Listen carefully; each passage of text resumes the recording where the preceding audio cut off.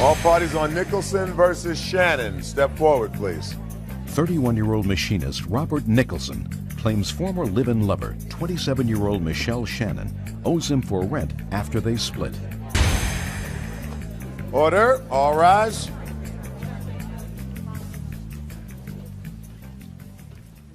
Yeah, this is case number 698 on the calendar in the matter of Nicholson versus Shannon.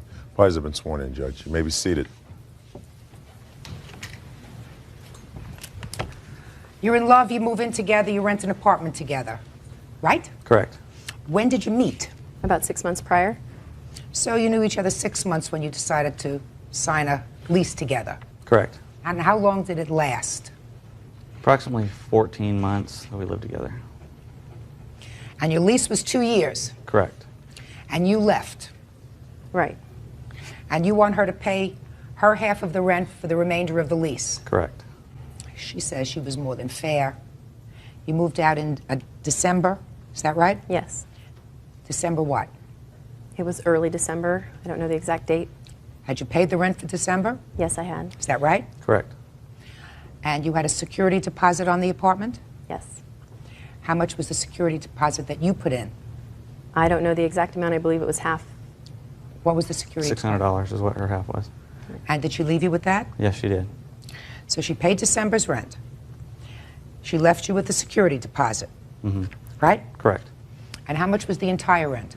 The entire rent per month was $1,075, Okay, which we split each month. good. So she left you a month to find a new roommate and a month for good measure, because you get her $600 back at the end of the lease, right? Well, sort of, kind of. Do me a favor. Yes. Just answer my question. Okay. Sort of, maybe, could have. $600 security deposit. Yes. When you move out, you get back your security deposit as long as you pay the rent and leave the place in good order, right? So now she's really paid you 2 months. You tell me, since it's clear that this relationship was over, what you think should have happened. Well, she signed a 2-year agreement, okay, and it says in the agreement that no oral, verbal notice of any kind it's invalid. It has to be in writing in 30 days in writing, okay, and all parties have to agree to it in writing. And there was no writing of any kind. It was just simply, I'm moving out, and she moved out. We also talked about getting back together and her moving back in. She said, if I don't even like where I'm living, I might move back in a month. Okay, and I was wanting her to stay because I wanted the relationship to work out. According to these papers, it got pretty ugly there in the end of November, the beginning of December. Oh, I had found out that she was seeing someone behind my back at her So work. it got pretty ugly. Whatever the reason, it got pretty ugly. Correct.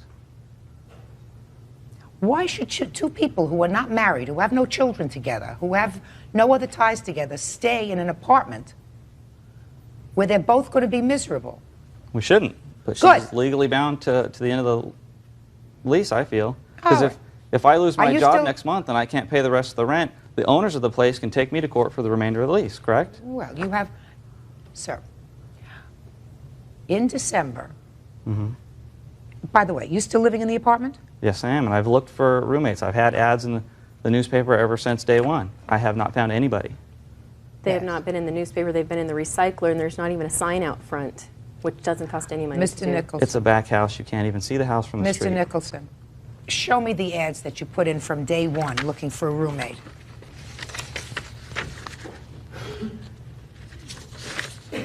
These here are highlighted ads in the recycler. The reason why I did not put them in the newspaper, because just for 1 day it was $45, for 2 days it was $65, and for 3 days it was $72, and at which time I also had told her at one point that I only had $40 to get me through 2 weeks.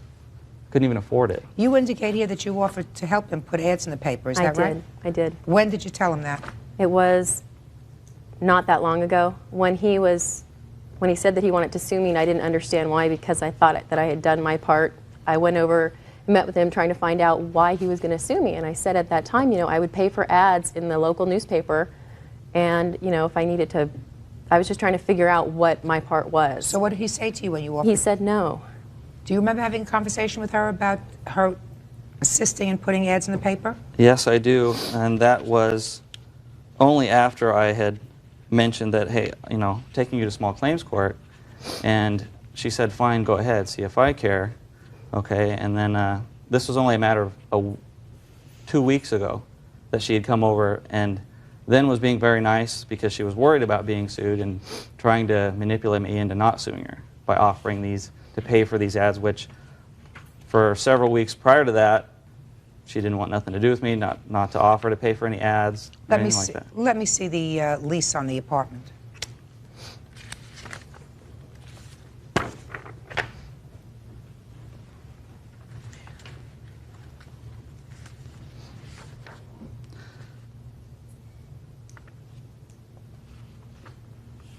How large an apartment is this?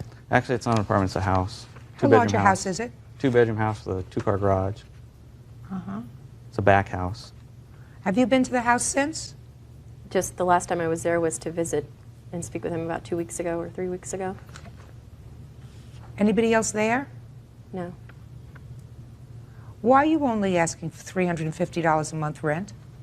Because that's all I feel I can really rent the place for. It's just a room, and I'm not going to allow anybody to use any space in the garage because the garage is full of my tools and equipment, and I don't want no one in there possibly stealing anything of any kind. So I'm just renting a room. I had a roommate in there before, and I only was letting her pay $300. I make good money, and I can afford most of it. When did you have a roommate there before?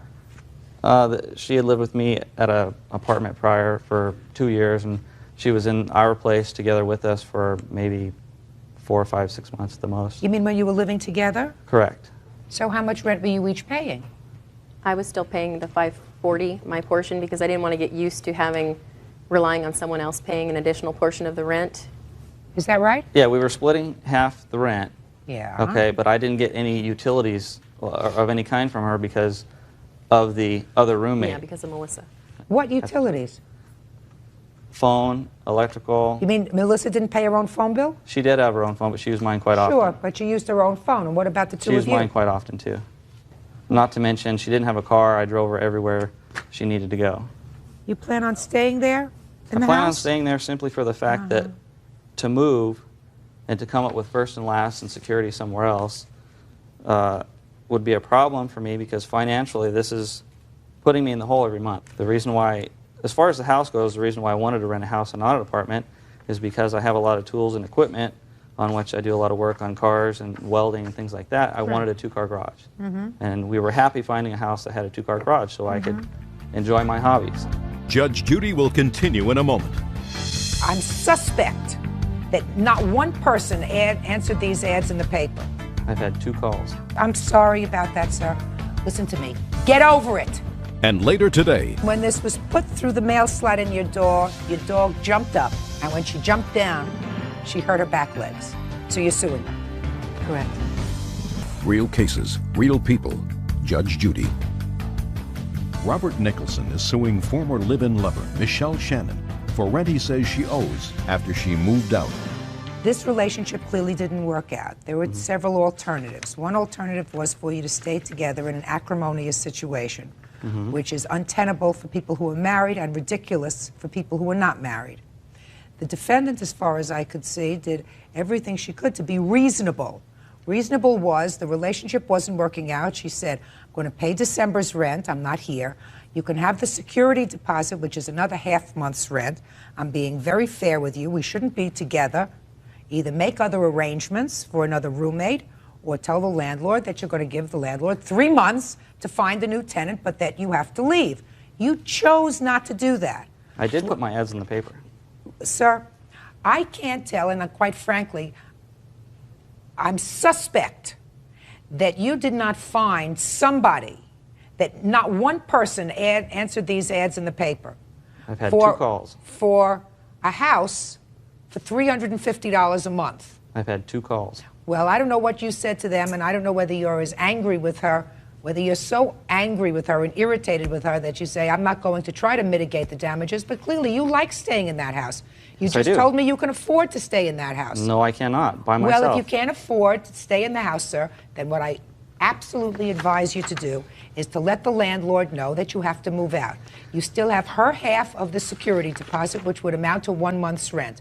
I am going to give you 1/2 of another month's rent of hers, or $500. You find somebody else to live with, or let your landlord know that they have 3 months grace to do that, and you would each pay for half of that. And if they take me to court for the remainder of the lease? I'm sorry about that, sir. Listen to me. Get over it. I'm over it. Judgment for the plaintiff in the amount of $500. That's all. Parties are excused. You may step out. Thanks for nothing. She's undedicated and undevoted and doesn't know what loyalty is, and she was cheating on me, seeing someone after work. I didn't want to be with him anymore. And I did not cheat on him. I would just like to say that. And now the next case. All parties on Hennigan versus Clifford. Step forward, please. Real estate agent Betty Hennigan says Irene Clifford caused her toy fox terrier, Speckles, to be injured. All right. Now, Miss Hennigan, Yes, this is the dog in question. this is Speckles. Very nice dog. According to your complaint, you and the defendant live in the same housing complex. Is that right? That's correct. Your complaint indicates that the defendant put some political propaganda in your mail slot, which is in the door. Correct. Excuse me, can I just say that it was her flyer. I didn't physically see her, but I'm sure she authorized the propaganda. So you didn't see her put it in, but it was her propaganda that was slipped through your authorized door. the She distribution. authorized somebody to do it. Correct, Your Honor. And when this was put through the mail slot in your door, your dog jumped up. Correct. And when she jumped down, she hurt her back legs. Correct. So you're suing her. Correct. Your Honor, if I It's just just might a- add, it really isn't funny if anybody ever heard a dog yelp in excruciating pain. I don't think that that's why anyone in the court gallery is chuckling, Miss Hennigan. I think that the reason they're chuckling is how you could blame that on somebody else. Well, the reason I blamed it on somebody else is that would be the same as somebody violating my privacy, that mail slot is to be used only by U.S. postal employees, and I do have a statement and an investigation that's going on by the postal authorities because not anybody is supposed to be able to go into your mailbox. Miss Clifford, Yes. you don't look like a terrorist. No, I'm not. So I'd like to know what kind of political propaganda this was that was slipped through her door. Well, it was one sheet of paper. This happened on February 2nd. We were having voting on February 4th. And Voting Ms. for what? To elect, well, really to remove 2 dissident directors from the board of directors and to elect 2 new directors. Now, Ms. Hennigan moved in late in March, I understand, and she joined up with the dissident group, which is about 20 or 30 people. So Excuse me. I have here a list of 26 things that went through her door Just show me that the one. weren't invasion of privacy. Just a second. I'm not worried about invasion. Just show me, please, what the document is that you're complaining of, Miss Hennigan, if you still have This it. document actually has my little dog's teeth right in the top of it. All right, let me see this. Let me see this. Judge Judy continues in a moment. You have not taught your dog to read, is that right? That's- Dog doesn't read. No, but the dog does not have to have mail delivered at 20 to 8 at night. And your dog knows how to tell the time? Closed captioning sponsored in part by Real Cases, Real People, Judge Judy. Betty Hennigan claims neighbor Irene Clifford caused injury to her fox terrier, Speckles. All right. So this isn't clearly not a terrorist propaganda. This says, warning to all members from Irene Clifford. That's you. Right. And then it encourages you, the people, to come and vote Correct. at the next meeting of the cooperative board. Correct. Or Members. to elect new members, etc. Ms. Hennigan, I'm going to let you finish telling me about why you think. First of all, I'm going to ask Ms. Clifford, did you actually put this through her door, or did somebody else? No, I didn't. I have a map here. I was in my unit here, and this is the unit where it was delivered. But Irene, you A half authorized a block somebody. away. Ms. Hennigan, don't speak to her. I'm sorry. You did not personally deliver No, this. I did not. But this came from you and you gave it to other members of the board to deliver? They weren't on the board yet. Okay, but you gave it to other members and everybody Members. put it through the mail slots. Right, Is which that right? we've done for 26 years before she moved in. All right, so if you want to notify somebody of a meeting, Right. you want to notify someone that the water is going to be shut off, Right. or that the electricity is going to be shut off, what you do is you take a flyer and you put it through the mail. In the townhouses, in the garden apartments, they tack them to our door because we don't have the openings. We have a main one for 17 units. Okay, but in the houses, this lady has it through her door. Right. Okay. Why you have your hand up? Well, because when they announce when the meetings are going to take place, they do put a flyer. It's on a fence before it goes into a grassed-in area, and there's also a bulletin board near the on-site manager's office. And when we want to find out when there are going to be meetings held, we have to look there. It is not a common practice. There's postings for the meetings. Ms. Hennigan, listen to me very carefully. Yes. How long have you been living there? I've been living there since August. Okay. And you have your mail delivered there? Yes, I do.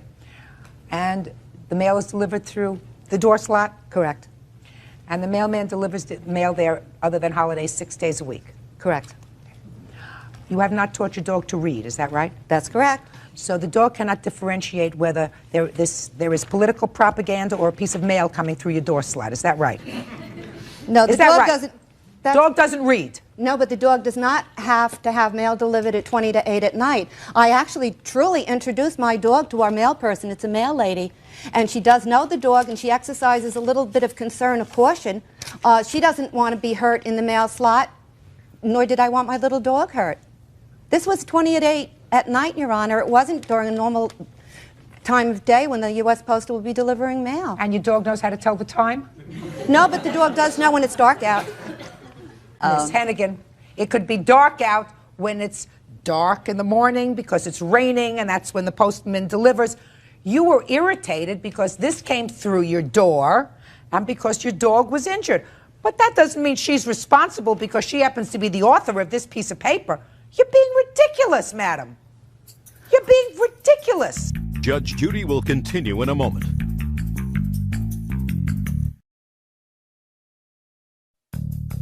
Want justice? Call 1-888-800-JUDY. On the internet, judgejudy.com. Your complaint is ludicrous. Your complaint is absolutely ludicrous. You put a notification that she did not put through the door. You have no proof that she put it through the door, despite the fact that it has her name on it. She did not put it through the door. And you're suing this lady because your dog jumped up. Has your dog ever jumped up like that before? Yes, my dog jumps, yes. Jumped up like that for mail before. But she was never hurt. Has your dog ever jumped up like that for mail before? Yes, she has. All right. So that you've seen it. Yes. Then what you do is you put a basket there, you put a sign there, put my mail outside, because you're the one that had noticed that your dog jumps up for the mail. She doesn't have that notice. But, Your Honor, I even have it from the postal inspector. You told me postal inspector 4 times. I'm telling you common sense, madam. Common sense. She's not responsible for this. Don't be ridiculous. And I'm going to tell you something else. If you live in a cooperative apartment or if you live in a condominium where everybody is supposed to get along, to start this kind of difficulty over nonsense is not a good way to start being a good neighbor. Your case is dismissed, that's all. Your Parties Honor, are excuse me. excused. You may step out. Judge Judy will continue in a moment. And on All parties on Gabolios versus Murphy. Step forward, please. 71-year-old Arpad Gabolios is suing 35-year-old teacher Terry Murphy for trashing his house, not paying rent, and forging his checks. Order. All rise.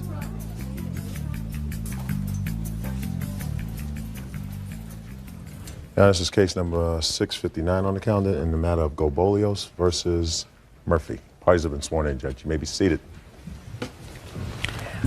Mr. Gabolios, Yes, you own a home here in California? Yes, I do. And according to your complaint, you also live part of the year in Hungary. Yes, I do. And it's been your practice to rent your home during the period of time that you're there. Exactly, Your Honor. You rented your home to the defendant. Yes, Your Honor. When did her tenancy begin? on February 1st and ended on November 1st of 1998. And according to your papers, sir, the arrangement was she was to pay rent to an agent that you had here.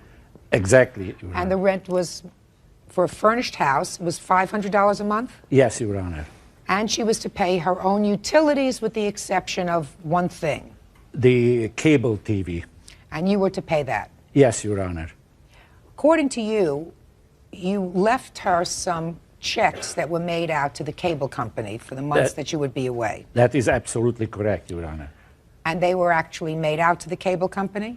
Yes, Your Honor. Century Cable.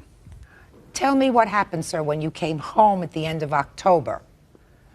I came home on October 31st, and just about midnight, because the plane was late, and I found the door, the entrance door open.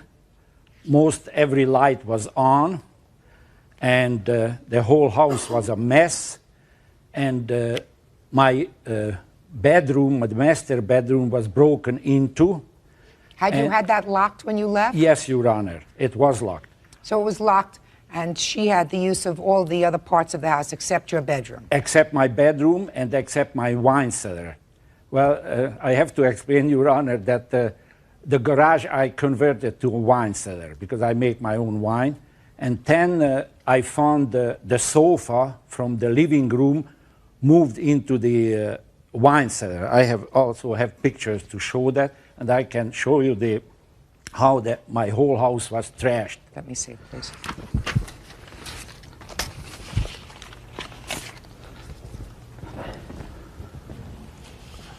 On one of those pictures, you can see the barrels, the wine barrels, and the sofa in front. Is this the way you found the outside of the house, sir, with all these papers and garbage? No, it was a couple days later, Your Honor. What do you mean a couple of days later? Well, because she left a few things behind, and I asked her to come and get it, but she didn't get it right away, and came back 2 days later or something, and then she trashed the sidewalk, as you see at the front. You say that she didn't pay you rent. During what period of time didn't she pay you rent, sir? She didn't pay the last month rent of October. Did you pay him the last month's rent? I paid the rent. I do not know what happened to it. Show me, you paid by check. The check never went through. So that you didn't pay him. Take a look at this garbage on the front of his house. Tell me how that happened.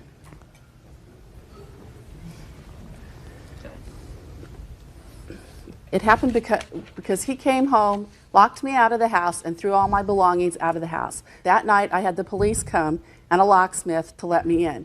And the police told him he was responsible for any belongings of mine that were destroyed, lost, or damaged. Why did you trash the front of that house? I had to come over for 5 days in a row and go through the trash, go through the garbage in order to get my belongings out of the garbage. Is that the reason that you're telling me that the front of his house looks like that? Yes. Okay. So I have $500 that you owe him for the last month's rent. Now, he says that you forged some checks. Show me, sir. Yes, Your Honor.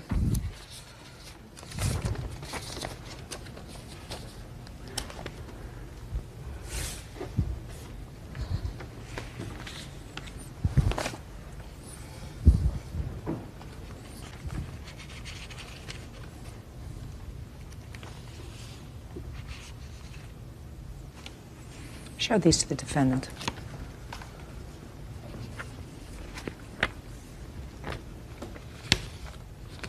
Did you change the payee on those checks? Yes, I did, Your Honor. May I explain? Sure. When I came, Your Honor, he had somebody in there a short period of time. He wasn't going to rent to me, and then something happened between them. I came in, I paid a deposit on January 20th. I moved in on February 7th. Because of the short length of time, he said, I've got to find somebody, I'm leaving. He left the next day on the 8th. So I was to pay for the electricity, the telephone, and he was paying the rest of the utilities. That was the verbal contract. I do not have that in writing. In April, I came home one day, and the the water was turned off. I had no idea why. I called up the water company. They said, Mr. Gabolis hasn't paid for the water. So then I put the water in my name. In October, all of a sudden I come home, the gas is off. If I was to put them in my name, or if it was to be changed, he didn't stop them. I was unaware that they were supposed to be in my name. So I took the checks that he had given for the cable, and I paid the bills that I thought he was supposed to be paying. You can't do that. You can't do that. That's forgery. Judge Judy will continue in a moment. I'm talking to you, madam, about calling your bank and saying, check number 467, put a stop payment on it immediately because it's lost. That's what normal people who are articulate do. Anybody who knows how to forge checks knows how to do that. Real cases, real people. Judge Judy. Arpad Gabolios claims Terry Murphy trashed his house, didn't pay rent, and forged his name on his checks. Terry is countersuing for her security deposit. He gave you checks made out to a cable company, and you changed it to Southern California Edison, California Water. What's GTE? The telephone company. Telephone company, $285 in October. You were living there since February. He didn't have a phone bill for $285. Telephone. So you have an excuse for the telephone bill too? At that point, I was tired of being harassed and having things turned off and having people come into my house without my permission. And yes, I got angry, and it wasn't the correct thing to do. It sure wasn't. $285 for the phone, $72 for water, and $139.47 for Con Edison in October. Your Honor, may I read part of the agreement which she signed? Yes. The rent is $500 a month plus $500 security deposit. The $500 rent is payable at the first Friday of every month to Tom Biscorny, a neighbor and friend of Arpad Gabolios. During the above-mentioned 9 months, lesser will be in Hungary, and at that time, lessee will pay all utility bills, including gas, electric, and water bills. At the time that occurred, Your Honor, he was leaving the next day. He didn't want to write a new lease agreement, and it was all verbal. No, that's too bad. Just a second. Not finished yet. You also say that she stole some property from your house. Yes, Your Honor. What did she take? She stole a table from my den. I have some proofs here. This is she left the 4 chairs and the leaf, the middle of that, and it shows even the. Where's his table? I have no idea, Your Honor. I didn't take his table. Other people had access to that house and came into the house without my permission and without notifying me. And there were people he gave the keys to. Where did you go on October 31st when he came home? He came home, and I absolutely believe him, that the front door was open, that all the lights were on. Where had you gone that evening? I had gone, it was a 3-day weekend. I'd gone out for the weekend. I didn't know he was coming home. Just a second. So you went away from the weekend, you left the door unlocked. No, I didn't, Your Honor. And you left the door unlocked, and you left all the... Oh, he's telling me the truth. There's no question in my mind about that. What was the value of this table? About $700. Show me. You have to show me. Proof. I don't have the table, Your Honor. Well, you have a bill for it? Well, no, I do not, because I bought it a long time ago, some 20 years ago. Okay, 20 years ago, sir. It looks like a Formica table. Is that what it is? No, wood table. Wood. Wood table. As you can see it on a picture, Your Honor. Okay. Doesn't look like a very expensive table, sir. But whether she took it herself or whether because of her negligence it was taken by somebody else, she's responsible for it. I've given you $300 for the table, sir. I want to tell you something. I find this business with forgery of checks very serious business, Miss Murphy. Very serious. You're just lucky he decided not to prosecute you. He could have. Well, he was cited for criminal charges, and he's had previous criminal charges for what he's done to his tenants. For what? With regard to you? Forcible entry and unlawful detainer, and I didn't start the criminal action. Well, how did the police find out about it? Because I was locked out of the house, and I had been paying the rent. And I came home and the locks were changed. You didn't pay the last month's rent. Well, Your Honor, you read my opening statements, correct? I sure did. Okay. I'm asking you to show me a check. I took the rent over to the person it's supposed to go to. I put it in to their mailbox. On October 14th, he called me up and said, I didn't get the rent for this month. I said, okay, can you put that in writing for me and I will issue you a new check. Never heard from him again until October. He doesn't have to put it in writing, Miss Murphy. Well, when my mail is being stolen and people are coming into my house. Hey, Miss Murphy, I wasn't born yesterday, madam. When somebody says I didn't get a check, you don't say, put it in writing. You call your bank and you say, this is my check number. I want you to put a stop payment on that check because I'm reissuing a check. That's what you say. Anybody who knows how to forge checks knows how to do that. Not when people have been breaking into my house and taking my mail. I don't care whether they have or not. I'm not talking about breaking into your house and taking your mail. I'm talking to you, madam, about calling your bank and saying, check number 467, has it cleared? No. Put a stop payment on it immediately because it's lost, because I'm issuing a new check for it. That's what normal people who are articulate do. And don't tell me you didn't know how to do that because I won't believe you. I did know how to do it, but I So why didn't you do it? Because I felt that the neighbor was playing games with me and I wanted it in writing. That is the dumbest thing I ever heard. Well, if that is the dumbest thing I ever heard. You believe the neighbor because he was playing games with you, so you wanted him to put it in writing instead of calling your bank and saying put a stop order on the check. I would have done both, Your Honor. And Why didn't you do one? Just call and put a stop payment on the check. You thought you'd get away with the last month? Forget it. It's not going to happen. Judge Judy will continue in a moment. And later today, I made a mistake and I signed some paperwork I shouldn't have signed. Of course not, because you were living together. Come on, this is ridiculous. closed captioning sponsored in part by Real Cases, Real People, Judge Judy. 71-year-old Arpad Gabolios is suing 35-year-old teacher Terry Murphy for trashing his house, not paying rent, and forging his checks. Now listen to me. You have a cross complaint. You want a return of your security deposit? If I didn't get an explanation as to why I kept it, and he never asked me Give her for the rent. pictures. That's the explanation. I want to tell you something, madam. If I came home and found somebody had forged my name to checks and hadn't paid rent and left my house open, unlocked, with all the lights on, I would have given you nothing. Nothing. Your counterclaim is dismissed. Judgment for the plaintiff in the amount of $1,296.47. Thank you. Parties are excused. You may step out. I shouldn't have changed his checks, but I was very angry and frustrated by them that things were turned off that weren't supposed to be turned off. She didn't remember that she's supposed to pay all the utilities. You know, I mean, with her background, she has a major psychology or something like that. You know, I mean, it's rather obvious that she's a crook. And now the next case. All parties on Mitchell versus Miller. Step forward, please.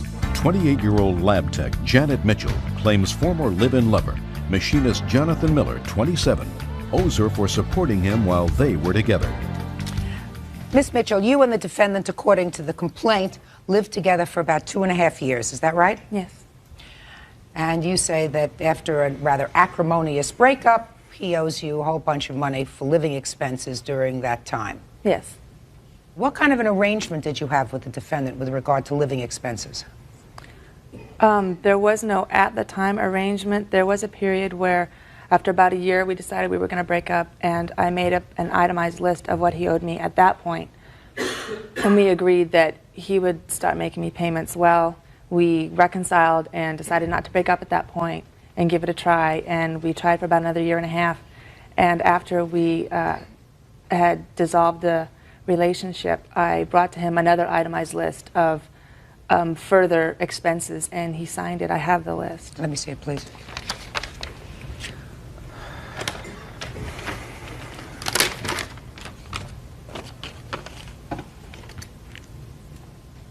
Did you sign this, sir? Yes, I did, Your Honor.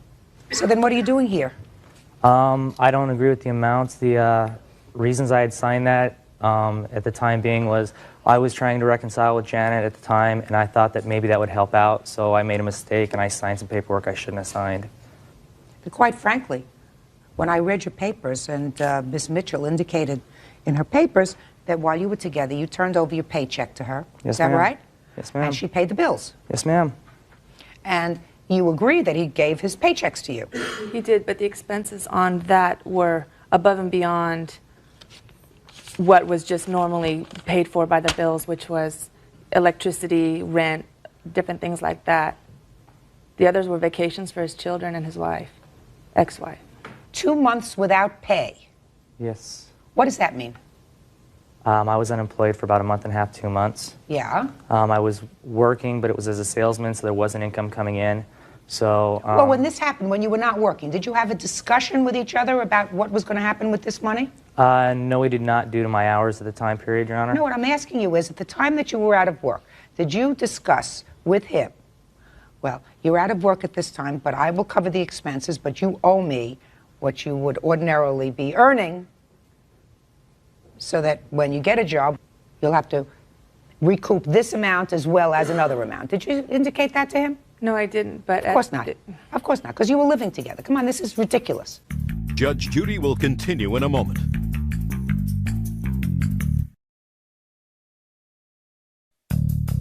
Want justice? Call 1-888-800-JUDY. On the internet, judgejudy.com.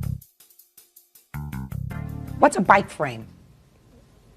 It's a mountain bike frame, the frame for a mountain bike. It's just the body without the tires, gears, derailleurs. Well, how did you get it? I purchased it from a company. Did you pay for it? It took me a year and a half to pay it off because it was a $1,200 frame. So I was paying on it monthly. And then I did receive a payment from Janet. She did give me a couple $100 to put down on the bike when I was buying it. Was it a loan or was it a gift? It was never stated either way. Is that right? Yes, it was. No, it was stated that it was a loan. And what's the plane ticket for your kids, and I assume that this is your ex-wife? Now it is, yes. About 2.5 years ago, I'd say, while Janet and I were living together, we had my daughter and my son and my ex-wife fly out for vacation so I could see my kids because it would be cheaper than us flying out there. And so we had my ex-wife and kids come out and visit us, and Janet did put that on her credit card. Let me see the bills. I don't have them. The only thing I had was that signed itemization that he gave me. You don't have any bills? No, I don't. I don't have... I didn't think that I would be needing to save those receipts or anything like that. Miss Mitchell, clearly you had the bills, madam. Clearly you had the bills when, and all the amounts, when you made out this list. I mean, you have 2 nights with kids at a hotel, $32. Where did you get that figure from? That was how much it was. Well, where did you, what I'm asking you is from where my memory. From my memory. From your memory? A lot of that stuff was done guesstimate by memory because I knew that it was $32 a night, and I didn't have the receipts, but I remembered that it was $32 a night. I'm dismissing your case, that's all. Parties are excused. You may step out. Judge Judy will continue in a moment. And on the... All parties on Freeman versus Sharaf. Step forward, please. 39-year-old mechanic Charles Freeman claims Abe Sheriff's 16-year-old son, Sammy Sheriff, dropped Charles' 8-year-old son, Taylor, on his head, resulting in 22 stitches. Order. All rise. Yeah, this is case number 678 on the calendar in the matter of Freeman versus Sharaf. Parties have been sworn in, Judge. You may be seated. Folks, have seats, please. Mr. Freeman, this must be Taylor, is that right? Yes. And Mrs. Sharaf, this must be Sam. That's right. These 2 young men were friends. How old is Sam? He's 16. And were the families friendly? I would say yes. According to your complaint, Mr. Freeman, Sam was playing with your son, and your son was injured. Yes. Were you present? No, I wasn't. Who was present? My wife. Is she here? She's right here. Perfect. And, of course, Taylor and then my son, Vance. All right. Now, Ms. Freeman, why don't you explain to me exactly how your son was injured? Did you see it? Yes, I did, Your The Honor. whole thing? Yes. Okay, so why don't you start from the beginning? We had just returned from the bike shop, and we parked on the street. We had to walk approximately half a block to our home. And I was just locking up the truck when I turned around and noticed Sam tossing my son in the air over a rough pavement. And I noticed that was a very dangerous act. So before I could get to him, I was crossing the street. The accident had already occurred. My son was dropped approximately 3 to 4 feet from Sam's shoulders. When you say he was tossing him up in the air, had he been on his shoulders? No, it was more like a fireman's carry. Show me. Like this. So he had him over one shoulder. That's the way he was walking with him. They had already stopped, and he had tossed him up like this and was twirling him around. Mm-hmm. And you were right behind them. They were already across the street. I was locking the truck. You saw it. You can't be locking the truck and seeing them at the same time, Miss Freeman. So what I'm asking you is, you saw him enough to see him throwing him over one shoulder, throwing him over another shoulder, and my question to you is, did you say, put him down right now? I started to run across the street. I couldn't get to it in time. Miss Freeman, if I saw somebody engaging in conduct that I thought was dangerous with my child, and I was just across the street, I would scream, put him down. I yelled. You just told me that you didn't yell. You just told me that you started to run across the street. Yelling, I'm sorry. No, Miss Freeman, you didn't. Come on. You didn't. You weren't there, right? I wasn't there. But he was there. Right? Mm-hmm. Come on up here, Sam. Tell me what happened, Sam. Well, we came back from the bike shop, and we were walking. We all got out of the truck. Donna was locking up the truck, and we were walking, and I picked Taylor up, and I had him like on my shoulder, and well, I go to put him down, and he just like, he was like, his head was right here, and I went like that to put him down, and he hit his head on the ground. How long have you and Taylor been friends? I've known Vance since 4th grade. So it's you and Vance who are friends? Yeah. Step up here, Vance. Friends? Yes.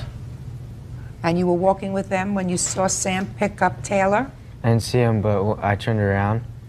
I was walking, and I turned around, and Taylor was on the ground. I heard a hit on the ground. So you didn't see it? No, I walked past him as he picked him up. Okay. Now you can sit down. All right, Taylor. How are you? Good. How old are you? 8.5. 8.5? And how old were you when this happened? 8. You remember what happened that day? Yeah. Yes. Yes. Why don't you tell me what happened? We just got back from the bike shop. We just got out of the truck, and he put me on his shoulders, and he dropped me, and I got up, and I said, "Why'd you do that for?"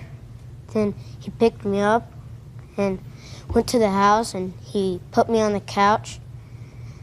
And then my mom called 911. Then they came, and then they took me to the hospital. And you had played that way with him before?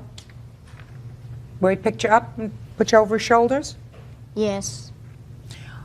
Where had you played like that before? By our driveway. And when you played like that before, was your mom home? Yes. Did you ever tell your mom that you didn't want Sam to do that? No. Because you were having a good time? Mm-hmm. Hmm? Yes. Was your mom ever outside when she saw? When you No. were playing like that? So she was in the house? Yes. Okay. You're a nice boy. Thank you. And you learn fast. See how good you are? Yes, no, right? Very nice. Okay, so your lawsuit, Mr. and Mrs. Freeman, is for medical bills. Yes. When I read your papers, this seemed like a very unfortunate situation because these two boys used to be friends. And I don't know why they're not friends anymore. They're still friends, but they're not able to play at each other's houses. Why? Sam's more than welcome to be at our home, but unfortunately Vance was told he can no longer go over there. Why? I'm not sure, Your Honor. Why is that? Your Honor, because I was afraid from the liability about it. So I did speak to my son not to go there, And I told him in the meantime, I don't like to see Vance in our house. There are several theories under which you are not entitled to recoup from this young man and his family your medical expenses. First, parents are, or I believe should be, liable for the torts, that is, the negligent acts of their children. In this situation, you were aware, or should have been aware, that this is the way your 8-year-old child played. Now, you may say that you didn't see it, but as a parent, you have the responsibility to see it because you have the responsibility to supervise at all times your child who was 8 years old. Then he would have been on notice. Don't pick him up, don't throw him over your shoulder. Can I say one thing? Your Sure. Honor? I would never allow anybody to toss my son around and play like that over cement. What I'm telling you is, I've never seen it. if you never saw it, you should have seen it. You weren't paying attention. I don't You believe should that. have seen it. I don't believe he ever did do it over cement. We have a big grass front yard. Listen, madam, you're not talking to somebody who's 35 years old. You're talking to about a boy who was 15 or 16. And he's not saying the cement child can get just as injured over grass as he can over cement. You know, you said if I saw him playing with him over the grass, it wouldn't have been so terrible if he was throwing him over the shoulder, because if he fell, he would have fell on grass. That's ridiculous. Judge Judy will continue in a moment. And later today, The only thing that I don't believe, sir, is the word investment. Investment is made up in your mind. Well, not if you intend to give money back. No, if you intend to give the money back, it's a loan. this is Real People, Judge Judy. Charles Freeman is suing Abe Sheriff for his 8-year-old's 22 stitches after Abe's 16-year-old son, Sammy, dropped the young Taylor on his head. This is the kind of accident that's nobody's fault, Mrs. Freeman. It's nobody's fault. It's certainly not the kind of situation that requires a lawsuit, because it isn't anybody's fault. It is truly an accident, and everybody bears a little bit of culpability. He certainly will know for next time that he shouldn't do that, and you as a parent who's much older and much wiser will know that you have to supervise your children better. So this is not something that should have broken up a friendship between these two boys. That's very, very unfortunate. Fortunately for you, and fortunately for this gorgeous little boy, he wasn't seriously injured, because he's here today, and he's fine, and he's bright, and he's articulate, and he's got a good memory of the events. So clearly it didn't injure him long term. For that, you should be grateful. Thank God. Not sue. Your case is dismissed. That's all. Parties are excused. You may step out. Good to see you, Donnie. This way. Out the back door to your right. Yeah. It's okay. Hey. He had a severe gaping hole in his head that had required plastic surgery and 22 stitches. It was an accident. It was unfortunate accident, and thanks goodness now the accident behind us. We're looking forward to for Sammy to rebuild his friendship with his friend, and thanks goodness too for Taylor injuries, not bad. And we would like to be friends with the Freemans again. I want to be friends with Vance again. And now the next case. All parties on Bennett versus Snipes. Step forward, please. 44-year-old school groundskeeper Myron Bennett is suing his nephew, 27-year-old pager business owner Wilfred Snipes, for a $6,000 loan. Wilfred says it was a business investment that lost. Mr. Bennett, this is your nephew. Correct. Yes. You claim that you made a loan to him, substantial loan, Yes, I did. and he hasn't repaid you. Correct. So why don't you tell me how it came about that you made this loan and for what amount? Okay, this happened back in July of '98, and at the time I just got a settlement from my job, and he had came by my house and asked to make a loan for a pager company that he wanted to get started, and I loaned him the money, and he wrote me a little paper saying how he was going to pay me back in about 3 to 4 months, and I haven't received anything. And this is the cashier's check also.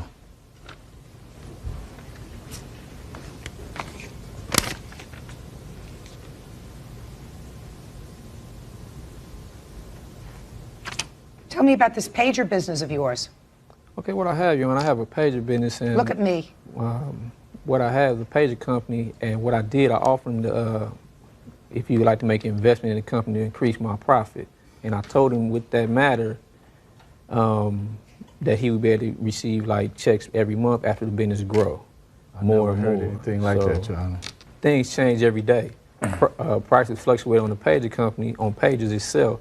So what I had bought, Motorola came out with another mark and just Mr. dominated Snipes, that. you're doing a lot of double talk for me, sir. Basically, Your Honor, first of all, I would have, if I would have went into business with him, I would have signed an agreement for me to be on the company also. Nothing like that never happened. And the only reason why I loaned him the money was because it's my favorite nephew, and I believe what he told me at the time that I gave it to him, they would have it back to me. And I asked for it over and over again. We had an argument on the phone. He cursorily, I can't use the words that he used toward me on the phone, saying that I get it whenever he get it, and I just would have to wait. And the only thing I got from him is that I get a free pager service from him, which basically only $8 a month, if you you want to call that payments, you know. You don't have that many years. Exactly. Judge Judy continues in a moment. No. Look in my eyes, sir. Stop shifting from foot to foot and look in my eyes. Closed captioning sponsored in part by Real Cases, Real People, Judge Judy.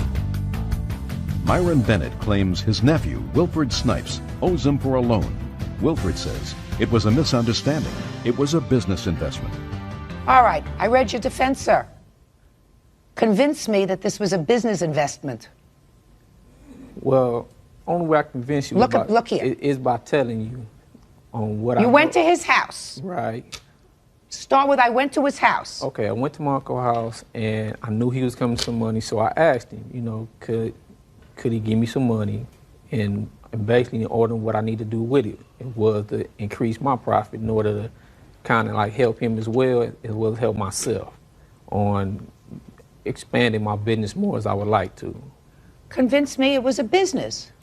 I mean, that's what it is, you know. I have a pager company. Well, I know you have a pager company. Right. Convince me that your uncle went in as an investor in your business, other than in your own mind. I can't convince you no other way about just a verbal agreement, basically. That Well, I didn't hear a verbal agreement. I heard you went there, you asked him to give you the money because you wanted to increase your business. The only other people I got is my brother right here, my brother Derek Snipes, which can say that he was there with me when I said it myself. Oh, well, step up here. You were there. Was he there with him? Yes, he was. Let's hear. You're the brother. Yes, I was there. Basically, he did. He told him that it's an investment. You will get your money back on top of more money. And they basically had a verbal agreement. Tell me the conversation, if you remember it. I do. My brother came up. We all came there together, and he told him, I'm opening a business. He said, okay, what do you want to do? He said, I do need some money to help things get started. I'll get it back to you. Would you like to put an investment in it? My uncle said, yeah. The only thing that I don't believe, sir, is the word investment. That's the only thing I don't believe. I believe he came to you, I have a business, right. I need some money. Right. That I believe. Investment is made up in your mind. Well, not if you intend to give money back. No, if you intend to give the money back, it's a loan. It's a loan. But as an investment, when you invest in something, you expect your money back. He was investing in your brother's word that he would repay him the money. Right, and he will. He just didn't pay him fast enough. $8 a month, free pager service since July isn't exactly payment back. Do you work? I work for my brother's company, actually. How many other people work for the company? There's two more. There's a secretary and there's another person that... Well, you get paid, don't you? Sometimes when it's going good. You get paid. And who's the secretary? Another friend of the family, and she gets paid. And she gets paid. Right. Right. And who else is there? The guy that does the crystals on the pager. And does that guy get paid? Yes. Why didn't he get paid? He will. We just wait and let it grow. It takes time for a company to grow. No. That's if He's in business with you. Now, let me tell you what happened. Look in my eyes, sir.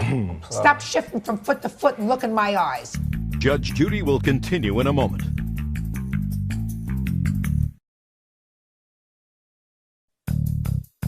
Are you in a family dispute? Call 1-888-800-JUDY. On the internet, judgejudy.com. How much money did you put in this business? Cash, money. Look at me. About the same. About the same. Right.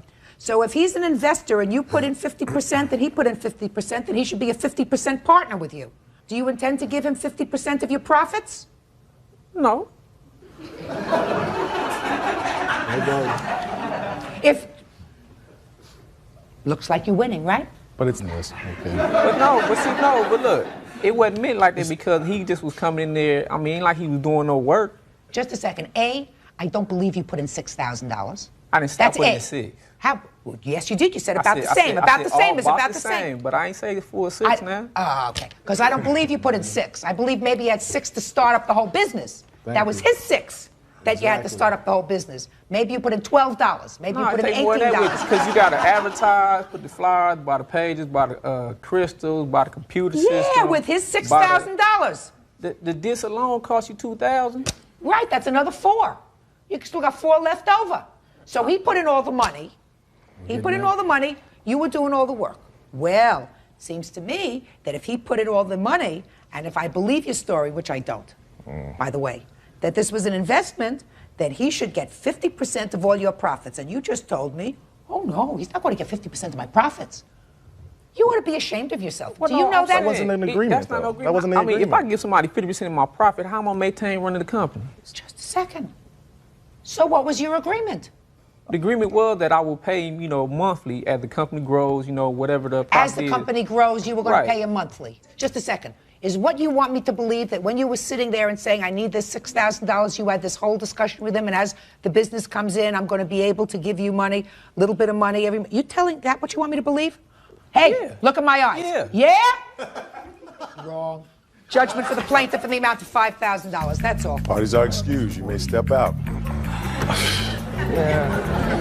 So back door to your right, please. Judge Judy will continue in a moment. All parties on Grant Family Daycare versus Bachman. Step forward, please.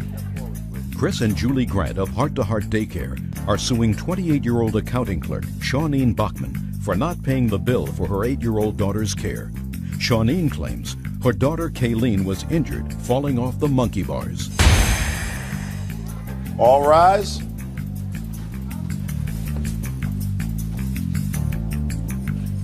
Now, this is case number 656 on the calendar in the matter of Grant Family Daycare versus Bachman. Parties have been sworn in, Judge. You may be seated. Ladies, have seats, please. Miss Grant, you run an after-school program or a daycare center? Yes, I do. You're suing for a relatively small amount of money, $139. And that $139 is because the defendant withdrew her daughter from your program. Yes. And failed to give you 2 weeks' notice. Correct. Okay, so it's not that she had the service, it's just that in violation of the contract, she withdrew the child without giving you an appropriate amount of time to get somebody to fill her spot. Correct. And Ms. Bachman, you say there was very good reason for that. Yes, there was. So I'd like to hear that. On December 21st, I went to pick my daughter up, and, I signed her out, and that was it. They said goodbye, and so my daughter, Kayleen, kept saying her wrist had hurt. So I looked at it, and it was swollen, and then on her left hand, there was dried up blood. So then I told my daughter if it still hurt, I would take her to the doctors. I didn't think it was that important because no one told me that she was hurt when I picked her up. Well, did she tell you she was hurt? She did, but I didn't think it was that major because I wasn't aware of it when I picked her up. So I looked at it and, it was a little swollen. And so then the next day I asked Julie what had happened. She told me what happened. What did she tell you? That she wasn't there. One of her daycare assistants was there, and they took care of her, and they put ice on her wrist. Tell me what happened. Kayleen? You want to tell me what happened at the daycare center with her little girl? Yes. On the day in question, the 21st, she was on the A-bars. that we have in my backyard. I have pictures to show what the A-bars look like. Here you go. And apparently she fell on off of the A-bars where the little boy is in the picture, and came to the daycare people, the two helpers that I have, Miss Esther and Miss Marissa, and told her that she had hurt her arm, and they asked her if she needed ice. She wasn't crying, to my knowledge, and so they brought her in and gave her ice, and she was there for about approximately 10 or 15 minutes. At that time, she ran back out to play and proceeded to do the same thing again. And they asked the second time if she wanted to have the ice on her, and she declined the second time. Go ahead. When I got home that day, the helpers told me what had happened, and in fact, Kayleen actually came to me and said, I hurt my arm, and I said, are you okay? And she said, yeah, I'm fine. And then she went back to play. Now, when her mom came that evening, I did tell her what went on. What did you tell her? No, I told her that she fell off of the bars, and that I'm really sorry that she did that. We put ice on it, but I happened to notice there was a little red spot in her arm. I said, but it went away right after that. I have 2 letters from my helpers who are currently right now watching my children as we speak. I can't accept letters from your helpers. What we do have the signed, the ouch slip essentially, which was indicating of the injury. You have a what? We call it an ouch slip, which is essentially an indication to the parent of what actually occurred during that And you day. gave that to the defendant? No, she did not. No, I did not. You did not? No. Why didn't you give it to her? Because apparently when she came the following day, there had been nothing written in my book to state. We keep a record of all of the injuries that happen in the daycare, and on that day in question, my helper forgot to write it down. But I assured her when she came that second day that I would have her write it down, and she would have an ouch slip when she came back. And as a result of that, you withdrew your child from the school? I mean, there's been more than one incident. Yes, that's why I took her out. One of the reasons. But it was immediately after this that you took her out. Is that correct? Yes. Okay. Now what I'd like to see is this book that you have. Sure. You're licensed by the state? Yes, I am. Which state? The state of California. And how many children are you allowed to have in your facility? I'm allowed to have 14 children. And this is in your private house, My is that private right? home. How many children did you have the day she was injured? Maybe 8 to 10. And you say you had 2 helpers there? Yes, I did. What is the background of these 2 helpers? They are a mother who has an associate arts degree in early childhood education, and at the time a 17-year-old helper who's a senior in high school. Where were you? I was out picking up food for the daycare. Are you allowed to be off the premises? Yes, I am, as long as I have 2 helpers that are qualified by the state to be there. 17-year-old is qualified by the state? I don't see how a 17-year-old can be qualified by the state. She has fingerprints that are sent to the state. Yes, I don't have evidence that she's You mean she doesn't have to have any training? All she has to do is be fingerprinted? Fingerprinted and a child abuse index card put on her, sent to the state of Department of Justice in Sacramento. Are you telling me that in order to care for children, all you need to be is not a convicted felon? Correct. That sounds outrageous to me. It would seem to me that you have, if you were smart, a higher responsibility. And that higher responsibility is to hire somebody, if you're not going to be there, that's older than 17 years old, if you're going to have 10 children that they're going to have to monitor. Your Honor, my other helper is 28 or 29 years old, and she's a mom, and she's the one with the associate arts degree. She has an associate's degree. That means she's been to college for 2 years. Yes. That, Judge, generally is the qualifications that we find that most providers have in the industry. That doesn't make it right. Judge Judy continues in a moment. And later today, I think you're pretty slick. He was Because there? nobody gives this kind of a note when somebody makes them a present. Unless you have a good story that you'd like to concoct for me as to why you gave him this note. It was to pay back the money. Right. Now you got it. Judge Judy. Chris and Julie Grant of Heart to Heart Daycare are suing Shawneen Bachman for not paying for her 8-year-old daughter's care. Shawneen claims her daughter Kayleen was injured while under their supervision. I'm going to quote some of the things you said to me in your testimony, Ms. Grant. You said that one of your helpers, how old are you? 8. Asked the 8-year-old if she wanted ice. The 8-year-old said no, so she didn't give her anything the second time she was injured. A person with a certain amount of experience, a certain amount of training, would not allow an 8-year-old to choose the method of treatment for an injury. Somebody who had brains would say this is the second time the child fell on the same wrist and I have to take some action with regard to this, right? And the person that you think was qualified did not. So I think that the defendant had an absolute right and an obligation to remove her child from your daycare that very moment. And the fact that she didn't give you 2 weeks' notice is a testament to her good judgment. Your case is dismissed. Parties are excused. You may step out.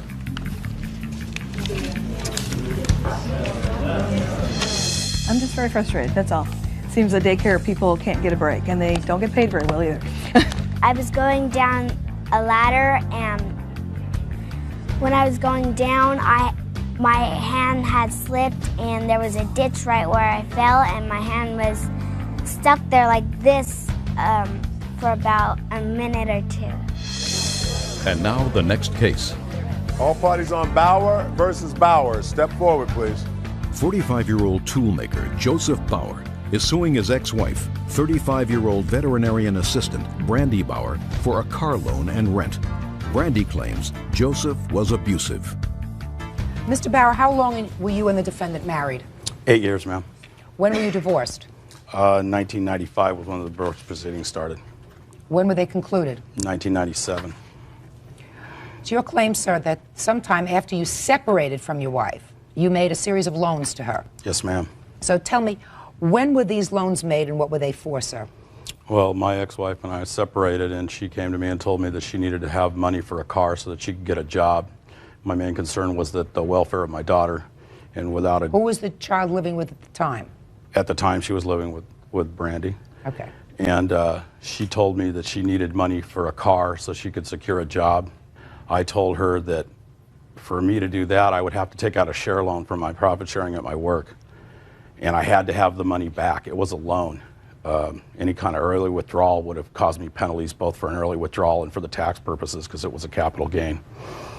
She said, okay. She told me I could hold the pink slip on the car that she purchased as security on the loan. And so I made the payments real reasonable, $100 a month with no interest.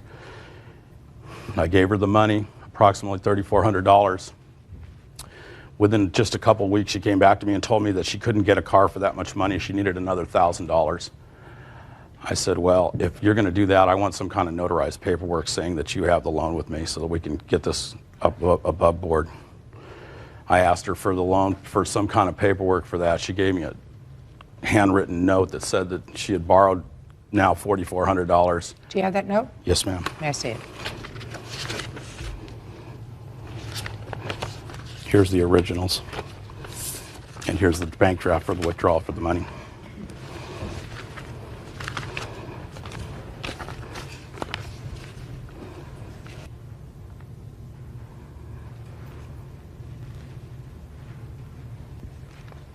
You took this note?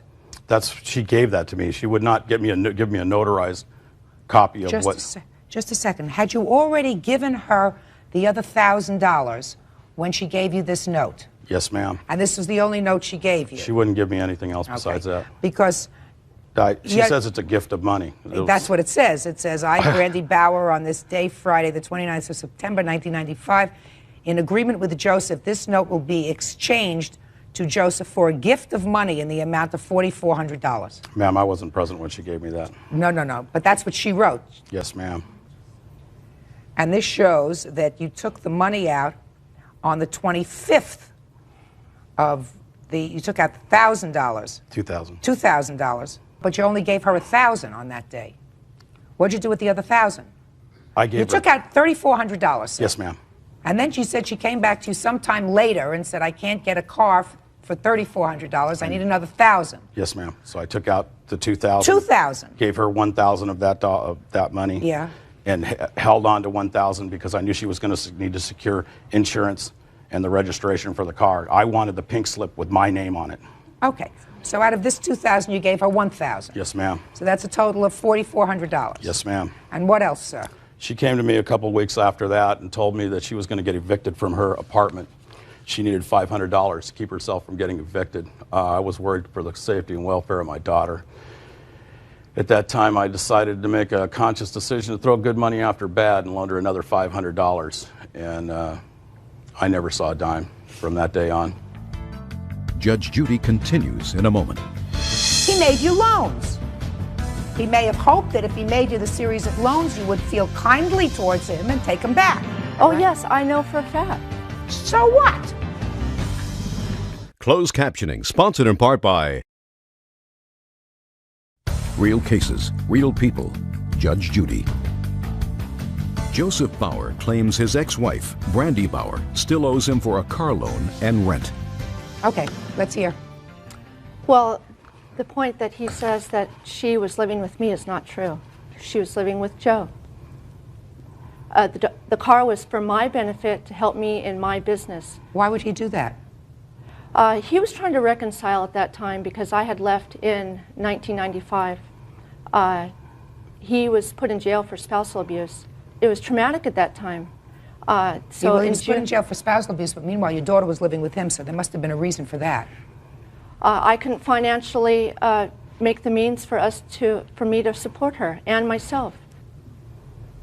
And so she was with him at that time. At a later time, she came back with me. Okay.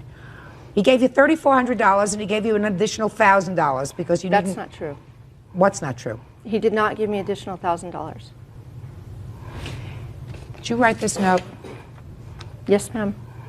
This note says $4,400. Oh, you're right, you're right. Yes, I did get that money at that time for so a car. So you got $3,400, you got an extra $1,000. Yes. And another $500 for an apartment. No, I lived at my own place. I paid for it to get in. Because he says that he gave you another $500 because you were going to be evicted from your apartment. That's not true. Is it not true like the other $1,000 wasn't true? No, the $1,000 is. You mean, but you just remembered that? Yes. You want me to tell you something, Mrs. Bauer? I think you're pretty slick. And let me tell you why I think you're pretty slick. When somebody gives you a gift, which you're saying that these were gifts. I have never, in all of my experience, seen somebody write a note that says, in exchange for the gift, I'm giving you this piece of paper in exchange for your gift. So his story has a ring of truth to it, that he gave you this money, you were supposed to pay him back. When he said, please give me a notarized paper, or a piece of paper that says, I promise to pay you back, you already had the money in your possession. So what you gave him was this, and you said, there you go, I gotcha. Because nobody gives this kind of a note when somebody makes them a present. Do you understand? Unless you have a good story that you'd like to concoct for me as to why you gave him this note. He didn't have to take that note. He didn't have to take it. He wanted a note. At the time, he wanted a note. What did he want a note for? Try to think of something, Mrs. Bauer. What would he want the note for? Just to say, like a thank you note? Right. Like a thank you note? No. Well, what do you think this note was supposed to be for? I understand. It was to pay back the money. Right. Now you got it. Judge Judy continues in a moment.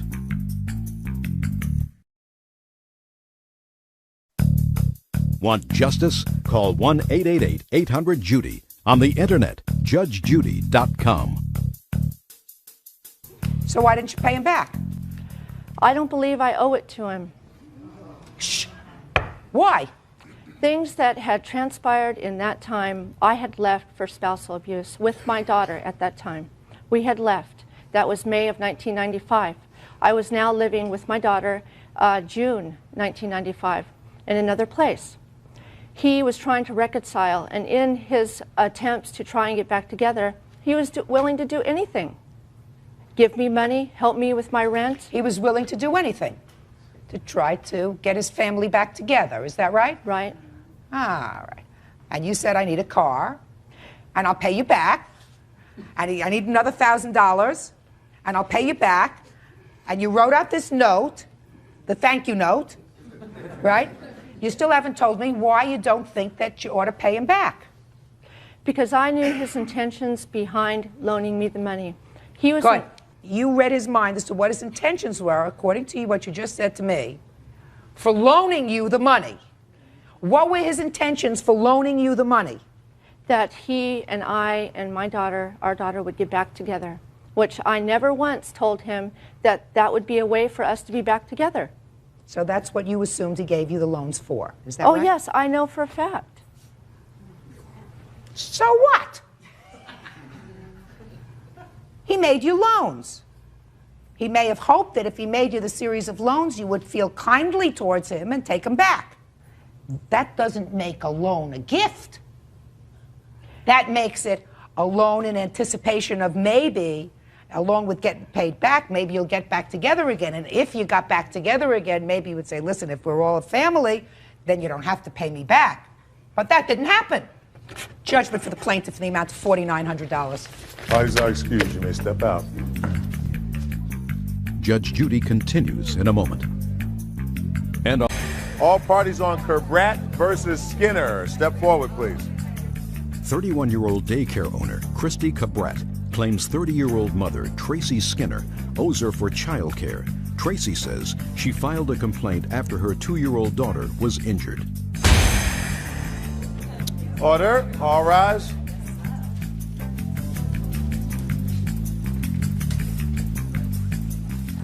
Yeah, it's case number 626 on the calendar in the matter of Cabrat versus Skinner. Parties have been sworn in, Judge. You may be seated.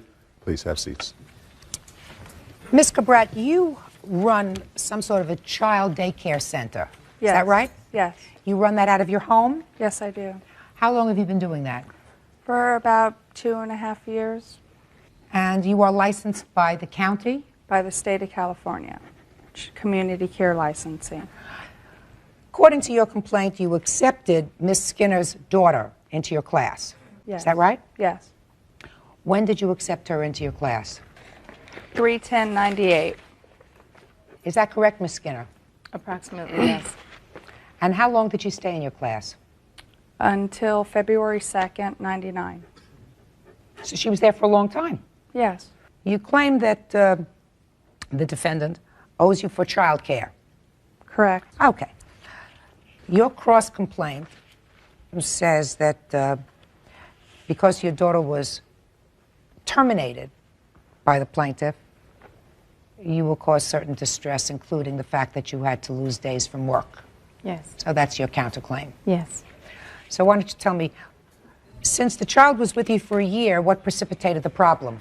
Another child was playing, twirling around with a baby bottle and a doll. And Shania, which is her daughter, walked into the child, which caused a little laceration on the forehead. I did try and contact the parent at work several times. I didn't receive a phone call back, so I felt the child needed medical attention. So I took her to her primary physician, which was in my charts. The doctor also tried calling the mother, and the mother did not call them back for 2.5 hours. So Well, you took the child to the child's own doctor. The child's pediatrician, which Is that the correct, mother Miss put. Skinner? Yes. Okay, so far you don't have a problem with that. Not at all. Good. So what happened then? Everything was fine. The mother finally contacted me about 20 to 2 that day. She picked her daughter up. Everything seemed fine. Then I received a phone call about 9 p.m. that evening. She stated that I overreacted to certain issues she felt. Like what? The week prior to that, her daughter was very ill. The mother goes out of town quite often for business. The child stays with her aunt, which is a witness right there. The week prior, her daughter was very ill, vomiting, and I tried calling the aunt, and I didn't get a phone call back for a few hours. So What did you do? What did I do? I had to keep the child. They're ill. I separated the child from the others, and we took care of her until the aunt picked her up. Okay. So then you get this phone call a week later after the bottle. Mother did in fact come eventually, pick the child up. 9 o'clock that night, you called her and said you didn't like the way she handled it. It was actually 8:45 in the evening. I made it a point. I waited that long because I was upset. And because my daughter was hurt in her facility, I waited that long. I wanted to make sure that I was calm and that I didn't call her angry because I knew I was returning my daughter there the next day. I didn't want her to, do anything to my child. Why did you ever need to calm down? Well, I was upset. Why were you upset? I was upset because I had already told her that in the future, if you cannot reach me within the first 15 minutes, please contact Valerie Mason. She told me she couldn't do that. She couldn't contact? She told me she did not have to do that. She did not have to contact the emergency contact. Okay. So? And so I called her back that evening, basically trying to find out why she was unable to reach me when I have so many forms of, she can reach me. Okay. But yes, it does happen. It does happen, and your daughter was, I assume, bleeding from her forehead? Mm-hmm. She waited an hour Listen before. to me. She was bleeding from her forehead. Seems to me she reacted. I mean, I'm just trying to figure out why you were angry. Because if your daughter was bleeding, what she did was she may have gone to the phone, made a quick call, didn't get you right away. Child's bleeding, you say, forget this. Look up on the chart, who is the child's primary physician? I'm not going to take the child to an emergency room. Going right to the child's doctor to make sure everything's okay. It seems to me that that's a good thing. Very good. So I don't know why you were, put your hand down. So I don't know why you were angry. No, I wasn't angry at that. No, because you said to me you went home and you wanted to calm down. You didn't call it till later because you were so angry. I was upset. Upset? Yes. All right. So you were upset. I was upset my daughter got hurt, yes. Well, but that happens when you're in a daycare facility. And I didn't want to call her to make her angry because I knew that she would get defensive. Okay. There came a time when you terminated her daughter. Yes. How much later did you terminate her daughter? It happened the following Tuesday. What happened? Since I couldn't reach the parent at her job, and these were the current numbers on the medical consent, I gave her new forms that needed to be filled out, so in case of an emergency, I could contact her immediately. The forms were not returned until, they were given to her on Thursday, and they weren't returned until Monday. I did notice that there were stipulations on here that state in case of an emergency only, which because of licensing, I cannot accept that because it limits our ability to properly care for a minor child. Let me see.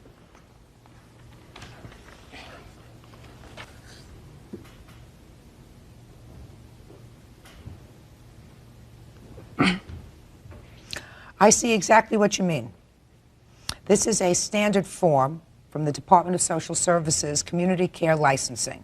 When you return this form, instead of just indicating that these are the numbers, contact numbers, you wrote, only in a 9/11 emergency, otherwise parent or emergency contact must be notified, exclamation point. And then again you wrote, only in a 9/11 emergency, otherwise parent and or emergency contact must be notified and given further instruction. And she said to you, I cannot accept this form the way you wrote it out. Perfectly reasonable. And she stated perfectly reasonable that I worked for her and I would do as I was told. Judge Judy continues in a moment. Now look, Miss Skinner, you are clearly an intelligent woman, but your counterclaim is $1,429.70. Ridiculous. Ridiculous. And later today, all of a sudden I saw a dog's head just above my hood and smashed right into it. The dog flew a little bit of a distance. I jumped out of my truck to try and help. It was a real chaotic scene. Real cases, real people. Judge Judy. Daycare owner Christy Cabret is suing Tracy Skinner for daycare charges. Tracy claims her daughter was injured and she was not immediately informed. How many days of child care did your child attend her facility that she was not paid for? She has a check in her possession. I prepay her $95 per week. I attempted to settle this matter out of court. How many days are we talking about? 2 days. 2 days. So you prepaid her, but then according to these papers, you stopped the check. Yes. Okay. She refused to refund my money. Well, you say that when you called the bank, they told you that there was already a stop payment on the What check. happened was Can I see the check, I please? informed the mother that I would have to call the bank to make sure, because I deposited on Monday, Tuesday she wanted her money back. I said, I need to find out that the check cleared, and I would be more than happy to give you a refund and a copy of all your forms. The next day she called me and said, forget it, drop the forms in the mail, and when I called the bank, there was already a stop payment on it. So it's about $40 for the 2 days, is that right? It's $19 a day because she's on a full-time rate, or Okay. it's $25 a day. Okay, so it's $38 that she owes you for the 2 Correct. days, right? Because this check is useless, right? Yes. All right, you clearly are entitled to your $38 so far. You have a cross complaint. Yes. For what? Well, because she terminated my daughter on the spot. First of all, I get off at that time, my hours were 7 to 4. I get off at work at 4, and when I came in, she was in the kitchen. And when I came in to speak to her, I came in and I said, okay, what? We went through the same thing. At this time, we were What not... same thing? Oh, I'm sorry. The same You thing we went went through through the in the form. morning. Right. You she went said through a that she discussion of the couldn't- form. Right. Now look, Miss Skinner, Mm-hmm. you are clearly an intelligent woman, and you clearly understood very well that what she was complaining about were the things that you hand wrote in on this form. Your own interpretation of what you wanted her to do. You clearly understood that. She says she can't do that. You say, whatever you say, these are my instructions, I'm the parent, you work for me, this is what I want you to do. She says, I can't do that. You don't say to her, well, then give me a form and I'll fill it out and leave out these special instructions. No. So she terminated your child. What do you want her to do, lose her license? No, not at all. But Good. So, if you had to take your child out of school because this was not a good form, right? Then you either get your aunt to watch the child for a day, or you get somebody else to watch the child for a day, but your counterclaim is $1,429.70. Ridiculous. Ridiculous. And Ms. Skinner, it's clear that for almost a year you left your daughter in this facility. So it's clear that you felt as if, I'm sure you wouldn't have left her there if she wasn't receiving good care. Exactly. I will also tell you that I believe that the plaintiff acted wholly appropriately in treating your child medically. I agree. Wholly appropriately.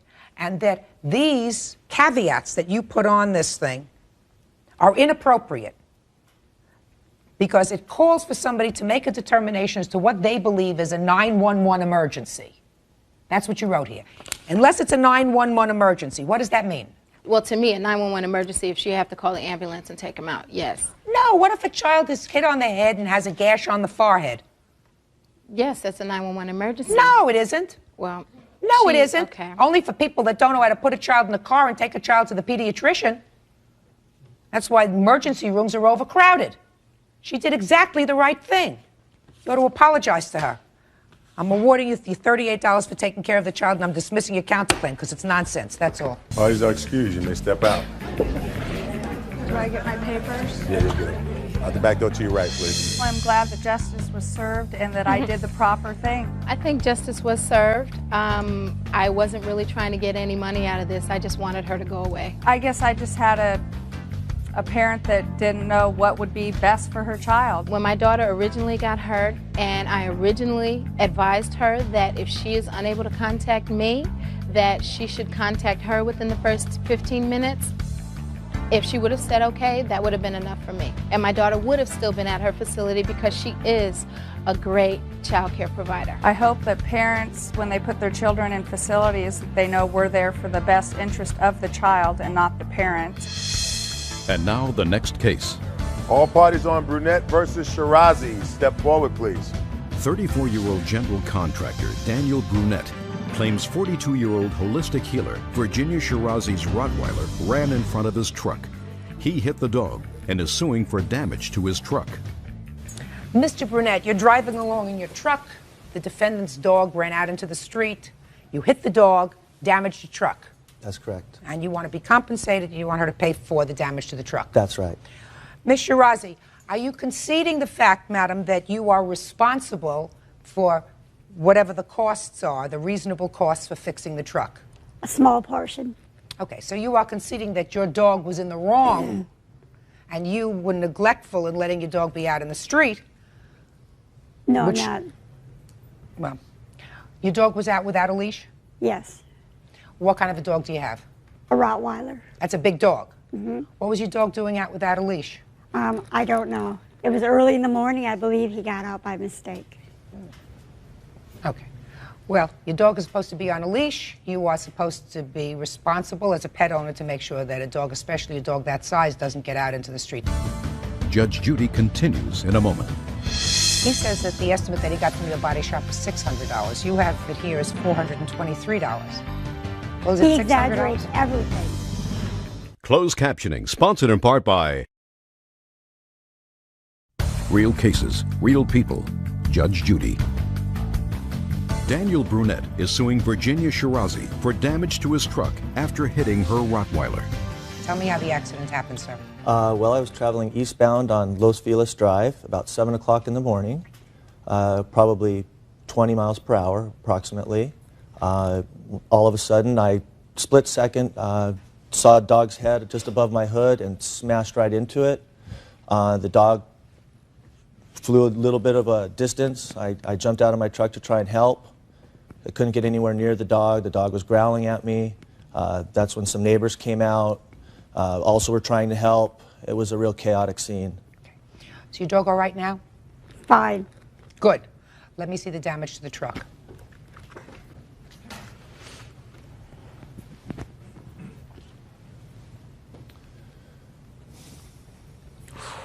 Ooh, that's some strong dog. 110 pounds. Did you see the damage to his I'd truck? like to see that picture. Sure. Show that to the defendant, please.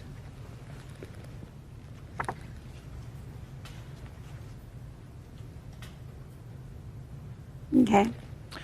Okay, did you get estimates on the truck? Yes, I did. Can I see them, please?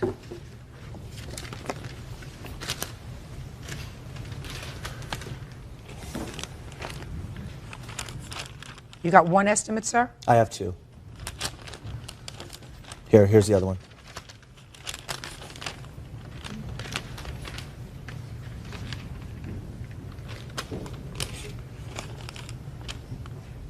That's some difference. I know. And I'm worried a little bit that the lower estimate might be a lowball figure, Your Honor. What year truck is this, sir? 1987. So the truck is Yeah. a decade old. That's right. Right? Yes. Or more. Yes. Yeah. Okay. You have any sort of homeowner's insurance that could help defray No, this I don't. cost? Okay. The lower estimate is $898.24. I have a lower estimate. He was with me. A lower estimate from whom? From another body shop. He went with me. We took the truck. And what was the lower estimate? I have it here. Can I see it, please? Mr. Brunette, did you in fact accompany the defendant to another body shop? Yes, Your Honor. Please note that it says previous damage to it. What's the problem with taking the truck to her? Well, I agreed to take the truck to her guy originally. This is a friend of hers. Mhm. This is when she agreed to pay for the damage. Right. He did say he would do it for $600. He also specified to me that he would not do that work for me. He was only doing it for her. Mm-hmm. I guess there's not a real problem with taking it to this guy, except for the fact that he wouldn't even give me a written estimate at the time, and I just want to make sure it gets done properly. And in the beginning, I was trying to be as gentlemanly as I could about it, and agreeing to go ahead and go to a friend of hers, even though I wasn't sure. This guy was a legitimate businessman. Mm-hmm. So after she refused to pay, then that was pretty much the last contact I had with her. Judge Judy continues in a moment.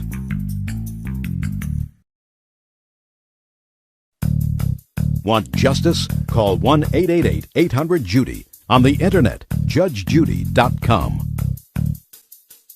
He says that the estimate that he got from your body shop was $600. You have it here as $423. Well, is it He $600? exaggerates everything. No, I'm asking you a question. I'm sorry. What he was it? exaggerates everything. He's out. Anyway. Have you ever had your body work done at this body workshop? Yes, I trust him. Mike's Auto Body is a reputable body shop. Been in business for 10, 20 years.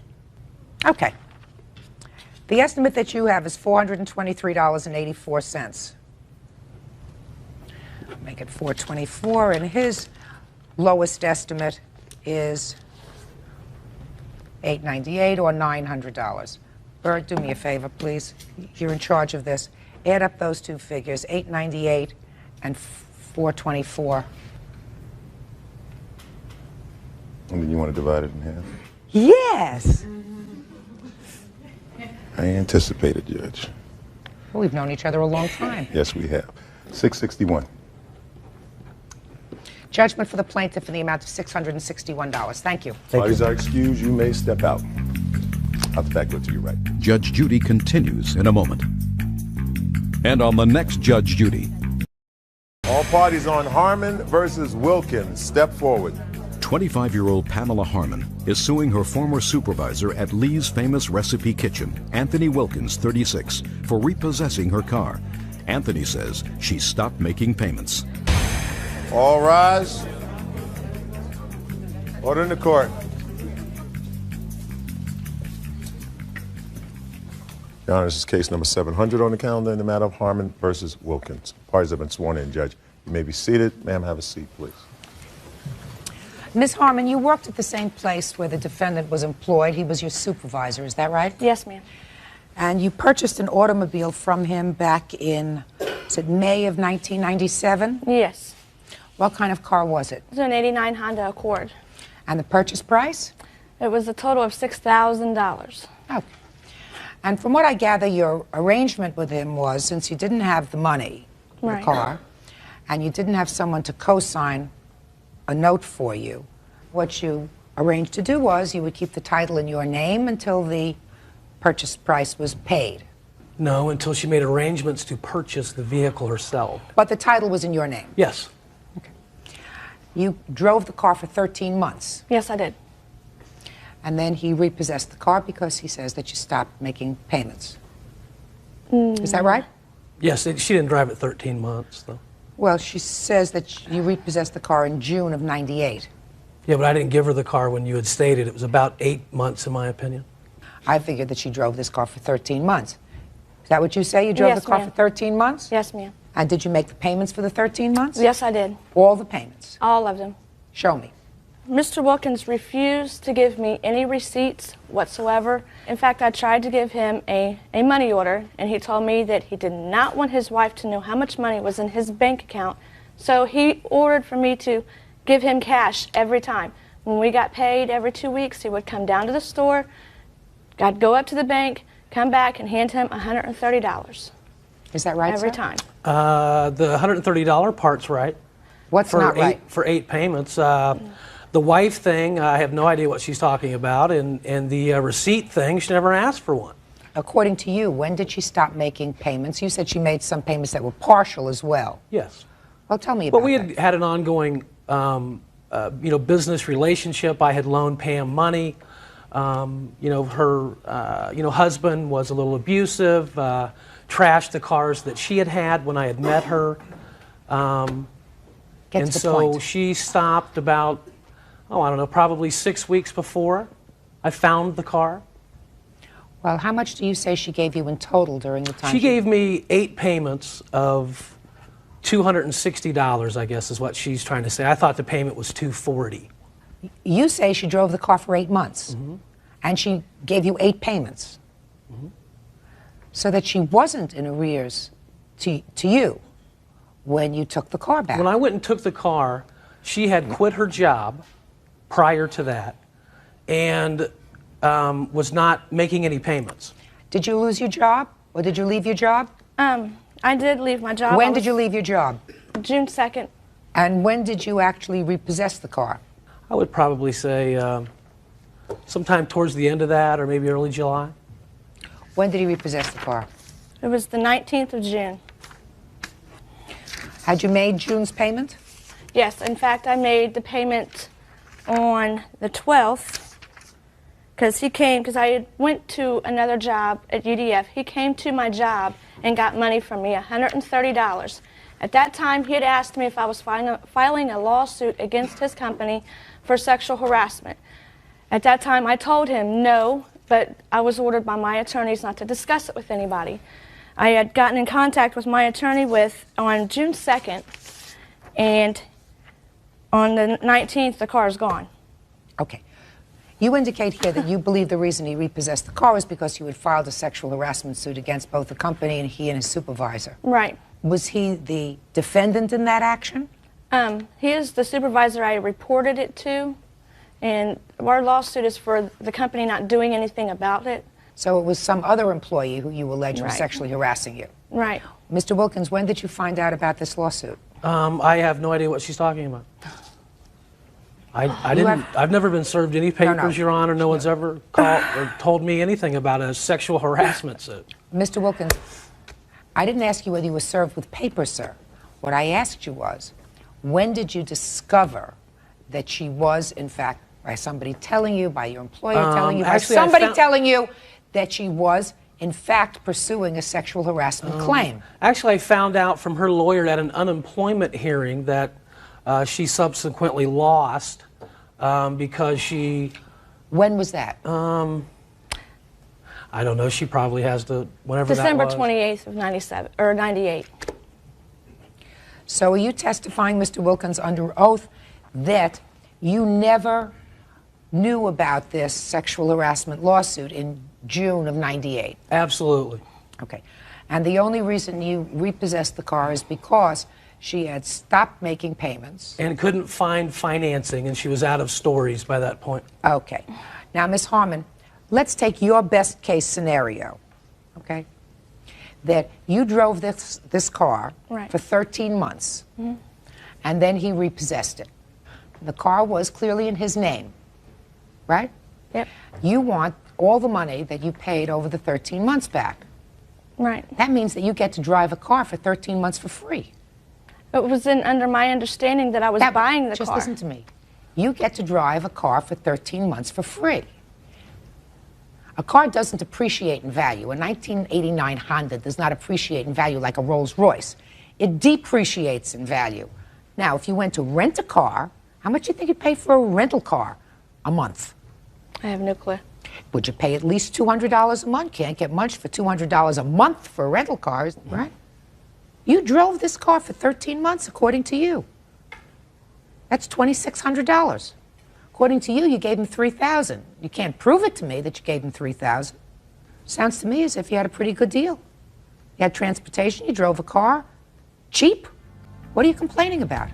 Judge Judy continues in a moment. You had a car? Yes. She borrowed your car? Yes. She wrecked your car? Yes. You had an accident and it was your fault? And later today, Two of us fell in love immediately. He gave you his entire paycheck.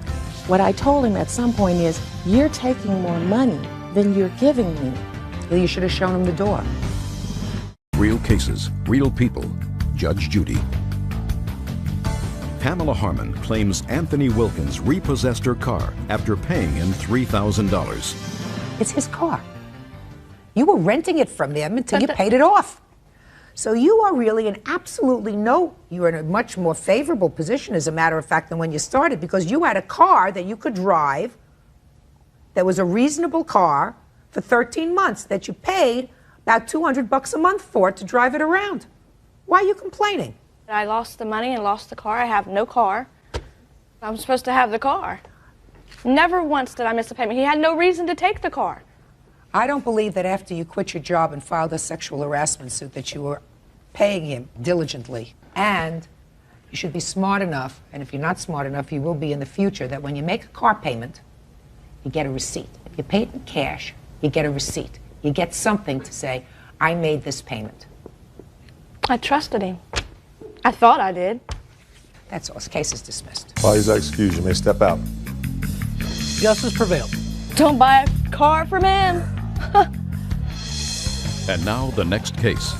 All parties on Tomlinson versus Gerondale. Step forward, please. 19-year-old student Tara Tomlinson says her former best friend, 19-year-old nanny Hillary Gerondale, borrowed her car and wrecked it. Hillary says Tara never asked if she was hurt. I have a lot of questions about this case. Ladies, you were friends when you were growing up and going to school in Alaska, is that right? Correct. You had a car? Yes. She borrowed your car? Yes. She wrecked your car? Yes. That was 3 years ago. Correct. How old were you at the time? 16. And you? 16. But let's just talk about the fact that you let this thing ride for 3 years. You knew it was your fault, right? Mm-hmm. You had an accident and it was your fault. And the idea is that when you have an accident and it's your fault, you take care of it immediately. So this is your mom? Okay. Step up here. Ms. Tomlinson? Yes. Can you tell me why you didn't immediately, when your daughter told you that her car had been wrecked, initiate suit against Ms. Gerondale on behalf of her daughter for the costs of having your car fixed? Well, we did initially contact them and made every effort to even split the cost with them of what it had cost us. They said that they would not pay for any of it. So we did. Hillary's father. Why didn't your insurance cover it? Well, it would have covered it, but Tara had had an accident already. Your daughter? Uh-huh. And she had just turned 16 in September of that year, and she had had an accident, and they said if we turned this in, if there were any other accidents within the next 3 years, they'd cancel our insurance. Okay. Now my question to you is, I assume you discussed this matter with your husband, is that right? Didn't you feel any responsibility at all? At the time, he did offer to pay to the deductible, but by the time things escalated, the deductible wasn't going to be there because they chose not to turn into the insurance. What was your deductible? $500. And they never paid even the $500. Well, they completely washed their hands of the whole thing. Well, do you feel as if you have a moral obligation to pay the $500? Yes. Which means that the insurance would have covered the other out-of-pocket expenses you had, but for the fact that your daughter had had a previous accident. Is that Yes. right? So you would consent to a judgment in the amount of $500. Is that Yes. fair? Yes. Perfect. Judgment for the plaintiff in the amount of $500. That's all. Parties are excused. You may step out. Our friendship suffered over something like this, and she and I were best friends for 4 years. I'm just glad after 3 years it's over with, and I just wish it could have been over with 3 years ago so we could have rekindled our friendship. And now the next case. Parties on Oaks versus Finley. Step forward, please. 48-year-old dog breeder Mignon Oaks is suing former live-in lover, auto salesman James Finley, 49, for rent. James says he gave Mignon all the money he made. Miss Oaks, you and the defendant lived together for 2 years. For 11 months. Okay. And you were hoping to build a future together, I assume. Yes, ma'am. It didn't work out. No. You say that he owes you money. Yes. For room and board. Yes. Tell me about that. In May of '97, I produced a program, and I had a gospel singer to come and put on a concert. James was one of her background singers. We met and we traveled in similar circles, and the two of us fell in love immediately. By September 27th, he moved in with me. One of the first things we decided on was that he would pay rent and how much the rent would be. We agreed on $250 per month, and he agreed that he would contribute $2 per month towards the food bill. What I didn't understand was the financial situation that he was in when he moved in. He worked a temporary job, and they didn't... Just a minute. Mm-hmm. Well, you acknowledge, Miss Oaks, in your papers, and he indicates that he gave you his entire paycheck. He gave me his entire check. And that you took that check. Is that right? Yes.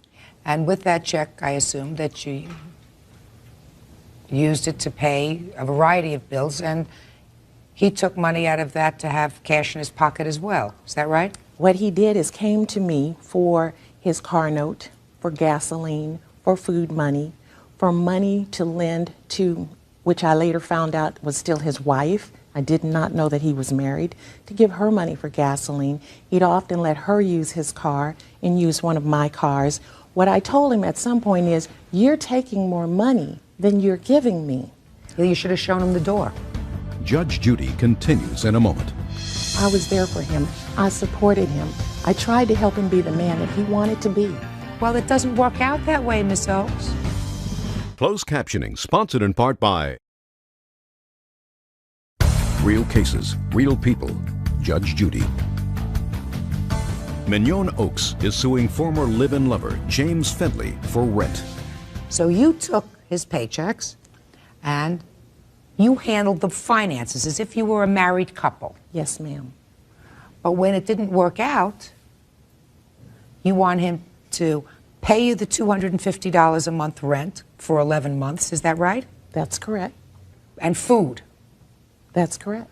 Well, it doesn't work out that way, Miss Oaks. Your Honor, there were more things involved that I did for him that were specifically loans. There are many things that I did for him because I cared for him, because I loved him. Show me the list that's for loans. What I have here, after he moved out, he made 3 payments to me on the loans that he agreed he owed me. It wasn't just for food and rent. I kept his car note current so that he could keep a job or try to find a job, paid gasoline bills so that he can get to and from. I bought him the suit that he's wearing so that he wouldn't look so shabby and perform. Show me what he says he owes you.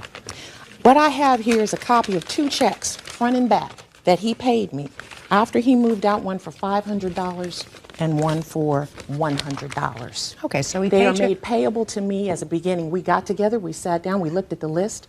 We both agreed on what he owed me. Well, what did you both agree on?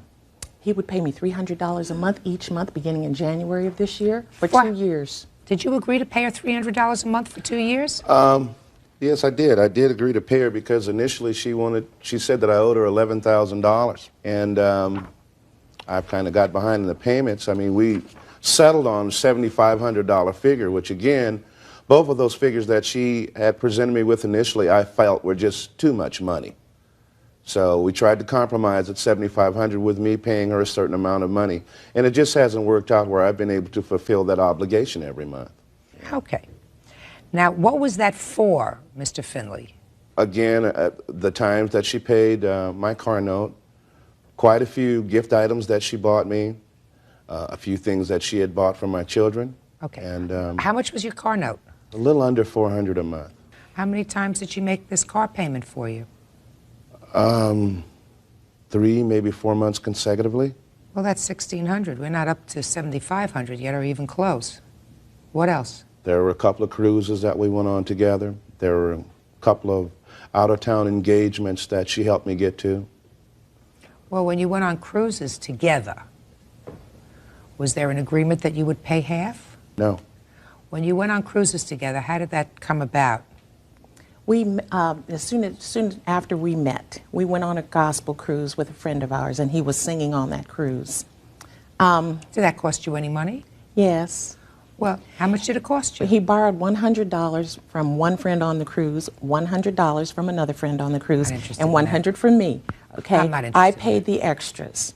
The second cruise we went on a year later, he agreed to pay me back, and it was $625 in total for the cruise and the air.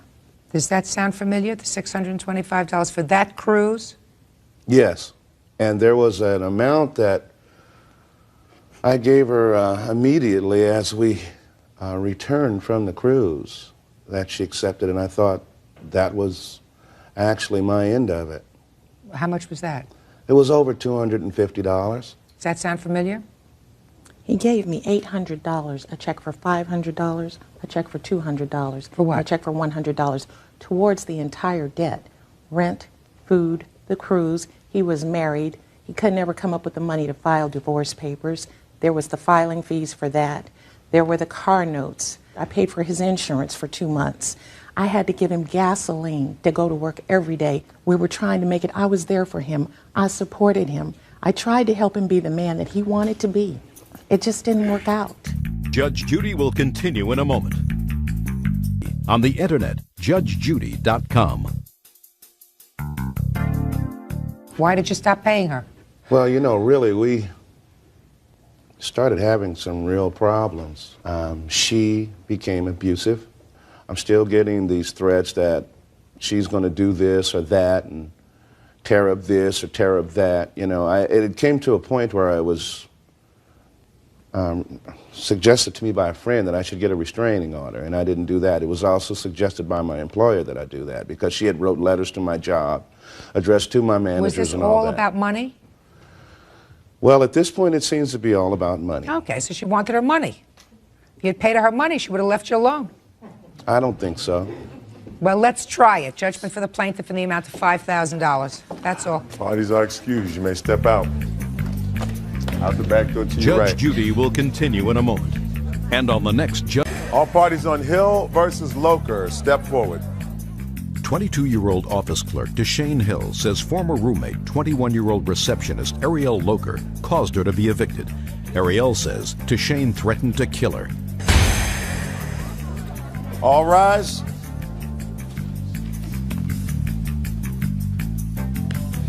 Your Honor, this is case number 695 on the calendar in the matter of Hill versus Loker. Parties have been sworn in, Judge. You may be seated. Folks, have seats. How old are you? 23. And you? 21. According to this complaint, you two decided to live together. You signed a 6-month lease on an apartment. You moved in September. You each paid half the rent of September. Is that right? That's correct. And then came October, and you didn't have any money for the rent. Yes, Your Honor. Were you working? Yes, ma'am. So why didn't you have any money for the rent? I had the money for rent. My little sister's car got broken into. We had it in there. We were at a friend's apartment, and it was broken into, and it was stolen. We know who did it, but... What does this have to do with your rent money? That was the rent money that was in there. I mean, the dog ate the rent money. No, the dog didn't eat the rent money. It was stolen out of the car. What'd you leave the money in the car for? We had it in the glove compartment. What'd you have it in the glove compartment for? I mean, you say that as if it's normal. People don't leave cash in a glove compartment. I know. We shouldn't have done it, but we did.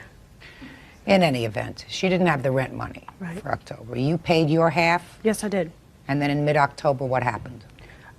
We got an eviction notice on the door. And when I had first talked to her about the rent, and she had told me about that, because I asked her for the rent money, I was just going to go write a check. And that's when she told me that she didn't have the rent money. I went and I paid my half of the rent, hoping that she would pay hers, and she never said anything else about it. October 15th, we got an eviction notice. So I waited for her to come home. She came home with another young woman, which I believe is her witness. And I was upset. So, you know, I'm asking her, why isn't the rent paid? She tells me, oh, I had money stolen, and my parents had money stolen, something else, I don't know.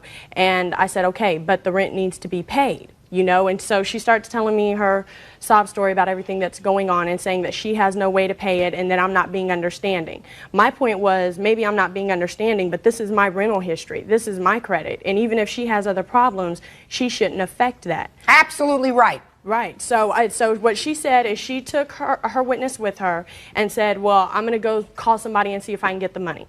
She came back later that evening. My boyfriend, who's my witness, was there. She came back later that evening and said that she had got the money, someone was going to send it to her, and that she'd pay the rent tomorrow. I didn't think anything of it. I believed her. She went upstairs, took a few boxes, and that was the last I saw her. Why did you move out? Because she threatened, Amanda and I were in there. First of all, Billy was never there after any of this happened. Just tell me why you moved out. Okay, that's fine. We went upstairs. She's on the phone screaming. We hear smashing downstairs. There was glass all over our kitchen. She said to her friend that was on the phone that she was going to get a gun and she was going to kill me. And that's exactly what she said. Amanda was there, heard it. It's not a lie. She did that. And the way she was acting, we were both scared.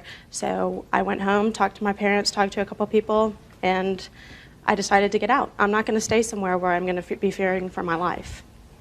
You could understand why she was angry. Oh, of course I could. But for her to say that she's going to kill me, that's not right. No. It's not worth killing someone over. No. I know my sense is that sometimes you say, I'm going to kill her, and then you don't mean it. And of course, there are occasional times when that does happen. But it's not usual. Well, you know, you have to be responsible for some of the damages that she claims. I completely understand that. All right, good. Now, you ended up paying. Yes, I did. In October, her half of the rent. Yes, and I did. How much was her half of the rent? Well, that month we had a discount where we got $100 off our rent. So her half of the rent for that month was $325. Okay. And then you had to stay there in November because you had to give him 30 days notice. In order to protect my rental history. Right. And so what was her half of the rent for November? $375. But I also had to pay reletting and cleaning fees as well as a result of this. I had to pay those. She did not pay any part. Okay. Now, how much were the reletting fees? $637.50. $637. Was the total? Right. And the cleaning fees were $115 charged by the apartment complex. Just a second. The whole thing comes to about $1075. The next part of it is, of your lawsuit, is punitive damages. Right. A couple of $1,000s. Little under. $1,700. How did you pick $1,700 for punitive damages? Well, there's a simple fact that when she did this, I ended up missing a week and a half of work. And that was because I had things that I had to work out with this apartment complex. I had things that I had to find somewhere else to live in a very short amount of time. This was money, I had to borrow money to come up with, to pay the reletting fees, things of that nature. I also missed a week and a half of school. My grade point dropped. You know, I had all A's and B's. Oh, you know, you could go on, and then and because your grade point dropped, you couldn't get into graduate school, and you couldn't get into graduate school, so you couldn't get a great job, and therefore affected your whole life. And over your lifetime, it probably cost you $150,000. But I would never have had these problems if she would have just stuck to the lease. Judge Judy continues in a moment. Now, because of this agreement that she broke, I'm paying extra rent per month. It's an interesting theory, but one that doesn't fly. And later today, I asked her to marry me, and she accepted. And then she told me she didn't love me anymore, and that she wanted me to move out. I don't know why you fell out of love with this guy, because he looks like a perfectly terrific guy to me. real cases, real people. Judge Judy. Deshane Hill is suing former roommate Ariel Loker for causing her to be evicted. Ariel felt physically threatened and had to move. In court, there are certain damages that are provable and certain things that we call aggravation. So this caused you aggravation. You don't get compensated for aggravation. What you do is you try to ensure that when you select somebody as a roommate, they have sufficient funds in order to pay their rent and pay their share, right? And the next time, I would strongly urge you and anybody else who's going to pick a roommate, somebody either that they know casually or even that they know very well, that says, listen, I'm going to go into this roommate situation with you. We're going to treat it like a business. We're each going to put so much in the pot at the beginning so that we are sure that we can make these payments at least for 3 months. And if you can't, then we know that we have a certain amount of security. Right. All right?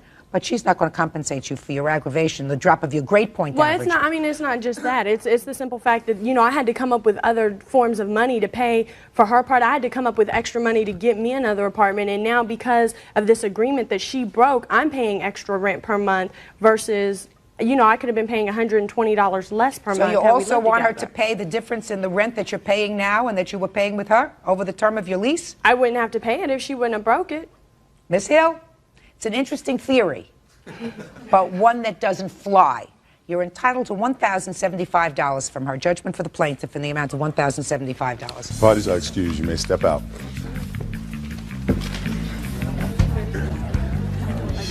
Pick your roommates carefully. Be very Get careful. to know them. Yes. That's one thing I can agree with her on. Pick your roommates carefully because you don't need to get in a situation like this. It's horrible. And now the next case. All parties on Ford versus Foster. Step forward, please. 46-year-old retail salesman Scott Ford is suing his ex-fiancée, 33-year-old reservations agent Deanna Foster, for wedding costs and remodeling her home before she kicked him out. You met at the Home Depot, where you were working, sir. Yes. Yes. A romance blossomed and you moved in together. You Yes. moved into her home. Yes. How long did you live together? From April 1st to October 31st. And then it didn't work out and you left. I was asked to leave. And I gather from your papers, sir, that you feel as if you were used when you were there. Somewhat, yes. To complete construction that she was doing on her house. Mm-hmm. And you want to be compensated for that. And other things as well. Well, tell me about it. Well, like you say, I met Deanna at the Home Depot where I worked, and we got along. I met her and her daughter both there. We went out on a date. I was invited to her home. I went on further dates with her and included Nicole along with that. Nicole is her daughter. Yes, ma'am. we figured that we both had something in common. We could work together. And so I asked her to marry me, and she accepted. And when I moved in, we were acting as man and wife. I added my income to hers. Right away, she went and got a wedding dress. We started seeking out a place to get married. And we started working on projects around the house. Met her because of a tile countertop she was doing, and repaired that. Helped her to make a recession in a wall to put a refrigerator in there. Helped to buy and install a block wall, saltillo tile on the floors, new cabinets. Then when everything started coming to its climax, I just felt like we weren't getting along, you know. Then she told me in approximately September that she didn't love me anymore and that she wanted me to move out, which I did at the end of October. However, I did continue to go over there to make sure that all the projects were completed, like the tile. Well, tell me, Mr. Ford, what do you think she owes you in terms of money, and why? Because I put my account, my money, we put our money together. We were basically living as man and wife. And my income was going in with hers to help pay for these projects. It also went to paying on the wedding site that we were supposed to get married at, the Grove. That was $1,000 down. The wedding dress, I really don't know how much she paid on the wedding dress. She discussed with me a wedding cruise for a honeymoon. I'm not sure how much money, if any money, went into that. But she told me that all of this was non-refundable. And some things occurred that made me start thinking. And when I called in January to the Grove, I put a call into him. I found out she got money back on December 4th. We put $1,000 down. She got $900 back. Never told me. Did you get $900 back? Yes, ma'am. Did you give him his half? No, he said he didn't want it. We discussed it all. He said he didn't want it. He just wanted to get back together with me, and this whole thing is because he's heartbroken. Well, that may be true, but you don't want to get back together with him. I Why did should offer to pay him back. I told him I don't have it right now, but I did offer him. And he said, I don't want the money. I even offered him the dress. He said he didn't want it. What am I going to do with a wedding dress? Right. Sell it. Mr. Ford, there are certain things that you don't get compensated for, unfortunately. Sure. You don't get compensated for the work that you did in the house. You were living in the house, sharing expenses, whatever the expenses of the house were. If there's a mortgage on it, if there's gas, electric, phone, all the other things, you were living there, and the intention was that you were going to get married, so that you were pooling your money. You know, people would be wise if, before they got married, they sort of kept things separate. Okay. Sometimes people are smart, even after they're married, to keep things separate, since the divorce rate in this country is 50%. Where do you live in California? No, Las Vegas, Nevada. Okay. Is there community property in Las Vegas? Yes. Well, if there's community property, you know that after you're married, whatever investment you made in the house, half of that is yours. But before you're married, zilch. Okay. You get left with nothing and a little bit of a broken heart. Judge Judy continues in a moment. And later today, You had the computer and you used it for 19 days. Yes. Well, you can't do that. We used each other's property. No, but this was a sale. Come on. real cases, real people. Judge Judy. Scott Ford claims ex-fiancée Deanna Foster had him remodel her home, pay wedding costs, then kicked him out. Deanna says she changed her mind about marriage. So far, you owe him $450. What about the wedding dress? The wedding dress is non-refundable. Did you buy it? Yes, ma'am. I have a receipt for $600. Good. And what did you just tell him to do with the wedding dress? I told him he could have it and he can sell it and take whatever he can get out of it. And he said he didn't want it. Good. So I'll tell you the same thing. Sell it. Okay. So say you can find somebody to buy it for you $400. You also owe him half for that, $200 for the wedding dress. What else? That's it. So far, I've got $650, sir. Okay. That you're absolutely entitled to. As far as the work on the house, Okay. you don't get compensated for that. All right. All I can say to you is this, Miss Foster. I don't know why you fell out of love with this guy, because he looks like a perfectly terrific guy to me. Thank you. Judgment for the plaintiff in the amount of $650. Parties are excused. You may step out.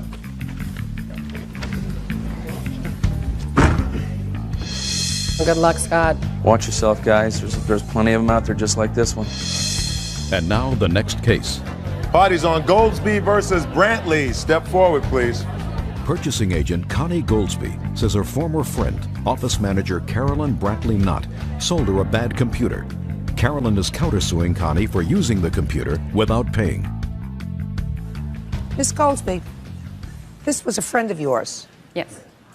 And she had a computer, second-hand computer. She was selling it. Yes. She was selling it for $1,000?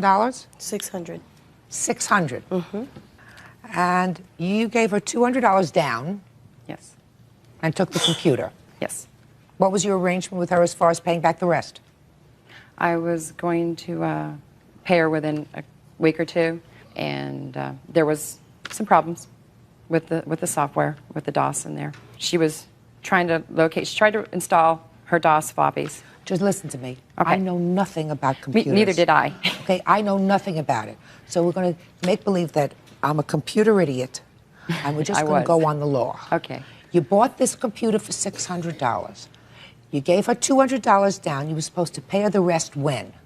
Within a few weeks. We didn't have a specific date. But within a few weeks? Yes. Okay. And there came a time when you told her you didn't want the computer anymore. Yes. How much after she brought it to your house? Well, the final time that I had told her was about 19 days. We, for the 2.5 weeks up until that 19th day, we were trying to resolve what problems there were with the software. Well, this is a second-hand computer. It's not under warranty. So after 19 days, you told her you didn't want the computer anymore. Right. And did you bring it back to her? No, actually, she was at my home. I had it prepared for her to take, and I was going to help her load it. She turned around and walked out. Well, I told her that I didn't want to buy the computer, and that she could reimburse me the $200, at her convenience due to their, financial situation. And she turned around and said to me that she hoped my kids didn't screw it up.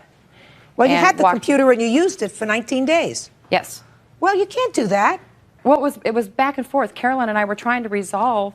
But you were using it during that 19-day period. You had kids, and your kids were using the computer. That's part of her defense, that your kids were using it during that period of time, during that 3-week period. We were playing. Well, so this is a very easy case. You have the computer back? I do.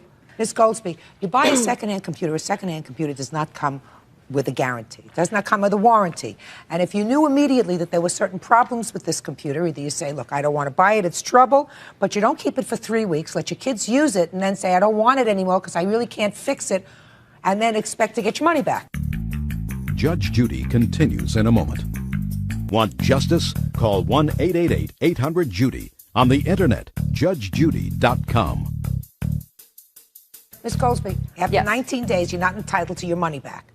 What gets worse is you kept the computer in your house for an additional period of time. Right. Then, ultimately, she said, all right, I'll give you back your $200. Let me have the computer back. And when she got it back from you, you sent your daughter to pick it up?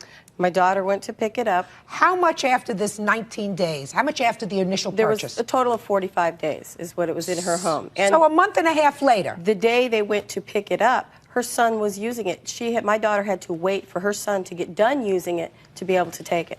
Okay. But she was talking with my daughter. They were friends. Doesn't make any difference. You used her property.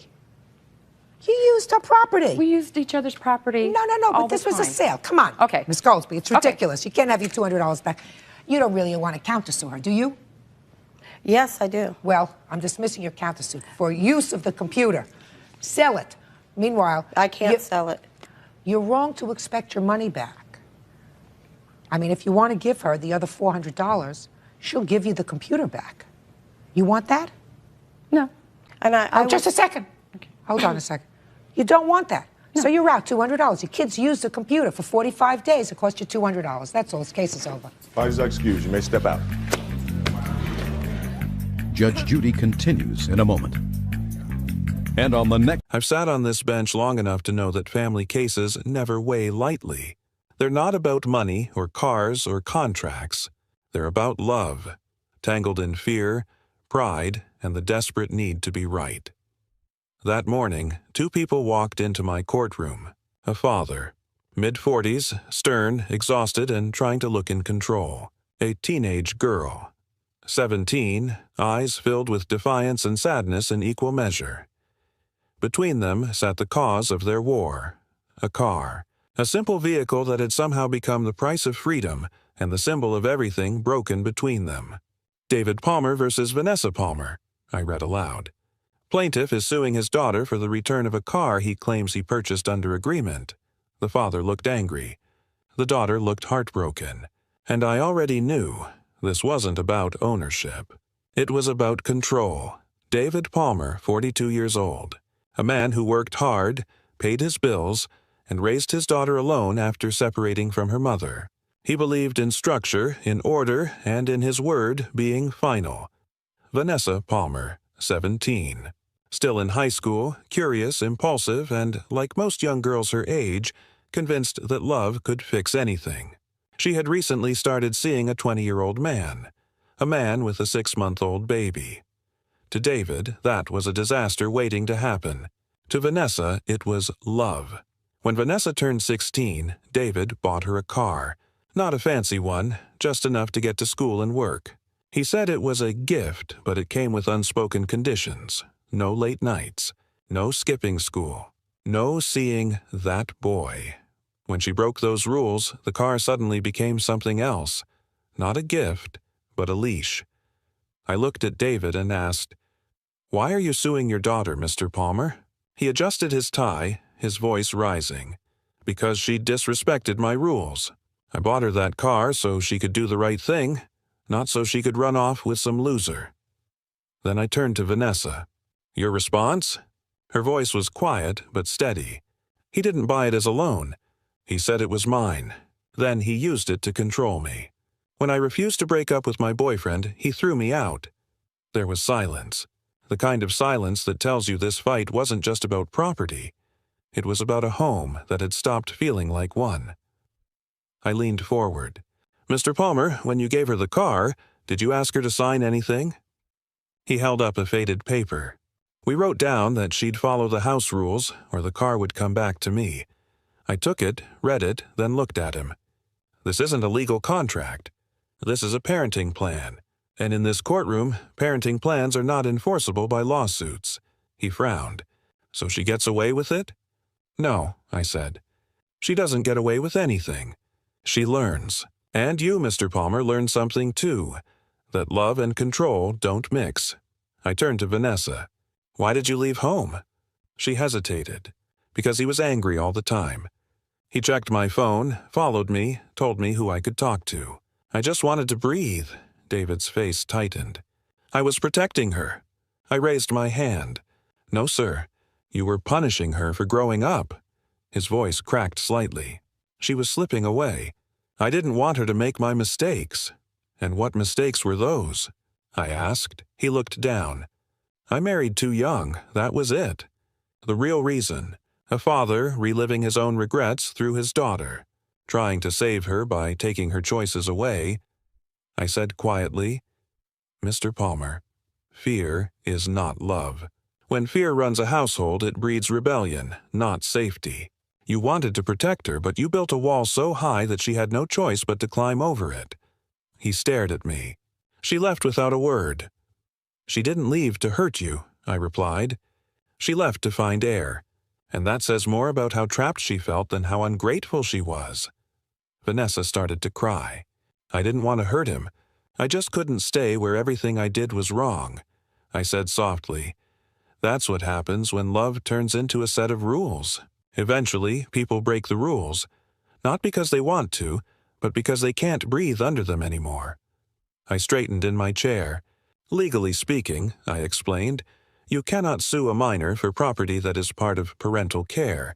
If the car was purchased as part of supporting your child, then it falls under your responsibility, not her debt." David frowned. "So what happens now?" I looked him in the eye. "What happens now is you stop confusing parenting with possession. She's your daughter, not your defendant." He went silent. I took a breath. The court finds in favor of the defendant, Vanessa Palmer. The father's claim is dismissed. I paused, then added gently, but before I end this case, I have something to say to both of you. I looked at David. Mr. Palmer, you can't use the law to repair what fear has broken. If you want your daughter back, you'll have to earn her trust, not by controlling her, but by respecting her. Then I turned to Vanessa. Miss Palmer, the world is not kind to young women who mistake rebellion for freedom. That man you're with, if he already has a child and can't care for himself, he won't save you. Be smart. Be stronger than your heart. Both of them were quiet, and for a brief second I thought maybe, just maybe, they heard me. After they left, I sat alone in the courtroom. I've ruled on thousands of cases, but the ones that stay with me are the ones where love and pride go to war. David Palmer wasn't a bad man. He was just afraid of losing his little girl to a world he didn't understand. Vanessa wasn't ungrateful. She was just tired of being treated like a child. Both of them were right, and both were wrong. The car was never really the issue. It was just the vehicle. For pain, for pride, for control. If you were David, would you hold on tighter or let go? And if you were Vanessa, would you run or turn around and talk? Love doesn't mean control, and freedom doesn't mean defiance. The truth is, every parent has to learn when to step back, and every child has to learn when to listen. That day, I didn't just rule on a lawsuit.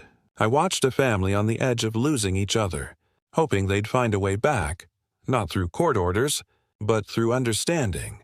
Because at the end of the day, justice can give you a verdict, but only compassion can give you peace. There are days when I deal with broken contracts, days when I deal with broken cars, and then there are days when I deal with broken hearts, hearts shattered by arrogance disguised as virtue. That morning, when the bailiff called the case, I could already tell this wasn't going to be easy. Reverend Joseph Douglas versus Christina White, he announced.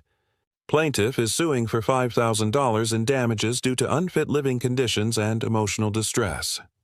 The man walked in wearing a cross around his neck and a scowl across his face. The woman followed. Tall, poised, dressed in black, eyes wary but proud. They didn't just bring a lawsuit into my courtroom.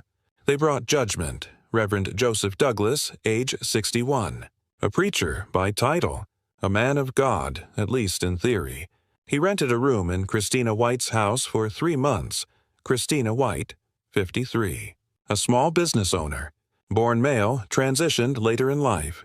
She worked hard to rebuild her peace, her identity, her dignity. For a short time, these two shared a roof. Then they shared something much heavier, a hatred born of misunderstanding. Reverend Douglas, I began, tell me why you're suing Ms. White. He cleared his throat, his voice booming with false authority. Your Honor, the conditions of that home were ungodly. The power was cut off. There was shouting, immorality. I endured abuse in that place. Christina exhaled sharply. He's lying. He lived there for months without paying rent on time. The moment I asked him to move, he turned vindictive. He called the city on me, reported me to the Better Business Bureau, and outed me publicly as transgender. The courtroom went silent. I turned to Douglas. Did you write a letter to the Better Business Bureau claiming Ms. White was, and I quote, a man pretending to be a woman who shouldn't be allowed to serve the public? He didn't flinch. I did. I believe in truth. I set down my pen. No, Reverend. You believe in cruelty. He puffed out his chest. I stand by my faith. The Lord says, I cut him off. The Lord also says, judge not, lest ye be judged. Do you recall that verse, or do you skip it when it's inconvenient? He glared at me, but there's one thing I've learned after decades on the bench. People who shout about morality often use volume to cover guilt. I asked him, did Ms. White ever harm you physically? No. Did she ever threaten you? No. So your damages come from living in a house where you didn't approve of who your landlord was? He said nothing. Sometimes silence is the truest confession. Christina took a deep breath, steady but trembling. When he first moved in, I respected him. I even made sure he had space to pray. But soon he started lecturing me, calling me a sinner, saying I was fooling God. I tried to ignore it until he started gossiping to neighbors. Her eyes glistened. He said I was a man trying to trick people. He told my customers not to come to my store. I looked back at Douglas. "Reverend, did you say those things?" He raised his chin. "The world deserves truth." "No, Reverend," I said slowly. "What the world deserves is decency." I could feel the air tighten in the room. I've faced murderers, thieves, and liars. But there's a special kind of chill that comes from watching someone use religion as a sword. "Mr. Douglas," I said, "your right to speech is protected, but your right to be cruel is not a virtue. It's a choice, one that defines who you really are." He started to speak again. I raised a hand. "Stop. For a man of God, you seem to have forgotten what forgiveness looks like." He muttered under his breath, "I don't care if it's vindictive." That's when I knew this case wasn't about housing. It was about pride. I turned to Christina. "Miss White, your cross-claim says he owes rent for 2 months and caused property damage." She nodded. "Yes, but I don't even want the money anymore. I just want peace." I looked at her, this woman who had endured judgment her entire life, and I realized she wasn't asking for justice. She was asking for closure. To Douglas, I said, "You claim damages because you felt unwelcome. But you created that hostility yourself. You turned someone's identity into your battleground." Then, more softly, "The law protects your right to believe whatever you want. But the law also protects her right to live as she is." I took a breath. The court finds no monetary damages on either side. "Both claims are dismissed," Douglas smirked. "So I win?" I leaned forward. "No. You don't win anything when you lose your humanity." I turned to Christina. "Ms. White, the court can't punish word, but it can affirm your dignity. You owe him nothing. You are free to move forward." I struck the gavel. But for once, the sound didn't feel like closure. It felt like exhaustion. After they left, I stayed in my courtroom for a long time. The cross still hung on the wall behind me. And I remember thinking how ironic it was. How that same symbol that was supposed to stand for love and sacrifice could be used by some as a weapon. I've seen many forms of prejudice. Racism, sexism, arrogance, greed, but the kind that hides behind faith, that's the one that cuts deepest. Douglas walked in here calling himself a reverend. But faith without kindness is hypocrisy, and religion without humility is just noise. If you were Christina, could you forgive him? Could you forgive a man who used the language of God to attack your existence? And if you were Douglas, would you realize that righteousness isn't about being right? It's about being kind? You can quote every verse in the Bible, but if you forget compassion, you've already lost the lesson. That day, the law didn't award money, but it restored something far greater: the dignity of a woman who refused to let hate define her. Justice didn't roar. It whispered. And sometimes that's the sound the world needs most. Some cases begin with betrayal. Some begin with greed. But this one began with love. That morning, as the bailiff called the case, 2 people walked into my courtroom. Not enemies, not strangers, but 2 people who used to say, "I love you." Now they wouldn't even look at each other. Susan Creech versus Thomas Daniels, I read aloud. Plaintiff is suing for $5,000, the value of a car and stereo system purchased during their relationship. A woman stood, her face calm but fragile. Across from her, a man with folded arms and a look that said, "I don't owe her anything." And I thought, here comes another case where love has turned into an invoice. Susan Creech, 41 years old. A quiet, dignified woman who had spent 7 years of her life living with Thomas Daniels. 7 years believing that stability and affection would last forever. Thomas Daniels, 43. A truck driver. Steady, practical. A man who said little and meant less. They weren't married, but they built a life together. Shared a home, shared bills, shared dreams. Until one day, those dreams hit a red light. I looked at Susan. "Ms. Creech, tell me what brings you here." She took a breath. "I used $4,000 from my father's inheritance to buy Thomas a Camaro. I also paid for a stereo and an alarm system, $1,100 more. Then, a month later, he left me. He took the car, the stereo, everything." I turned to Thomas. "Mr. Daniels, what's your response?" He shrugged. "It was a gift, Your Honor. She gave me that car because she loved me. You can't take back a gift just because the love's gone." I leaned back, half smiling. "Mr. Daniels, love may blind people, but the law doesn't." Susan and Thomas met when she was recently divorced, lonely, cautious, and looking for someone safe. He was steady, reliable, the kind of man who said what he'd do and did what he said. For a while, it worked. She supported him when he lost work. He fixed her car, mowed the lawn, and made her believe that this time, this love was real. So when his old car broke down, she didn't hesitate. She used her inheritance, her father's last gift, to buy him a new one. She thought she was building a future. He thought he was being rewarded. Both were wrong. It happened suddenly. A fight about her teenage son. A boy who lived with them, who Thomas said was lazy and disrespectful. He gave her an ultimatum. It's either him or me. She chose her son. He walked out. She told me quietly. He said I had to pick. I picked my child. But it still broke my heart. I nodded. Sometimes love demands impossible choices. But no decent man should make you choose between him and your child. Thomas shifted, defensive. Her kid was out of control. I didn't sign up to raise another man's son. I looked at him. No, you didn't, but you did sign up to be a man of decency. And part of that is understanding that family isn't just yours, it's hers. Mr. Daniels, I asked, did you agree to pay her back for the car? He frowned. She never asked me to. It was her idea. Did you put the car in your name? Yes. So, you're telling me she paid for it, but you kept it? He nodded. She wanted me to have it. I smiled tightly.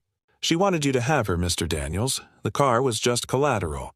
He opened his mouth to argue, but I continued. And when the relationship ended, so did the condition under which the gift was given. That's the thing about conditional gifts. They're not really gifts. They're contracts disguised as affection. I turned to Susan. When you bought that car, did you believe you and Mr. Daniels would spend your lives together? She nodded. Yes, I thought we'd grow old together. And if you'd known he would leave a month later, would you have spent that money? She shook her head. Never. That's the key, I said. In law, an engagement ring given in contemplation of marriage returns to the giver if the marriage doesn't happen. Likewise, a gift given in contemplation of a shared life returns when that life ends. Thomas groaned. So now love's a contract? I looked at him calmly. No, Mr. Daniels, but responsibility is. I took a breath. The court rules in favor of the plaintiff, Ms. Creech, in the amount of $5,000. Thomas frowned. You can't sue over a breakup, I nodded. You're right. You can't sue for heartbreak. But you can sue for what heartbreak cost. He looked stunned. She smiled. Not in triumph, but in peace. I added quietly, and, Mr. Daniels, next time you give someone an ultimatum, make sure you're ready to lose. After they left, I sat alone in my courtroom. The file lay open. Creech versus Daniels, $5,000. But the real value wasn't in the car, it was in the lesson. Too many people treat love like an investment. They pour everything in, expecting it to double. But love isn't a bank, and when it collapses, you can't just call the FDIC. Susan wasn't trying to punish him. She was trying to reclaim herself, and in that sense, she won something much bigger than money. If you were Susan, would you have chosen love over your child? Would you have risked your inheritance for someone who promised you forever, but gave you a month? And if you were Thomas, would you still call it a gift, or finally admit it was a price you never intended to pay? The law can return the car, but only wisdom can return peace. That day, justice wasn't about punishment. It was about clarity, a reminder that even when love ends, honor shouldn't. Because in the courtroom of the heart, we all stand guilty of giving too much to those who give too little in return. Not every case that lands in my courtroom is about crime. Some are about heartbreak, the kind that hides behind polite smiles and financial receipts. That morning, when the bailiff called the case, I could feel it before anyone spoke. There was tension in the air. Not anger, not hatred, but something quieter and sadder. Disappointment. Michael Blick versus Jennifer Blick, the bailiff announced. Plaintiff is suing for $2,900, money loaned during their personal relationship. A man in his late 40s took the stand, nervous but proud. Across from him sat a woman in her 30s, calm, tired, her hands folded in her lap. They didn't look at each other. They didn't need to. Their silence already told the story. Michael Blick, a kind man, soft-spoken, a little too trusting. He'd spent years alone, working as a mechanic. Then one day he met Jennifer. Jennifer Blick. Beautiful, confident, and married. She lived in quiet unhappiness, the kind that makes people reach for attention instead of therapy. They became close, friends at first. But like so many stories that start with sympathy, it soon became something more dangerous. Emotional dependence. Michael called it love. Jennifer called it comfort. And comfort, unlike love, comes with an expiration date. It started small. A bill here, a car payment there. Jennifer's husband was out of work. She said she was struggling. Michael stepped in. He wanted to help. He wanted to be her hero. She told me her lights were about to be shut off. He told me in court. So I paid the bill. Then she needed help with groceries. Then her rent was behind. So I deposited $2,900 directly into her account. I looked at him. Was this account shared with her husband? He nodded. Yes, but she said he never touched it. Across the room, Jennifer laughed bitterly. Of course he did. It was our joint account. That money went to keep our family afloat. He knew that. I turned to her. So you admit he gave you the money? Yes, but it wasn't a loan. It was a gift. He was in love with me and I didn't ask him to be. I could feel the temperature drop. That kind of truth always hurts, not because it's cruel, but because it's real. I looked at Michael. Did she ever say she would pay you back? He fumbled. Not in writing, but she promised. She said when her husband got back on his feet, she'd return it. Jennifer crossed her arms. I said thank you. That's not a contract. I raised an eyebrow. No, Ms. Blick, but it's also not gratitude when it's built on deception. She frowned. I didn't deceive him. He knew I was married. Exactly, I said. And he knew. But he didn't want to believe it mattered. Michael's eyes filled with something between anger and shame. He said quietly, She told me she loved me. Jennifer shook her head. I told him I cared about him. There's a difference. Yes, I said softly. There's a difference, and that difference is about $2,900. Every case involving money between lovers, or almost lovers, comes down to one word: intent. Was it a gift or a loan? Love or leverage? I asked Michael, did you ever write a note, a text, or anything confirming repayment? He shook his head. I didn't think I needed to. I trusted her. And that, I said, is why this is called small claims court, not small love court. The audience chuckled. But the truth wasn't funny, because I've seen it too many times. People confusing affection with obligation, turning love into a contract no one signed. I turned to Jennifer. Did you take the money knowing how he felt about you? Her eyes narrowed. I didn't take advantage of him. He offered. He wanted to help. I didn't force him to fall in love with me. I leaned forward. No, you didn't. But you didn't stop him either. She stayed silent. Let me ask you this, I continued. If a man you weren't interested in offered you thousands of dollars, would you still have accepted it? She hesitated. Her silence was louder than any confession. I said quietly, That's not generosity, Ms. Blick. That's manipulation with manners. Michael looked down. realizing too late that what he thought was love had been charity in disguise. He said softly, "I didn't mind helping her. I just thought she'd be honest." Jennifer replied coldly, "I was. I never said it was a loan. That's the problem with half-truths. They're the most believable kind of lie." I sighed. "Mr. Blick, you gave money because you hoped it would make her love you. She took it because she knew it wouldn't." He winced, and she, perhaps for the first time, looked guilty. I straightened the papers before me. In cases like this, the law can only do so much. This wasn't a business deal. It was a heartbreak wrapped in a bank statement. Legally, there was no contract, no written agreement, no repayment plan. So I said what I've said too many times before. The court finds in favor of the defendant. "Claim dismissed." Michael's face fell. Jennifer let out a breath she'd been holding for years. But before they left, I added, "Mr. Blick, this isn't a loss. It's tuition. You paid $2,900 for a lesson in human nature, and if you're wise, you'll never have to pay that price again." After they walked out, the courtroom stayed quiet.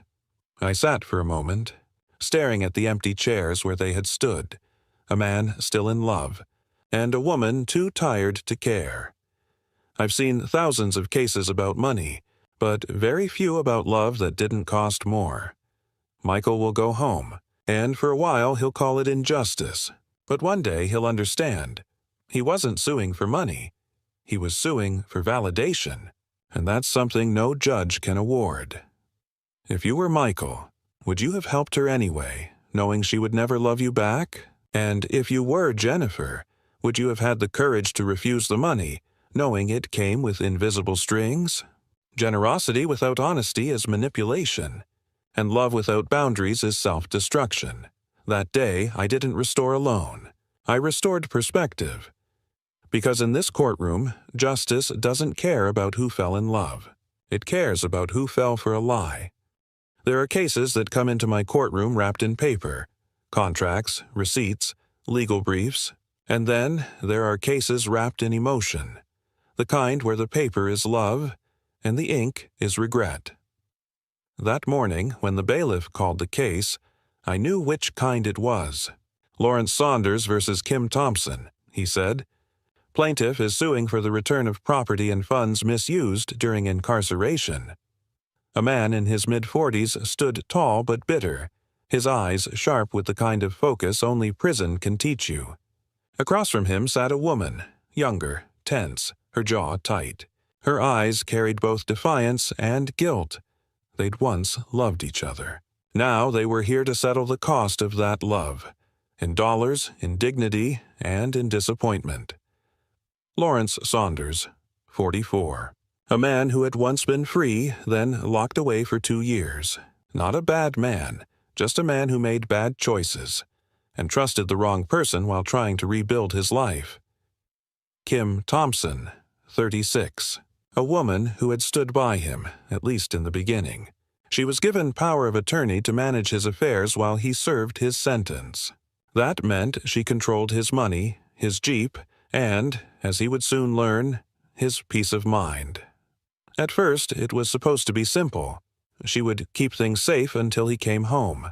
But sometimes the distance between keeping safe and keeping for yourself is just one lie long. I looked at Lawrence. "Mr. Saunders, tell me what happened."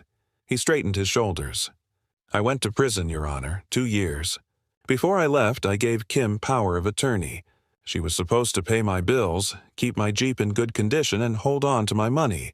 When I got out, my money was gone, my Jeep was wrecked, and my gun was gone too." I turned to Kim. "Ms. Thompson, your response?" She crossed her arms. "That's not true. I took care of everything. The car was fine when he left. He's just mad because I moved on." I tilted my head. "So you're saying he's suing you because you broke his heart, not his bank account?" She didn't answer, and silence in my courtroom often tells the truth louder than words. I opened the file. "Let's start with the gun," I said. "A .357 revolver. He claims it was seized by police after your new boyfriend got into a fight. Is that correct?" Kim frowned. "It wasn't my fault. He borrowed it without asking. I raised an eyebrow. Borrowed a firearm? Without asking? From a woman who was supposed to be holding it for someone in prison. She looked away. I pressed on. Do you understand what that means, Miss Thompson? You allowed an unauthorized person access to a weapon that didn't belong to you. She muttered. I didn't think it was a big deal. I nodded slowly. That's your problem. You never think. I turned to Lawrence. What was the gun worth? About $200. Consider it the price of learning who not to trust, I said. But that's not all you lost, is it? He shook his head. No, Your Honor. I lost my car, too. The Jeep Cherokee. His pride and joy. Bought with his own money, maintained by his own hands. It was supposed to be parked, safe, waiting for him when he got out. Instead, when he returned, it was nearly destroyed. The tires bald, the transmission ruined, and the odometer screaming a story of abuse. I left it with 70,000 miles, he said. When I got out, it had 115,000. She said she only used it to get groceries. I looked at Kim. Did you drive the Jeep? She shrugged. Only when I needed to. How often was that? Just on weekends, I leaned forward. Weekends for 2 years? The audience laughed. She turned red.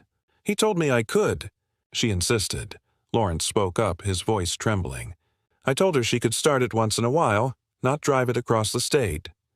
I stared at her. You used his Jeep like a rental car without paying the bill. That's not love. That's theft dressed up as convenience.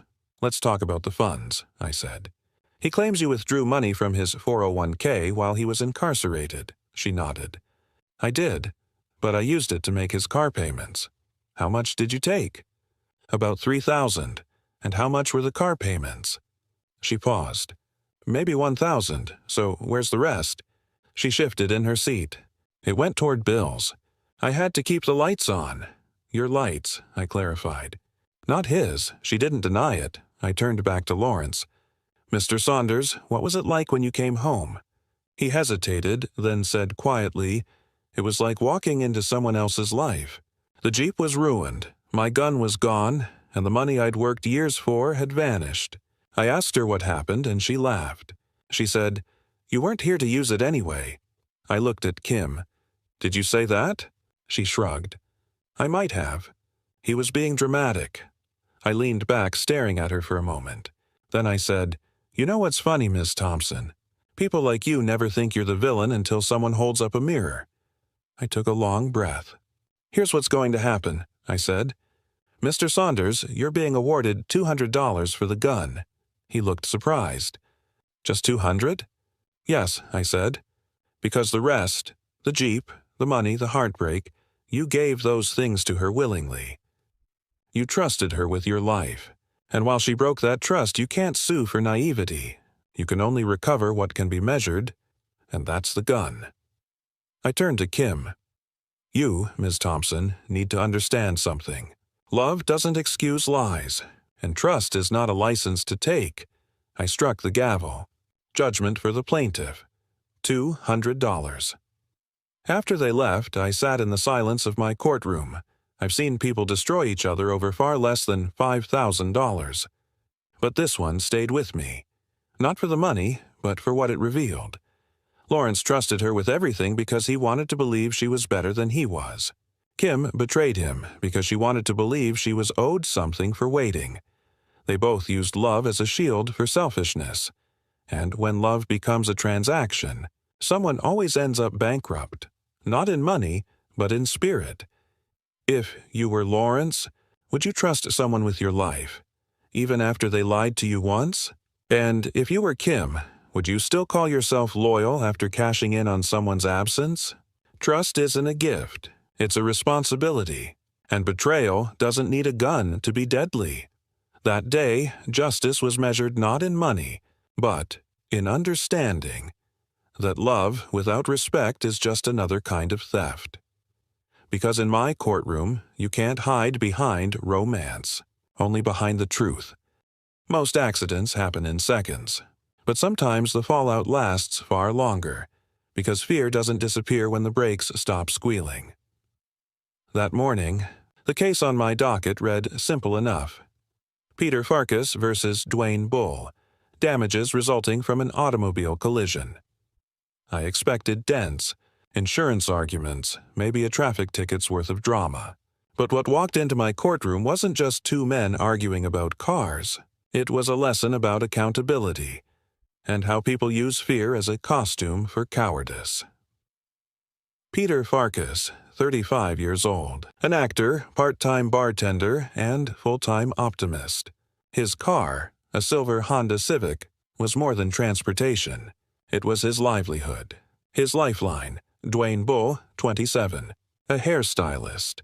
Confident, loud, flamboyant, the kind of man who could charm a crowd and talk his way into and out of anything. They met the way most strangers meet in Los Angeles, in traffic. And from that moment on, their lives collided harder than their bumpers ever did. It happened on Sunset Boulevard. A clear day. Mid-afternoon. Farkas was stopped at a red light. Behind him, Dwayne Bull. Distracted, frustrated, and, by his own admission, late for work and low on patience. Peter said, "I felt the hit before I heard it. My whole car jolted forward." He stepped out to inspect the damage. The bumper was crushed, the taillights shattered. Dwayne jumped out, flustered, waving his hands. "Oh my God, are you okay?" "Please, don't call the cops." "I don't have insurance," Peter sighed. "Then just pay for the damage," and Dwayne agreed. He even wrote a note on the spot, signing his name and promising to pay $1,800 for repairs. It should have been the end. But with fear, it never is. When Peter called him a week later, the tone had changed. Dwayne dodged his calls. Then, finally, a text came. "You backed into me. I shouldn't have to pay anything, so now..." Here they were. One man with a crumpled bumper and a signed promise, and another man with a guilty conscience and a mountain of excuses. "Mr. Farkas," I said, "tell me what happened after the accident." He stood straight, calm but frustrated. I tried to handle it privately. I gave him the estimate. $1,800. He said he'd send the money. Then he ghosted me. I turned to Dwayne. "Mr. Bull, is that true?" He smiled, too confident. "He's exaggerating." He backed into me. "He was rolling backward on a hill when I tapped him." I frowned. "Rolling backward on Sunset Boulevard? In Park?" He hesitated. "I mean, maybe not that much of a hill. Do you have insurance?" "No. Do you have a driver's license?" He looked at the ceiling. "Not technically valid right now." I raised an eyebrow. "So, no license, no insurance, and no credibility." Peter handed me the note. His handwriting neat, Dwayne's signature right beneath it. It read, "I, Dwayne Bull, accept a responsibility for the accident and agree to pay $1,800 to repair damages to Peter's vehicle." I looked at Dwayne. "Is this your signature?" He squirmed. "Yes, but I only signed because I was nervous." He pressured me. "Nervous?" I asked. "Were you also nervous when you drove without insurance? Or when you lied about who caused the accident?" He tried to laugh. "Your Honor, I didn't mean it that way." I leaned forward. "Mr. Bull, your mouth is writing checks your character can't cash. I've seen this pattern 1,000 times. People think fear is an excuse, but fear isn't an alibi. It's a mirror. It shows who you really are when the mask comes off. Mr. Bull," I said, "you didn't sign this because you were afraid of him. You signed it because you were afraid of responsibility." He said softly, "I didn't want the cops involved. I was already on probation." "Ah," I said, "so it wasn't fear of injustice, it was fear of consequences." He nodded. "That's the thing about consequences, Mr. Bull," I continued. "They catch up eventually, even when you're wearing your best smile." Peter said, "I didn't want to ruin his life. I just wanted him to do the right thing." I looked at him. "And he didn't, did he?" He shook his head. "No, ma'am." Dwayne's bravado melted. His voice dropped. "I didn't mean to hurt him. I just didn't have the money. I panicked." I sighed. "Mr. Bull, panic doesn't pay bills. You made a mistake. Then you made it worse by lying about it. That's not fear. That's cowardice." I picked up the judgment sheet. "Here's what's going to happen. You signed a document accepting full responsibility. You admitted fault. You have no insurance. You have no license. That means you have no defense. I looked him straight in the eye. Judgment for the plaintiff at $1,800. He looked down. Peter smiled faintly, not with triumph, but with relief. Before I struck the gavel, I added, Mr. Bull, being scared doesn't make you bad, but lying about it does. Learn the difference. After they left, I sat in the quiet of the courtroom. I thought about how fear drives people, not away from danger, but toward dishonor. Dwayne wasn't evil. He was just a man who couldn't admit he was wrong. And Peter, he was the kind of man who thought honesty would protect him. The truth is, in life, it often doesn't. But it does protect your soul, and that's worth more than any car repair. Fear makes people lie. Responsibility makes them grow. That day, justice wasn't about money. It was about making one man stop running, and another realize he'd been right to stand his ground. Sometimes the smallest cases carry the biggest truths. A bicycle, a friend, a favor gone wrong. That morning, when the bailiff called the case, I expected something simple, maybe a misunderstanding. But as the two men walked in, I could see it.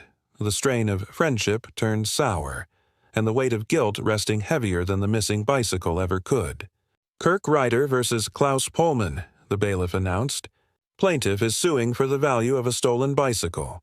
The plaintiff looked calm, almost sad. The defendant? Nervous, fidgeting, avoiding eye contact, already rehearsing excuses in his head. I've seen that look before. The look of someone who lost something that wasn't theirs, and the respect that came with it. Kirk Ryder, 38. A marketing executive, soft-spoken but sharp. He believed in loyalty, structure, and keeping promises. He'd lost a lot in his life, but he still believed in people. Klaus Pullman, 36. A free spirit, a talker. The kind of friend who means well but leaves chaos in his wake. He always had an explanation, never an apology. They'd been friends for years. Until one day, a simple favor turned into a test neither of them passed. I looked at Kirk. Mr. Ryder, tell me what happened. He adjusted his glasses. I loaned Klaus my bike, a Univega hybrid, so he could commute to work. I wasn't using it much, and I trusted him. How long did he have it? About 6 months. Did you ever ask for it back? He nodded. A few times. He always said he'd bring it over. Then, one day, he told me it had been stolen from his garage. I turned to Klaus. Mr. Pullman, is that true? He nodded quickly. Yes, Your Honor, I feel bad about it. But it wasn't my fault. It was stolen along with 2 other bikes in the garage. Whose garage? My roommate's. I smiled faintly. So not even your garage, meaning the bike was sitting in a place that wasn't secure, a place the owner didn't even know it was in. He hesitated. I guess you could say that. I leaned forward. I'm saying exactly that. Klaus began his defense. It's not like I didn't care, Judge. I just didn't think I should have to pay for something I didn't steal. If I'd known it would get taken, I never would have kept it there. I asked. Was it locked? He shook his head. No, but it was inside the garage. I thought that was enough. I nodded slowly. You thought it was enough? That's the difference between people who take responsibility and people who make excuses. The courtroom went still, because everyone knew exactly which side he was on. Kirk pulled out a photograph. A bright blue hybrid bike, a little worn, but well cared for. It wasn't just a bike, he said softly. It belonged to a close friend of mine who passed away. He gave it to me before he died. I kept it for years. I only lent it to Klaus because I trusted him. His voice cracked on the last word. I turned back to Klaus. Did you know that? He swallowed. No, I didn't. I stared at him for a long moment. Would it have changed how careful you were? He hesitated again, and that hesitation said everything.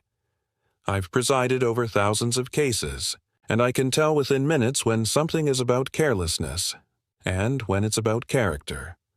Klaus, I said, when someone entrusts you with something, especially something with meaning, you don't treat it like an object. You treat it like a promise. He started to speak. I didn't mean... I stopped him. I know you didn't mean to lose it. But you did, and meaning doesn't erase responsibility. I explained it simply. When you borrow something, you become responsible for it. It doesn't matter if you intended to lose it or not. If it's in your care, it's in your hands, legally and morally. He sighed. I don't have a lot of money. The bike wasn't even new. I nodded. Then it should be easy to pay him back, because what you owe isn't about value. It's about integrity. I looked at Kirk. What was the value of the bike? About $150, Your Honor, I nodded. Judgment for the plaintiff, $150. Then I turned to Klaus. Mr. Pullman, $150 won't buy you back your friend's respect, but it might remind you that promises aren't free. He looked down. For once, he didn't argue. Kirk gave a quiet nod, not in satisfaction, but closure, because sometimes closure doesn't come from justice. It comes from finally letting go of disappointment. After they left, I sat for a while, thinking about how fragile trust really is. It's strange. People protect their property better than they protect each other's faith in them. Cleus didn't mean harm, but neglect isn't innocent. It's the silent twin of betrayal, and Kirk. He didn't sue for money. He sued for acknowledgement, for someone to finally say, "I'm sorry." But some people can't even pay that debt. If you were Kirk, would you lend something precious to a friend again? Would you forgive carelessness that broke more than property? And if you were Klaus, would you see this as punishment or a lesson? Responsibility doesn't start with guilt. It starts with respect. That day, I didn't just rule on a lost bicycle. I ruled on something far rarer, a reminder that friendship is a contract too, and breaking it leaves scars money can't cover.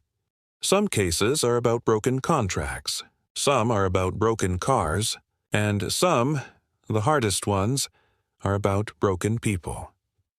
That morning, when the bailiff called the case, I noticed the woman walking in slowly, clutching papers with trembling hands. Her eyes darted nervously around the courtroom. Behind her came a man, tall, angry, and unrepentant. You could feel the fear following her like a shadow. Tamara McBride versus Bernard Golden, the bailiff announced. Plaintiff is suing for a $640 phone bill. A phone bill. That's what the papers said. But what stood behind those numbers wasn't money. It was power, control, and a woman finally brave enough to stand up to both. Tamara McBride, 38. Disabled, living on SSI, surviving on a small government check, and a lot of patience. She had been in an on-and-off relationship with Bernard for 3 years. She described him as charming, passionate, and terrifying when angry. Bernard Golden, 42. Unemployed but proud, living off his girlfriend's kindness. At least, that's how it started. Then kindness turned into survival. They met at church. She thought he was safe. He thought she was easy to control, and for a while they both got what they wanted, until the phone bill arrived. I looked at Tamara. "Miss McBride, tell me what this case is about." She spoke softly, barely above a whisper.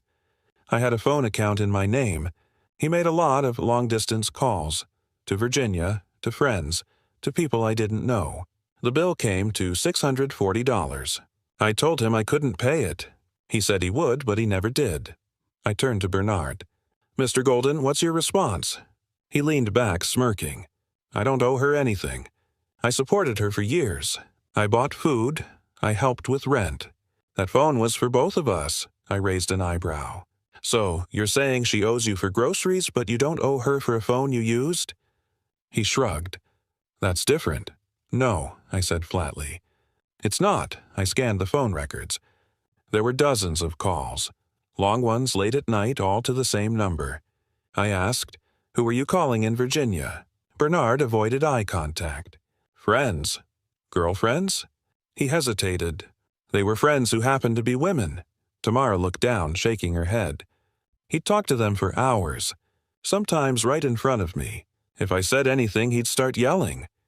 I looked back at Bernard. "Did you ever threaten her?" He snorted. "She's dramatic. I never laid a hand on her." She whispered. He didn't have to. His words were enough. Tamara handed me a stack of letters. Not legal documents, but prayers, written by Bernard. In shaky handwriting, he had written, "Lord, deliver me from this evil woman. May her heart turn to dust. May she feel the pain she's caused me." I looked up at him. "You wrote this?" He shrugged. I was angry. I tapped the page. Anger is human, but this isn't a prayer. It's a curse with punctuation. He glared at me. "I don't care what you think. I just wanted her gone." I stared back. "Well, congratulations. You got your wish. Now you're about to get a bill, too." Tamara's voice broke as she said, "He told me if I called the police again, he'd kill me." The courtroom went still. You could hear her breathing, short and sharp. Bernard jumped in. "She's lying." I never said that. I looked at him coldly. "Sir, I've seen fear before. It doesn't lie. It shakes, it stumbles, but it doesn't lie." I turned to Tamara. "Did you ever try to cut him off the phone account?" She nodded. "I tried, but he always found a way to call again. He said if I disconnected it, he'd come to my house." Her eyes filled with tears. "I just wanted peace." I looked at Bernard. "Mr. Golden, do you understand what this case is really about?" He shrugged again. "It's about a phone bill." "No," I said, my voice rising slightly. "It's about respect. You used this woman's kindness like a bank account. You made her pay for your calls, your ego, and your cruelty. Now it's time you pay her back." He tried to interrupt. "I didn't mean to hurt her. I cut him off. You didn't have to mean it. You just had to do it." I took a breath. "Here's my judgment. Mr. Golden, you will pay Ms. McBride $640, the full amount of the phone bill." He started to protest. "This is ridiculous." I raised a hand. "What's ridiculous is a grown man praying for vengeance on the woman who kept his lights on." He went silent. I turned to Tamara. "You don't owe him forgiveness. You only owe yourself peace." Then I struck the gavel. Judgment for the plaintiff. After they left, the room stayed heavy. I've seen hundreds of cases like this, not about money, but control. It always starts small, a phone bill, a car payment, a favor. Then it grows into a chain. And by the time they realize it, they've forgotten what freedom feels like. Tamara came to court to reclaim a few $100s. But what she really reclaimed was her voice. And sometimes, in a courtroom full of noise, that's the loudest kind of justice there is. If you were Tamara, would you have had the strength to stand up and face him? Would you have risked his anger for your peace? And if you were Bernard, would you finally see that cruelty doesn't make you powerful? It makes you pitiful? Love shouldn't feel like fear, and fear shouldn't cost $640. That day, justice wasn't measured in dollars. It was measured in courage. Because sometimes the bravest thing a person can do is walk into a courtroom and say, "You don't get to scare me anymore." I've seen a lot in my courtroom: greed, betrayal, lies. But what walked in that morning wasn't about any of those things. It was about innocence, and what happens when the world takes it away too soon. Two parents entered my courtroom, strangers to each other, but bound by something they couldn't undo: a pregnancy between their teenage children. "Mr. Herron versus Ms. Brown," the bailiff announced. "Plaintiff is suing for $2,000 in medical expenses following his daughter's miscarriage." The air was heavy. The man stood rigid, his jaw tight with controlled fury. Across from him, a woman sat calm but cold, her eyes saying everything her lawyer didn't. This wasn't about money. It was about guilt, blame, and the desperate need to find meaning in heartbreak. David Herron, 52. A proud father, hardworking, stern, the kind of man who believes in right and wrong, and nothing in between. His daughter, Denise, 16, bright, soft-spoken, and too young to be sitting in a courtroom that wasn't for her mistakes alone. Helen Brown, 48. Single mother, strong, protective. She'd raised her son, Dantrell, 16, with grit and suspicion of authority. To her, this case wasn't about justice. It was about survival. Two teenagers. Two parents. One loss that neither family would ever truly recover from. "Mr. Herron," I began, "tell me why you're suing Miss Brown." He cleared his throat, voice trembling with restrained anger. My daughter was pregnant by her son, Dantrell. She was 16. She miscarried. I paid the hospital bill, over $2,000. I believe his family should pay half. They're equally responsible. I turned to Ms. Brown. Ms. Brown, is that true? She nodded slightly. There was a pregnancy, but there's no proof my son was the father. There's no child, no DNA test. And I think her miscarriage happened because her father stressed her out, not because of my son. The words hit the room like a slap. Mr. Heron slammed his hand against the table. That's a lie. Quiet, I snapped. Sit down. I turned back to Ms. Brown. You're saying the girl's emotional distress caused the miscarriage? Yes, ma'am. He called her names, shamed her, and threw her out. The courtroom was still. I looked at Mr. Heron, a proud man cracking under the weight of his own grief. Did you yell at your daughter? I asked. He hesitated. I told her she was too young, that she'd thrown away her future. I nodded slowly. And then she lost the baby? He closed his eyes. Yes. That was the first moment he looked human.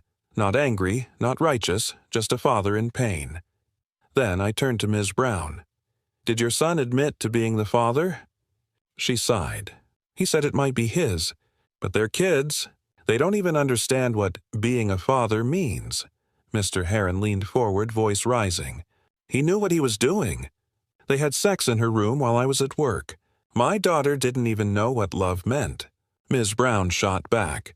And you think yelling at her helped? My son didn't make her lose that baby. You did.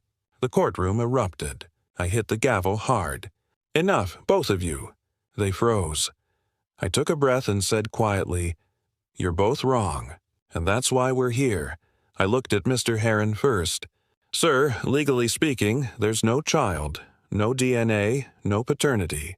The court cannot compel this woman to pay for something that cannot be proven. He looked shocked. So I just eat the cost? Yes, I said gently. Because what you're really trying to make her pay for isn't the bill. It's the pain. Then I turned to Ms. Brown. And you, stop pretending your son is innocent. If he was old enough to sleep with a girl, he's old enough to understand that actions have consequences. She looked at the floor. I continued. This isn't about who's guilty. It's about two children who didn't understand the cost of what they were doing. And now, two parents trying to clean up after it with pride instead of compassion. I turned to the boy, Dantrell, who had been sitting silently in the back. He avoided my eyes. Stand up, I said. He hesitated, then rose. You think you're a man? He shook his head. No, ma'am, you're right. Because men take responsibility, even when the law says they don't have to. He swallowed hard. If you believe that child was yours, I said, then you find a way to make things right. You can't pay for a baby that never came into this world, but you can honor the pain of the one who almost did. I looked between the parents. Both looked exhausted, beaten not by the system, but by emotion. Here's my ruling, I said. There will be no monetary judgment. Legally, Ms. Brown is not responsible. But this is not a legal issue. It's a moral one. I turned to Mr. Heron. Sir, yelling won't bring your grandchild back, and no judgment can erase the shame you feel. But healing doesn't start with lawsuits. It starts with forgiveness. He looked down, silent tears forming. I turned to Ms. Brown. Your son is lucky. He's been given a second chance. Don't let him waste it pretending this never happened. I hit the gavel softly. Case dismissed. After they left, the silence in the courtroom lingered longer than usual. Even the audience didn't move. I sat there, thinking about how fragile life can be, and how easily adults forget that children make mistakes because they're still learning what love, responsibility, and loss mean. Denise lost a baby. Dantrell lost his innocence, and their parents lost the chance to teach them gently. If you were Mr. Heron, would you forgive the boy who changed your daughter's life? Would you learn to guide her with love instead of anger? And if you were Ms. Brown, would you make your son face what he did? Or would you keep protecting him from growing up? Children make mistakes. But it's adults who decide whether those mistakes become lessons or lifelong scars. That day, the law couldn't give justice. But maybe, just maybe, it gave them something better. The truth. There are cases that come into my courtroom wrapped in paperwork. Then there are cases wrapped in tears, regret, and the sound of a family falling apart. That morning, when the bailiff called the case, I knew before anyone spoke. This wasn't going to be about money. It was going to be about heartbreak. Daryl Thompson and his mother versus Derek Thompson, the bailiff announced. Plaintiffs are suing for $5,000, the cost of bail money paid for the defendant's release from jail. A mother. 2 sons, but you could already tell, only one of them still believed in family. Derek Thompson, 32, a son who had been in and out of trouble more times than he could count, always promising to do better, never following through, charming, selfish, and dangerously comfortable with being rescued. Daryl Thompson, 34. The older brother, quiet, responsible, the kind of man who keeps the family afloat while his sibling sinks it. Mrs. Thompson, 60.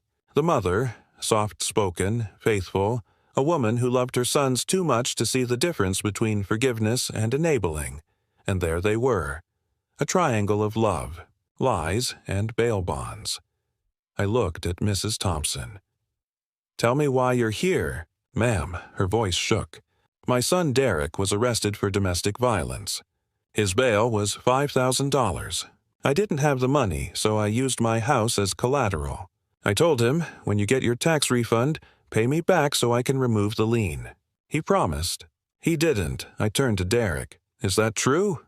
He shrugged. "Yeah, but I needed that money. My van broke down. I had to fix it to get to work." I raised an eyebrow. "Let me get this straight. Your mother put her home on the line for you, and when you finally had the means to pay her back, you spent the money on your car?" He nodded. "Yeah, I was going to pay her later." I turned to Daryl. "You're part of this suit too, correct?" He nodded. "Yes, Your Honor. I helped with the bail too. I co-signed because my mother was terrified of losing the house. We believed him when he said he'd pay us back." Derek rolled his eyes. "I told you I'd handle it." Daryl snapped. "You've been saying that for years." "Derek, you handle it by letting everyone else clean up your mess." The tension was thick, the kind of silence that comes when love starts curdling into anger. I turned to Mrs. Thompson. "Ma'am, how many times have you bailed your son out?" Her hands trembled. 3. "And has he ever paid you back?" "No, Your Honor," I sighed. "Then why did you do it again?" She smiled weakly. "Because he's my son." There it was, the saddest answer I hear too often in my courtroom. Because love, when it forgets boundaries, becomes a trap. I said softly, "Love without accountability isn't love. It's permission." Derek leaned forward, defensive. "You don't know what it's like. When you've got no one, your family's supposed to be there. That's what family means." I met his stare. "No, Mr. Thompson, family means you show up when they need you, not only when you need them." He shot back. "My mom wanted to help. I didn't force her." I nodded. "You didn't have to force her. You just knew she'd say yes, and you've been using that yes your whole life." He looked away. The truth has a way of shutting people up. I turned to Mrs. Thompson. "You love your son, don't you?" Tears welled up. "With all my heart. And you want him to change?" "Yes." "Then stop saving him." She blinked. Confused, I said, "If you keep catching him every time he falls, he'll never learn what the ground feels like." Daryl nodded slowly beside her, his voice breaking. "I've been saying that for years, Mom," Derek muttered. "You're both against me now?" I looked at him sharply. "No, they're for you. Just not for your lies." I picked up the file. "Here's my ruling. Derek Thompson, you owe your mother and brother $5,000, the full amount of the bail money. You promised to repay them when you got your refund. You didn't. You broke that promise." He opened his mouth to argue, but I continued. "And let me be clear. This isn't about the money. It's about respect. You used your mother's love as collateral. And that, Mr. Thompson, is theft. Not of dollars, but of dignity." I turned to Mrs. Thompson.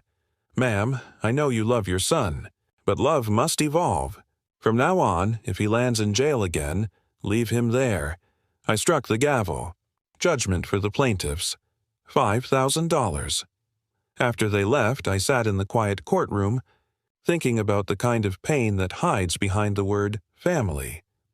Mothers like Mrs. Thompson live on the edge of heartbreak every day, trying to save a child who doesn't want to be saved. And sons like Derek, they live on borrowed forgiveness, but forgiveness, like money, runs out. Daryl walked out with his mother's arm in his. Derek stormed out alone, and for the first time, I think Mrs. Thompson realized, sometimes losing a child's trust is the only way to make them grow up. If you were Mrs. Thompson, could you still love a child who keeps breaking your heart? Would you still open the door, knowing every thank you ends with another betrayal? And if you were Derek, would you ever look in the mirror and admit that being saved doesn't make you safe? Love doesn't mean endless forgiveness. It means drawing the line, so the people you love don't destroy you while you're trying to save them. That day, the law restored money, but the lesson restored something deeper: self-respect. Because in the end, justice doesn't just belong to the victims. Sometimes it belongs to those brave enough to stop being enablers.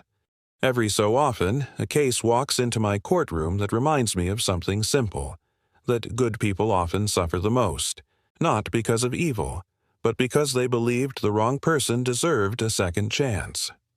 That morning, when the bailiff called the case, I saw it immediately. The face of a man who gave too much, and another who took too easily. Carlos Regis versus Christopher Foster, the bailiff announced.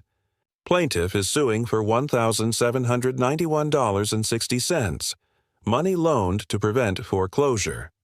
Two men walked in. The first, quiet, polite, humble, the kind of man you'd trust instantly. The second, defensive, fidgety, eyes darting, the kind of man who'd mistake compassion for weakness. This wasn't about money. It was about betrayal with a smile. Carlos Regis, 41, a massage therapist. He believed in kindness, in karma, in doing good because it's the right thing, not because it's required. Christopher Foster, 39, a father of two, recently unemployed, living in the same neighborhood as Carlos. He was struggling to make ends meet, or at least, that's what he said. They weren't best friends, but they were close enough for Carlos to think he'd do the same for me. But friendship, as I've learned, isn't tested when times are good. It's tested when money changes hands. I looked at Carlos. "Tell me what happened, Mr. Regis." He spoke calmly. Chris came to me in tears. He said the bank was about to foreclose on his house. He needed money immediately. He had kids, and I couldn't stand the thought of them being out on the street. So I took money out of my savings and paid $1,191.60 directly to his mortgage company. I asked, "Did he promise to pay you back?" "Yes, within 2 weeks. He said he was waiting for his paycheck." "And how long ago was that?" Carlos sighed. "Over a year." I turned to Foster. "Mr. Foster, did he loan you that money?" He nodded. "Yes, but things got tough. I meant to pay him back." I raised an eyebrow. "You meant to? What happened?" He shrugged. Bills piled up. My kids needed school supplies. Then the car broke down. I didn't have the money. So you had money for repairs and school, but not for the man who saved your house. He frowned. "That's not fair. I was just trying to take care of my family." I leaned forward, and he was trying to take care of yours too, with his money. He didn't respond. Carlos looked at me. I didn't ask for interest. I didn't even ask for a deadline. All I wanted was honesty. That's when I saw it. That familiar heartbreak of a kind man realizing decency isn't contagious. I turned to Foster. "Mr. Foster, you knew he was helping you out of compassion, didn't you?" He nodded reluctantly. "Yes. And you still didn't pay him back?" He shrugged again. "I planned to, but then I figured, he's doing okay. He didn't need it right away." I slammed my pen down. "Wrong. He needed his dignity back. He needed to know his kindness wasn't wasted." Foster tried again. I didn't think it was that big of a deal. Carlos turned toward him, his voice rising for the first time. Not a big deal? I paid your mortgage. I saved your home. You said your kids wouldn't have a place to sleep. Foster shot back, and they didn't. That's thanks to you. Why are you acting like I robbed you? I raised my hand. Because you did, just without a weapon. The courtroom went silent. Because that's what betrayal by a friend is. A robbery of trust. I opened the file. Let's be clear. You borrowed money. There's proof of payment directly to your mortgage company. That's not a gift. That's a loan. When you promise to repay and don't, it becomes a debt. And when you justify that debt with excuses, it becomes an insult. Foster looked defeated, but I wasn't done. Mr. Regis didn't just save your home. He saved your pride, and this is how you repay him? By pretending generosity cancels obligation? He muttered, I was going to pay him someday. I smiled coldly. Someday isn't a date, Mr. Foster. It's an excuse. I took a breath. Judgment for the plaintiff, 1791.60. Foster shook his head. That's all. You don't even care that I was struggling? I looked at him sharply. I care that you're a grown man who hid behind your struggle instead of rising above it. I turned to Carlos. You did the right thing. But next time, make sure your kindness has boundaries, because people who can't manage their own lives will gladly manage your generosity for you. Then I struck the gavel. Case closed. After they left, I stayed for a moment in the quiet courtroom, because sometimes what's left unsaid in these cases weighs more than the verdict itself. Carlos walked out quietly, head high. Not proud, just resolved. He wasn't celebrating money won. He was mourning a friendship lost. Foster left in silence, muttering about bad luck, never realizing that bad luck was just another word for bad character. And I sat there thinking, in life, there are two kinds of people, those who pay their debts and those who make excuses for them. Only one of them sleeps well at night. If you were Carlos, would you help again, knowing the person might betray you? Or would you turn away next time, afraid to care? And if you were Foster, would you call it hard times? Or would you admit it was just laziness dressed up as struggle? Money tests people, but character decides who passes. That day, justice didn't just repay a loan. It restored the value of decency. Because the moment you betray someone's kindness, you don't lose their money. You lose the right to ever call yourself their friend. Justice isn't about glamour. It's not about the industry, or the headlines, or the paycheck. It's about something simpler. A promise kept. That morning, when the bailiff called the case, I could feel the tension ripple across the courtroom. The plaintiff walked in confident, elegant, composed. The defendant followed, smirking, self-assured, flanked by lawyers. Kylie Ireland versus Sin City Entertainment, the bailiff read. Plaintiff is suing for $5,000 for breach of contract. I glanced at the file. An adult film actress suing a studio for unpaid work. The kind of case most judges would smirk at. But I've never cared about appearances. Because in my courtroom, respect isn't rated by the kind of work you do. It's measured by whether you keep your word. Kylie Ireland, 29. Smart, confident, articulate. A woman who made her living in the adult film industry. Not ashamed, not boastful, just professional. Mickey Blank, 42, executive producer at Sin City Entertainment. Polished, evasive, and convinced he could talk his way through anything. They'd signed a 6-month contract. 6 films, 6 paychecks, and the promise of fair treatment. But promises mean nothing if the other side decides your profession makes you disposable. I looked at Kylie. Tell me why you're here. She met my eyes directly. Calm, clear, and fearless. I signed a contract with Sin City. 6 films in 6 months. They used my name in promotions, interviews, and advertising. But they never hired me for a single shoot. They didn't pay me, and they refused to release me from the contract. I turned to Mickey. Mr. Blank, your response. He leaned back, smooth as oil. Your Honor, there was a miscommunication. We changed the company's direction. We had other priorities. It wasn't personal. I stared at him. It wasn't personal? You tied this woman's name to your company, limited her ability to work elsewhere, used her for publicity, and you think that's not personal? He smiled awkwardly. Well, it's business. I tapped my pen. And business has rules, one of which is called a contract. I could feel the audience leaning forward. Kylie spoke again, voice steady but firm. I kept my end of the deal. I showed up. I promoted their brand. I even turned down other offers because I believed they'd honor the contract. And when I asked why I wasn't being booked, they said, "You're not our type anymore." I turned sharply to Mickey. "Did you say that?" He hesitated. I may have said something like that, yes.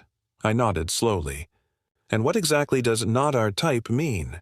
He shifted uncomfortably. We wanted to focus on new talent. I smiled, not kindly. Translation: you used her name to sell your brand, then threw her away when she stopped being useful. He looked down. Kylie spoke softly now, and in her voice there was no bitterness, just exhaustion. People think because of what I do, I don't deserve respect. But I work hard. I show up on time, I do my job, and I expect to be treated like a professional, not a punchline. The courtroom went silent. I let her words hang there. Then I said, "Miss Ireland, what you do for a living isn't on trial here. What's on trial is whether this company believes that contracts only matter for people they approve of. And in my courtroom, that's not how it works." Mickey tried to recover. "We didn't mean any harm.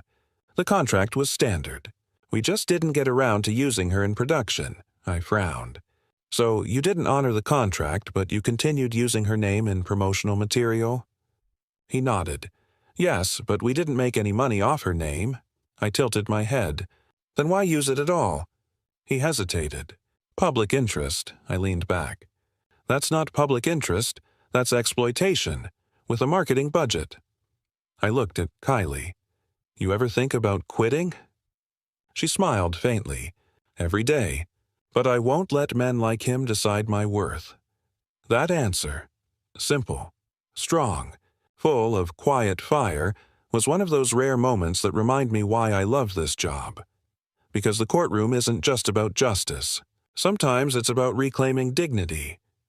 I took a deep breath. "Here's my judgment." I turned to Mickey. "Your company breached the contract. You bound this woman legally, used her name commercially, and failed to deliver your end of the bargain.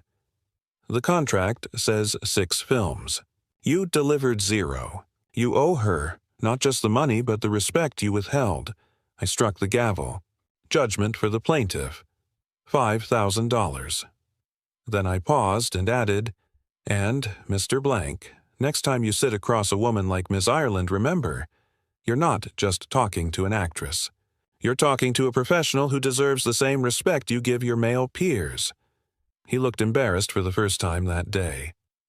After they left, I sat for a moment, thinking about how often power hides behind professionalism, how often women in every field are told they're not the right type, when what people really mean is, you're too strong to manipulate.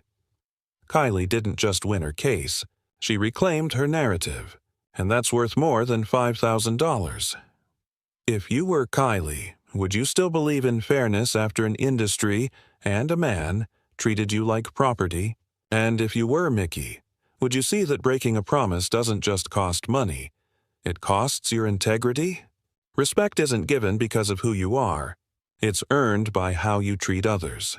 That day, the law didn't just settle a contract. It restored a truth, that every job, every promise, every person deserves respect. Because dignity isn't rated by industry. It's measured by honesty. Some cases are about money. Some are about pride. But this one was about the price of forgiveness. I remember that morning well. The courtroom was unusually quiet.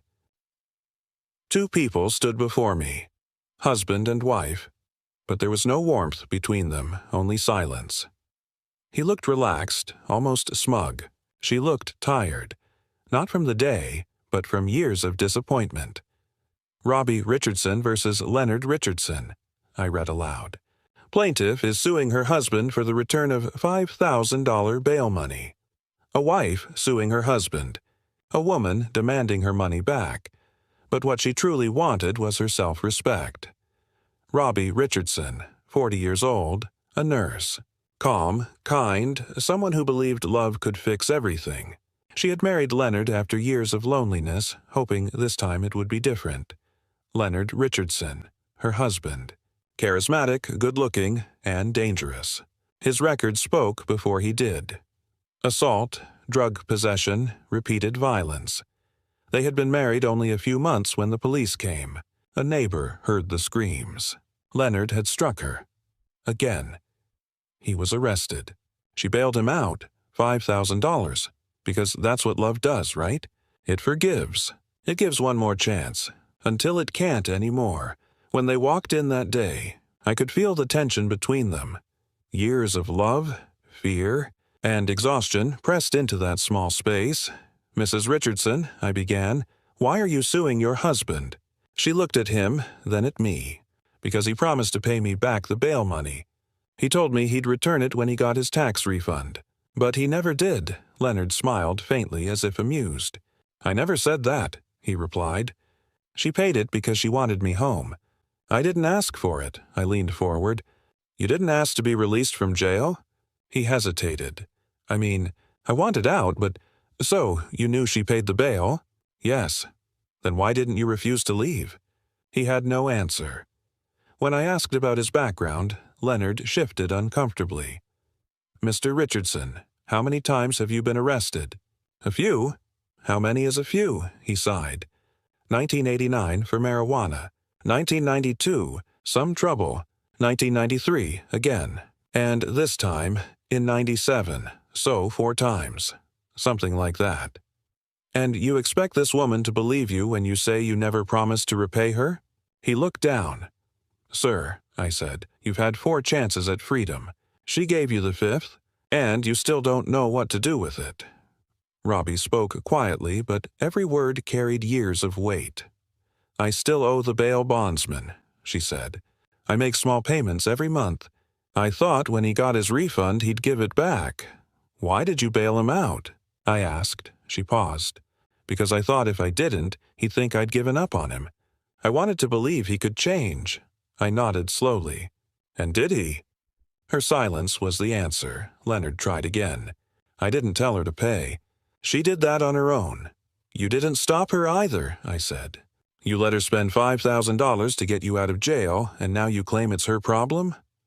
He shrugged. "She wanted me home." "No," I said sharply. "She wanted a husband. You gave her a criminal." The words hung in the air. He shifted his feet but said nothing. "Sir, forgiveness isn't free. When someone bails you out, they are buying your chance to do better. You wasted it." "Mrs. Richardson," I said softly, "you can't love someone into being good. You can only love yourself enough to stop being hurt." She nodded, wiping a tear. "I know that now." "Then today," I said, "we make that lesson official." I struck the gavel once. Judgment for the plaintiff in the amount of $5,000. Then I looked directly at Leonard. "Sir, you will repay her. Every dollar. And when you do, I hope you understand you're not just repaying money. You're repaying trust you never deserved." He didn't look up. I turned to Robbie. "Mrs. Richardson, your kindness was never your weakness. It was his test, and he failed it." After they left, I sat alone for a moment. The file still open, the echo of the gavel still in my ears. So many women like Robbie come through my courtroom. Strong, forgiving, and always hoping that this time, love will win over history. But history doesn't change with hope. It changes with courage. Forgiveness is beautiful, but blind forgiveness keeps the cycle alive. If you were Robbie, would you have paid his bail? Would you have believed him again? And if you were Leonard, would you have had the decency to repay the one person who still saw good in you? The law doesn't punish kindness. It protects it from those who mistake it for weakness. That day, I didn't just return $5,000. I gave a woman back the power she forgot she had. And in that small victory, Justice felt a little less cold. Some cases begin with betrayal. Others begin with a lie. But this one began with a dance. I still remember the sound. Laughter, music, the shuffle of shoes across a gym floor. It was supposed to be a happy night. But in a single second, that joy turned into rage. When the music stopped, a gold chain snapped. And so did something inside a young man's heart. Latasha Norris versus Kenneth Lambert. I read aloud. Plaintiff is suing for $300. The value of a gold chain broken in anger. The courtroom was silent. Two teenagers, barely adults, stood before me.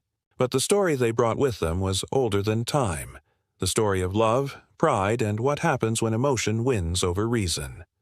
Latasha Norris, 19 years old. Soft-spoken, calm, the kind of girl who carried dignity like a secret. She had come with her mother, who sat quietly behind her, arms crossed. Kenneth Lambert, 21. Tall, young, wearing bravado like armor. He looked at the floor more than he looked at her. They had once been in love, or something close to it. But when love ended, anger took its place. And that's what brought them here. They met at a summer block party. Kenneth had just started working as a mechanic. Latasha worked part-time at a beauty salon. They dated for almost a year. Long enough to build habits, short enough to believe nothing could go wrong. Then came the night of the party. Latasha was dancing with friends when Kenneth walked in. He saw her laughing, saw another man beside her, and something in him snapped. He crossed the room, shouting her name. The music stopped. Everyone turned. She tried to calm him. He grabbed at the gold chain around her neck, a small, delicate piece with her mother's initials on it, and tore it off. The chain broke. So did her respect for him. "Miss Norris," I began, "tell me what happened that night." She spoke slowly, carefully. "We were at a party. I was dancing. He came in angry, jealous, I guess. He pulled at my chain. It snapped. My mother gave it to me. He never apologized. He said I deserved it." I turned to Kenneth. "Is that true?" He hesitated. I was mad. She was dancing with somebody else. I lost control. "But that chain, I bought it for her." Latasha interrupted, her voice firm now. "No, you didn't. My mother gave it to me when I turned 16. I looked at him. So you broke it, and it wasn't even yours." He shrugged, half smiling. "I didn't mean to. I just reacted. I tapped my pen once. I just reacted. That's what people say when they don't want to take responsibility for their choices." I asked her mother to step forward. Her name was Gloria Norris. Strong, composed, the kind of woman who had seen too much to be easily impressed. "Mrs. Norris," I said, "tell me about the chain." "It was mine," she said firmly. "I gave it to Latasha on her 16th birthday. When I heard what he did, I called him. He told me, I just lost it. And I told him, well, I could lose it too, at your front door." A few chuckles rippled through the courtroom, but her eyes never softened. "Judge, that boy didn't just break a chain. He broke trust. And I taught my daughter not to let that go unpaid." I smiled. "Well said, Mrs. Norris. Seems like your daughter learned her lessons well." "Kenneth," I said, "you said you didn't mean to break the chain. But what did you mean to do when you grabbed it?" He looked confused. "I don't know. I was mad. She was dancing with another guy. After everything we've been through." "Everything you've been through?" I repeated. "You're 21. You've been through 2 birthdays and 1 relationship. That's not tragedy. That's youth." The courtroom chuckled softly. "Kenneth," I continued, "anger doesn't make you a man. Control does. You think breaking her jewelry makes you strong. It makes you small." He stood silent for a long moment. Then finally he spoke. "I don't have the money right now. I got a baby. I just bought a Camaro. I'm trying to handle things." I stopped writing and looked up. "You just said you spend $340 a month on your car and $273 on your child. Congratulations. You just told me your priorities. And your child isn't first." He froze. The room went silent again. I leaned in. "When you become a father, you don't just provide for your child. You teach them what kind of person to be. And right now, You're teaching them that temper is stronger than truth." He said nothing. He didn't need to. I closed my notebook and looked at both of them. "Mr. Lambert, you owe Ms. Norris $300, the value of the chain you broke. You will pay for it because when you break something, you buy it. That's not punishment. That's accountability." Then I turned to Latasha. "Miss Norris, you did the right thing coming here. You didn't let anger define you.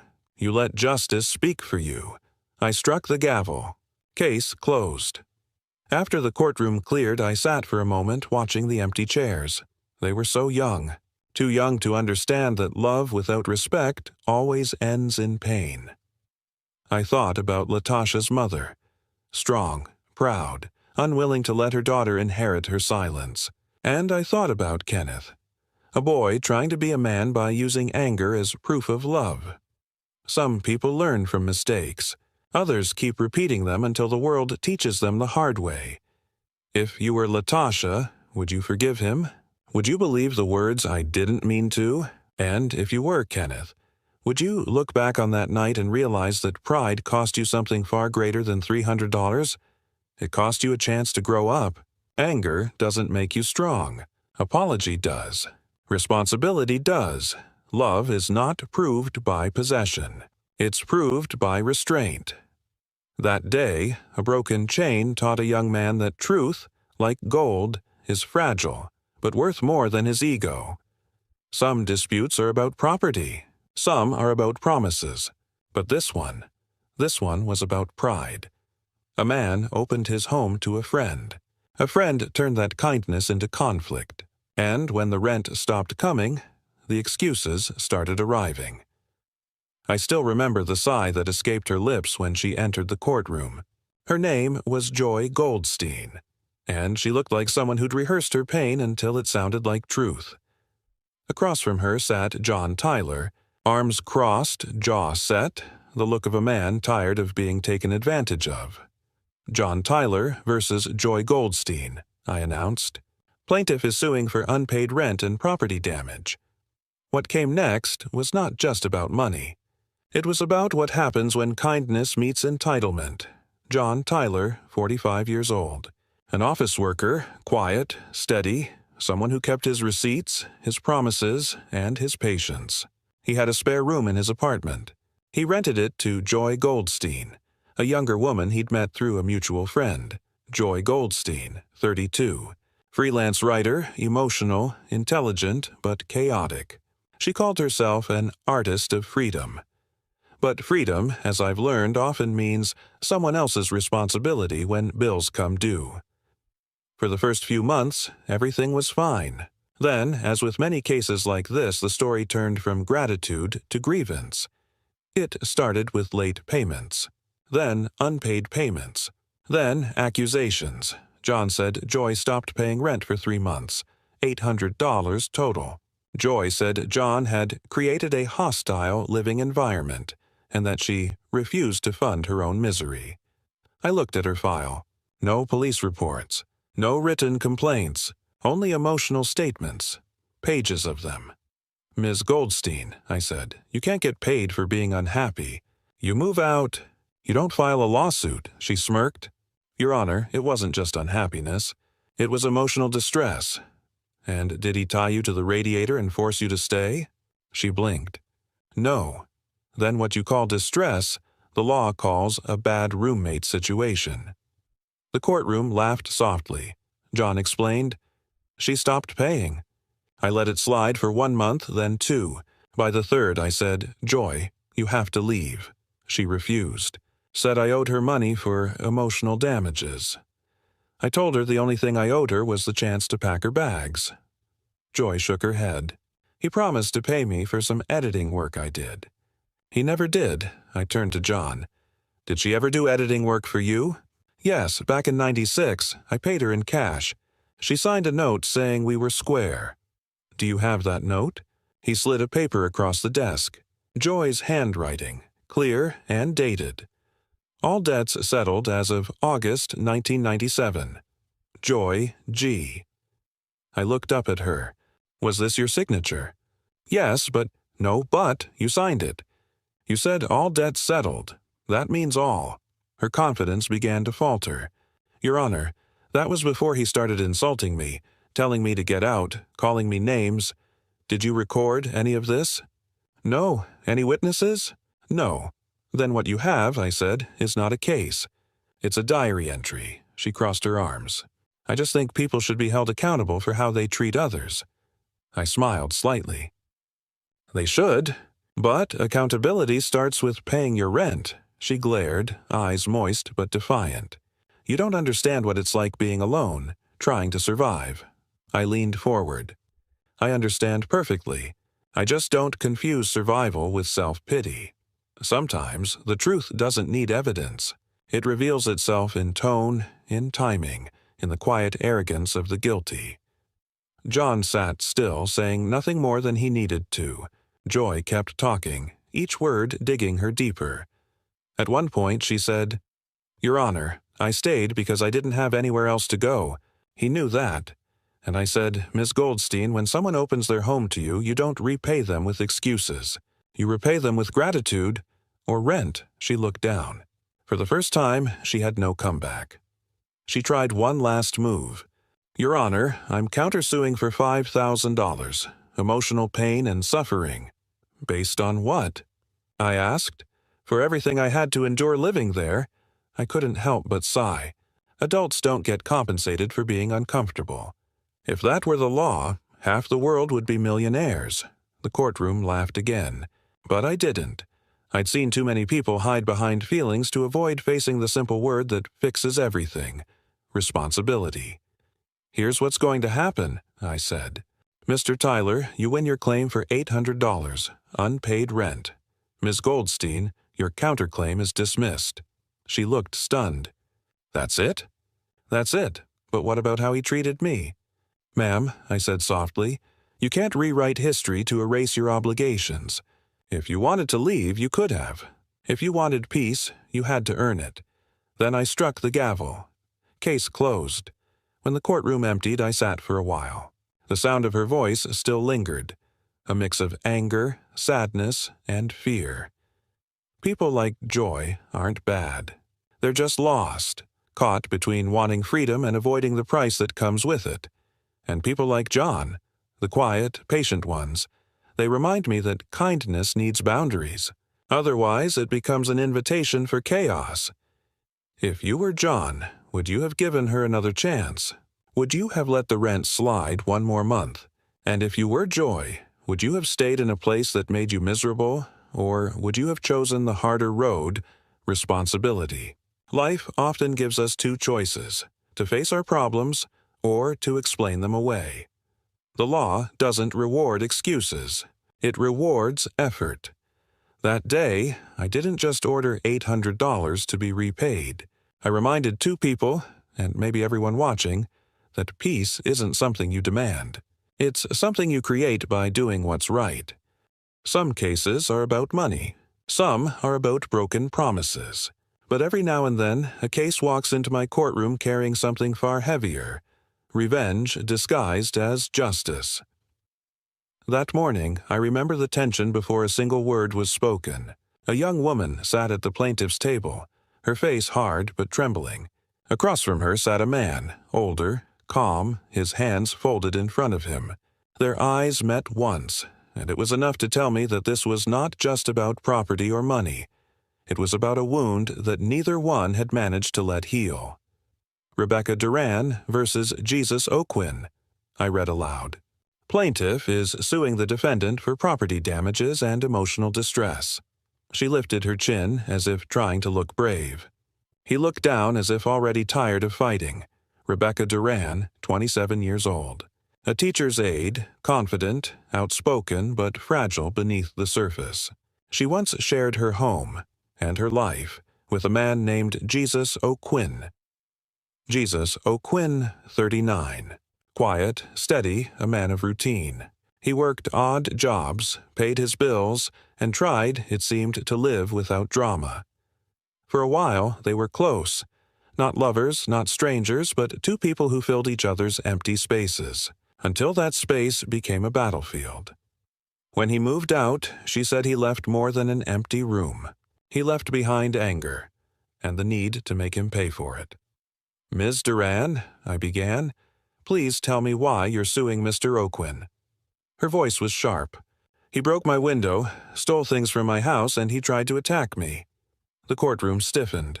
Those were serious accusations. I turned to O'Quinn. He didn't flinch. That's not true, he said quietly. She's saying that because I sued her first. She lost. Now she's trying to destroy me. Her eyes flashed. He's lying. I raised my hand.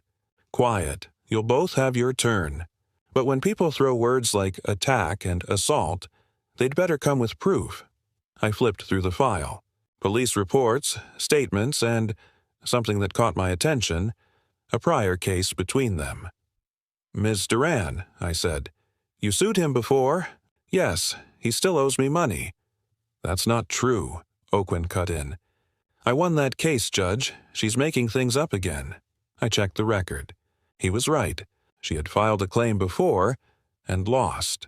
Now, less than 2 months later, she was suing again, with even stronger accusations. Ms. Duran, I asked, did you file a police report for this alleged assault? Yes, I did. Was he arrested? No. Was the case pursued by the district attorney? No, but that doesn't mean he's innocent. I looked at her for a long moment. No, it doesn't. But it also doesn't mean you're telling the truth. O'Quinn finally spoke again. Your Honor, that night she's talking about, I was at church. Rebecca laughed bitterly. At church? Convenient, he didn't raise his voice. I was with my pastor and a police officer who volunteers there. They can both confirm it. I turned to him. You have witnesses? Yes, ma'am. Both of them gave statements. I read the letters. One from Reverend Carter, one from Officer Lee, each confirming O'Quinn's alibi.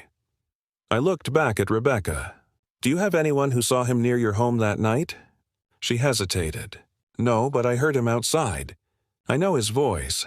Ms. Duran, I said, memory is fragile. Anger can change what we think we hear. In rare cases, I make a phone call from the bench. This was one of them. I picked up the phone and asked the clerk to dial the number for Reverend Carter. When he answered, I put it on speaker. Reverend Carter, this is Judge Sheindlin. Do you recall Mr. O'Quinn being at your church the night of March 12th? Yes, ma'am, he said. He was introduced to the congregation that night by Officer Lee. He stayed for the full service. Thank you, Reverend. The courtroom was silent. Rebecca's face went pale. O'Quinn just closed his eyes and exhaled. I hung up the phone. Well, I said softly, it seems we found where the truth was hiding. Rebecca tried to recover. Your Honor, he's manipulating them. He's fooled everyone. No, Ms. Duran, I said firmly. He didn't fool anyone. You did, including yourself. You let anger tell you a story, and you believed it. She looked at me with tears of frustration. I just wanted to be heard. You were heard, I said gently. You just weren't believed, and there's a difference. I took a deep breath. Here's the ruling. Your claim is dismissed, Ms. Duran. Mr. O'Quinn has provided credible evidence, and you have not. She started to speak, but I raised my hand. No more. This case is over. Then I turned to O'Quinn. Mr. O'Quinn, you won your peace today. Don't waste it by turning this into another war. Pick up your belongings, walk away, and leave this pain behind. He nodded quietly. Yes, Your Honor. After they left, I sat for a while in the empty courtroom. The light coming through the window had softened. The tension had dissolved, but something still lingered. The echo of two people who once cared, now bound together only by bitterness. I've seen this story too many times. People think justice will erase pain, but justice doesn't heal. It only clarifies, and sometimes that clarity hurts more than the lie. If you were Rebecca, would you have filed the report, knowing it might destroy someone's life? If you were O'Quinn, would you have found forgiveness, or would you have carried the wound of being falsely accused? It's easy to call yourself a victim. It's harder to admit when pain turns you into something else. Truth doesn't need to shout. It just needs to survive the noise. That day, truth survived. But it left behind two people who learned that sometimes being right isn't enough to make you whole. Some cases are about strangers. Some are about neighbors. But the hardest ones are when family stands across the aisle from family. That morning, two people walked into my courtroom. A woman, graceful but weary, and a young man, proud, defensive, refusing to look her in the eye. Adria Villardo versus Frank Villardo, I read aloud. Plaintiff is suing for $2,200. Money paid to bail the defendant out of jail. He looked annoyed, almost bored. She looked heartbroken, and in that moment, I knew this wasn't just about money. It was about respect, gratitude, and the painful debt called freedom. Adria Villardo, 48 years old. A hairstylist, independent, caring, and by all accounts a woman who tried to hold her family together. She had married Frank's father 10 years earlier, and though she wasn't his biological mother, she'd spent years trying to earn his trust and his love. Frank Villardo, 27. A computer designer, creative, intelligent, but with a streak of arrogance that often made trouble. He saw Adria as an intruder in his family, a woman who took over his father's house.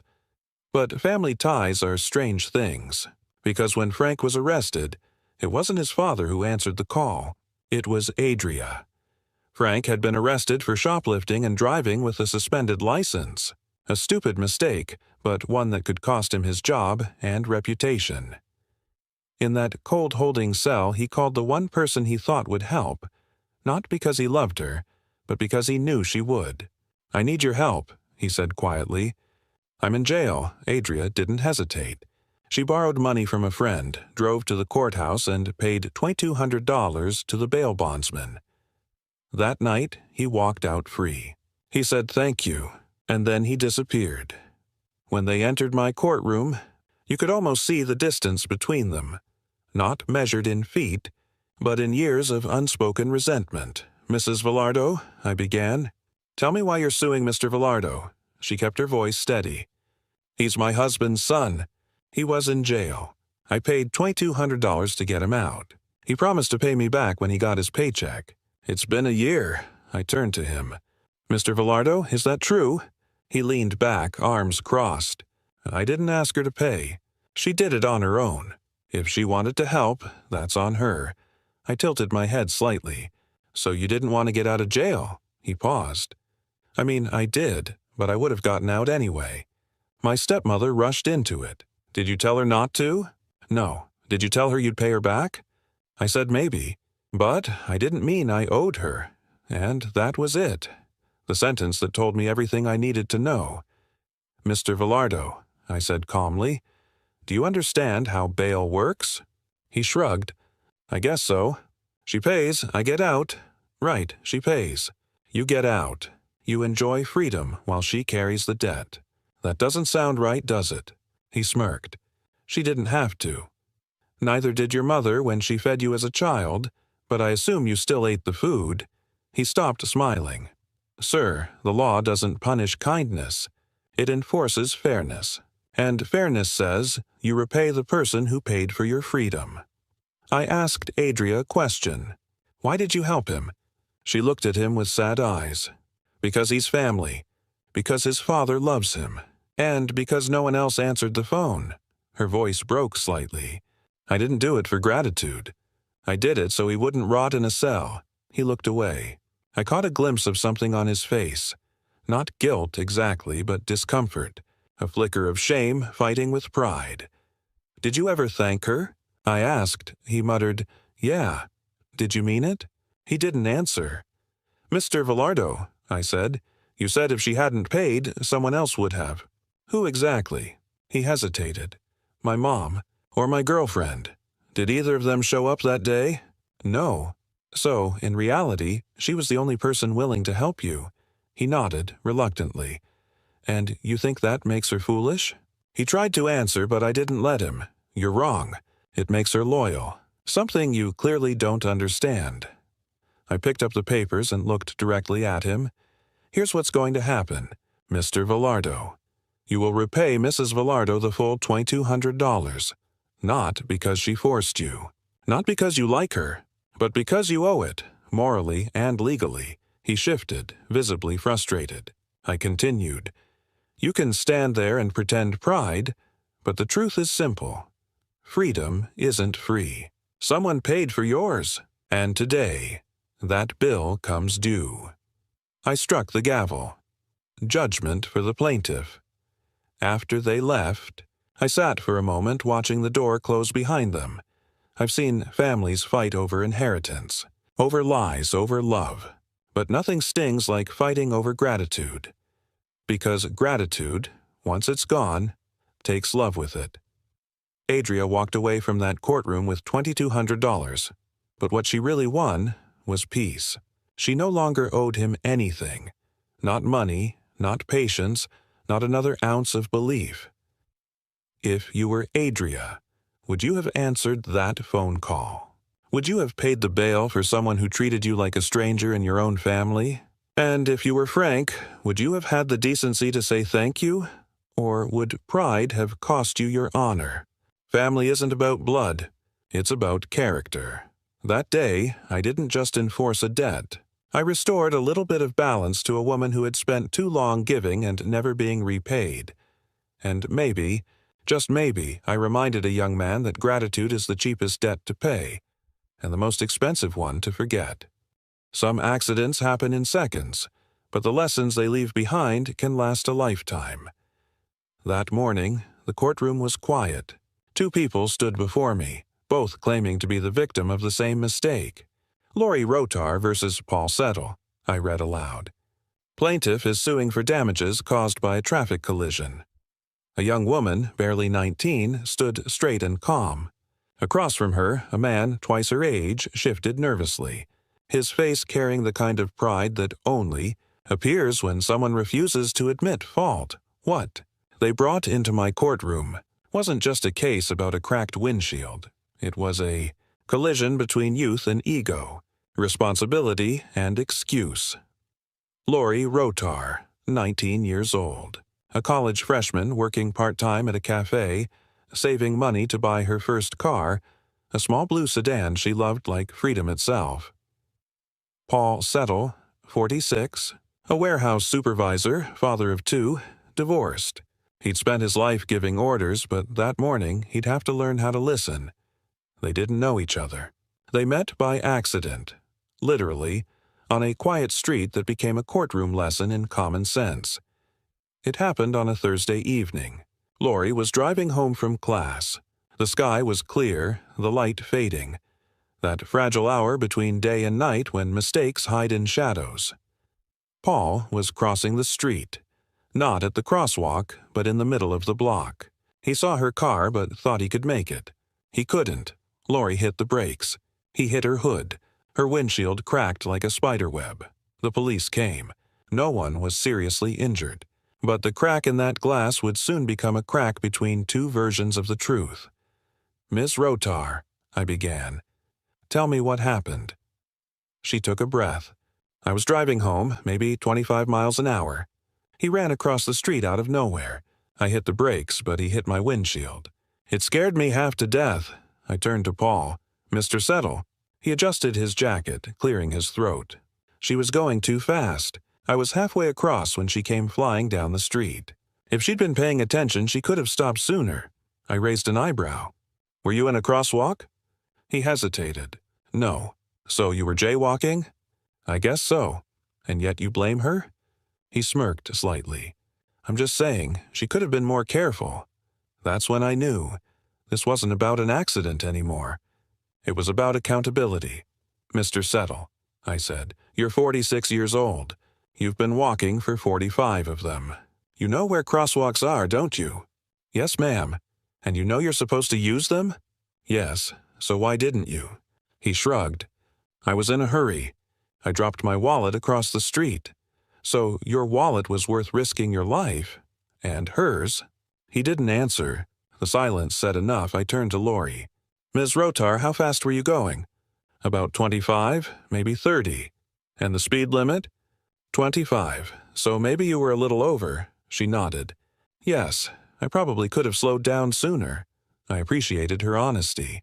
In that small confession, I saw more maturity than in all of Paul's excuses combined. I leaned back and looked at both of them. "Here's the truth," I said. "When you're behind the wheel, you're almost totally responsible for anything you hit, even stupidity." Lori blinked. Paul frowned. "But," I continued, "the law doesn't reward carelessness either. You, Mr. Settle, had no right to cross the street where you did. And you, Ms. Rotar, had a duty to drive as if someone might make a bad decision, because people often do." I saw both of them nod, each realizing that responsibility isn't something you share by choice. It's something reality assigns you. "Here's my judgment," I said. "The total damage to the windshield is $500. Each of you is 50% responsible. You will each bear half the cost, $250 each." Paul opened his mouth to argue.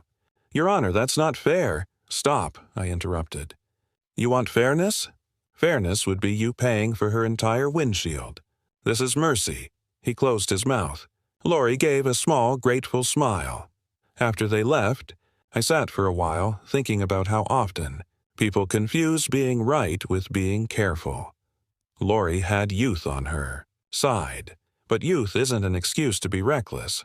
Paul had age on his. But age isn't an excuse to stop using wisdom. Between the two of them stood the truth. That common sense is the first law every citizen should obey. If you were Lori, would you have seen him in time? Would you have slowed down or trusted the green light more than your instincts? And if you were Paul, would you have crossed that street knowing the odds were against you? Every day, we cross intersections between what's right and what's convenient. Sometimes we get lucky, sometimes we don't. The law can fix glass, but it can't fix pride. That day, two people learned that wisdom isn't about who was right. It's about who could have been smarter. And as the courtroom emptied, I found myself whispering the same thing I say too often. Common sense. It's free. So why do so many people refuse to use it? Some cases start with betrayal. Some begin with lies. But this one began with trust and ended with a scar on a child's arm. That morning, I remember the courtroom being unusually tense. A mother sat on one side, her hands wrapped tightly around a folder of medical papers. Beside her, a boy no older than 9, sitting quietly, his small arm covered by a sleeve that reached too far. Across from them sat an older man, polite, quiet, but carrying the weary arrogance of someone who believed accidents just happen. Teresa Benson versus Edward Borkes, I read aloud. Plaintiff is suing for $158 for medical bills after her son was bitten by the defendant's dog. Sometimes a case is about money, but sometimes it's about the lesson that money can never pay for.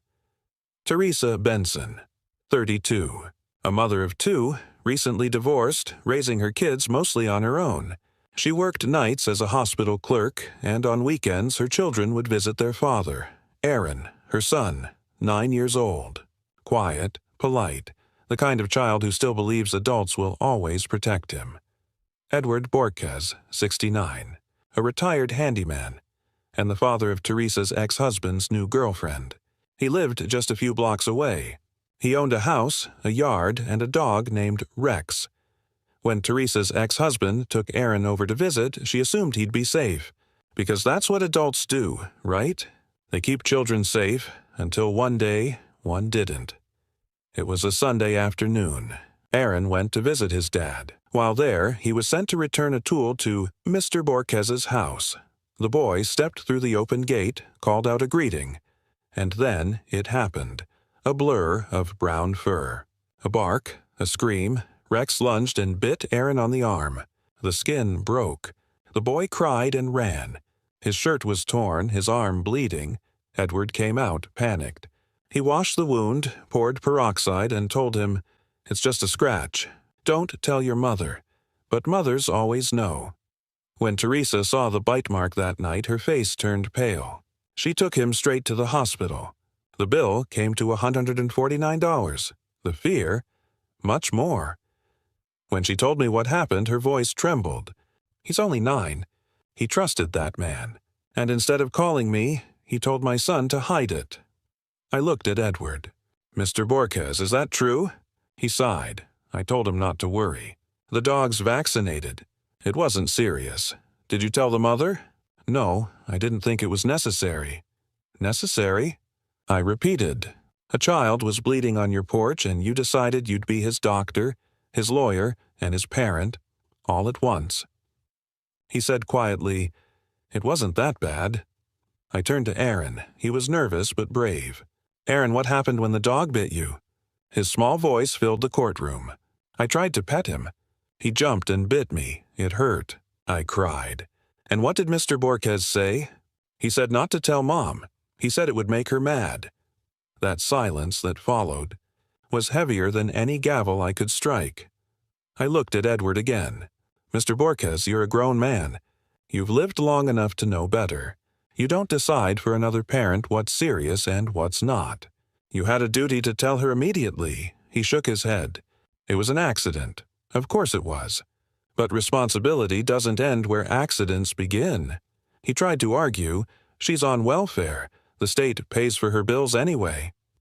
I felt the room freeze. That sentence carried all the arrogance that often walks hand in hand with indifference.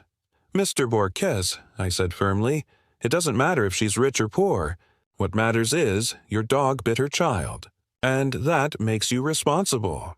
Sometimes children say things that adults should have said first. Before leaving the stand, Aaron looked up and said softly, "I still like dogs, but I don't want to go to his house anymore." His mother squeezed his shoulder. Edward lowered his eyes, and for the first time, I saw a hint of guilt replace the pride on his face. "Mr. Borges," I said, "this isn't about punishing you. It's about reminding you what trust means. That child trusted you to keep him safe. You failed that trust." He nodded slightly. "I didn't mean for him to get hurt." "I know," I said softly. "But accidents don't erase responsibility. They define it. The total claim is $158, I said. "That includes medical expenses, supplies, and compensation for fear and trauma." He nodded slowly. "I'll pay. And next time," I added, "you don't treat a child's pain with peroxide. You treat it with honesty." I struck the gavel. Judgment for the plaintiff. After they left, I sat in silence for a while. The courtroom was empty, but the image of that boy stayed with me. His small hands clutching his mother's sleeve, trusting the world to be kind again. I thought about how often adults forget that every careless act teaches a child something permanent. Some lessons are gentle, others leave scars. Children remember who protected them, and who didn't. That day, justice didn't heal the wound, but it told the boy he mattered. And sometimes, that's enough. If you were Teresa, would you forgive the man who told your son to hide his pain? If you were Edward, would you still think it wasn't that bad, after seeing that fear in a mother's eyes? We live in a world where people say accidents happen, but responsibility, real responsibility, means owning the pain you cause, even when you didn't mean to. You can't measure fear in dollars, but you can honor it with justice. That day, justice didn't roar. It whispered, quietly but firmly, that being human means being accountable. There are cases that come with noise, arguments, accusations, excuses, and there are others that come with silence, the kind that follows a storm. That morning, when I opened the file, I already sensed what kind of case this was going to be. Leilani Combs versus Natalia Kachura, I read aloud. Plaintiff is suing for physical assault and emotional trauma. The plaintiff, a young woman, sat nervously, her son beside her, barely 3 years old, clutching a small stuffed bear. Across from her sat the defendant, a woman in her mid-20s with eyes cold, guarded, but trembling beneath the surface. I looked at both of them and thought, this wasn't just another argument between women. This was a collision between pain, anger, and fear. Leilani Combs, 21 years old. A college student, part-time worker, and single mother. Her son, Jacob, was everything she had left after a failed relationship. Natalia Kachura, 25. A friend she met through mutual acquaintances. They weren't close, but they shared long talks, cigarettes, and the kind of fragile connection that loneliness often mistakes for friendship. It began with kindness. Leilani would stop by Natalia's apartment to use her phone, sometimes bringing Jacob along. But friendship turned sour, and one afternoon, anger replaced empathy. "Ms. Combs," I said, "tell me what happened." Her voice shook as she began. I went to her apartment to use the phone. We were fine at first. Then she started yelling, saying I was gossiping about her. Before I knew it, she pulled my hair, put me in a headlock, and started hitting me. I could see her hands trembling as she spoke. My son was there, Your Honor. He was screaming, trying to pull her off me. I turned to the little boy sitting in the front row. He was hugging his toy tighter now. I didn't need to ask him anything. His silence said it all. I turned to Natalia. "Ms. Kachura, did this happen?" Her jaw tightened. "There was a fight, yes. But she started it. Did you hit her?" She hesitated. "I defended myself." The courtroom grew quiet. You could feel the tension pressing on everyone's chest. "Ms. Kachura," I said slowly, "this isn't a playground argument. This was a violent attack in front of a child. Do you understand that?" She said nothing. I continued. "You put your hands on another person, in front of her 3-year-old son, and you call that defense?" Her eyes flickered, not with guilt, but with something else. The fear of realizing she had no control left to claim. Leilani wiped her eyes and said softly, "My son keeps asking, 'Mommy, is that lady coming back?' He wakes up at night crying. He says he saw her hurt me." Her voice broke. "I don't know how to make him feel safe again." I nodded slowly. Children remember what adults try to forget. They don't forget violence. They absorb it. I turned to Natalia. "Do you have anything to say?" She stared down at the table. "I'd like to speak to an attorney." And just like that, the wall came up, and the silence filled the room again. When someone invokes their right to counsel, I stop pressing. But that silence often says more than any confession. I looked at her, a young woman so consumed by pride she couldn't even apologize. Then I looked at Leilani, a mother trying to hold herself together in front of her son. In that moment, I realized this case wasn't about punishment. It was about breaking the chain of violence before it reached that little boy. I took a deep breath. "This case will be postponed. Miss Kachura, you may consult your attorney, but I want you both to listen carefully." They both looked up. Justice doesn't heal bruises. It only tells the truth about how they got there. If you want peace, you'll have to find it outside this courtroom, in the choices you make after today. After they left, I stayed at my bench for a while. Sometimes silence lingers longer than arguments. I thought about Jacob, that small child who had seen too much.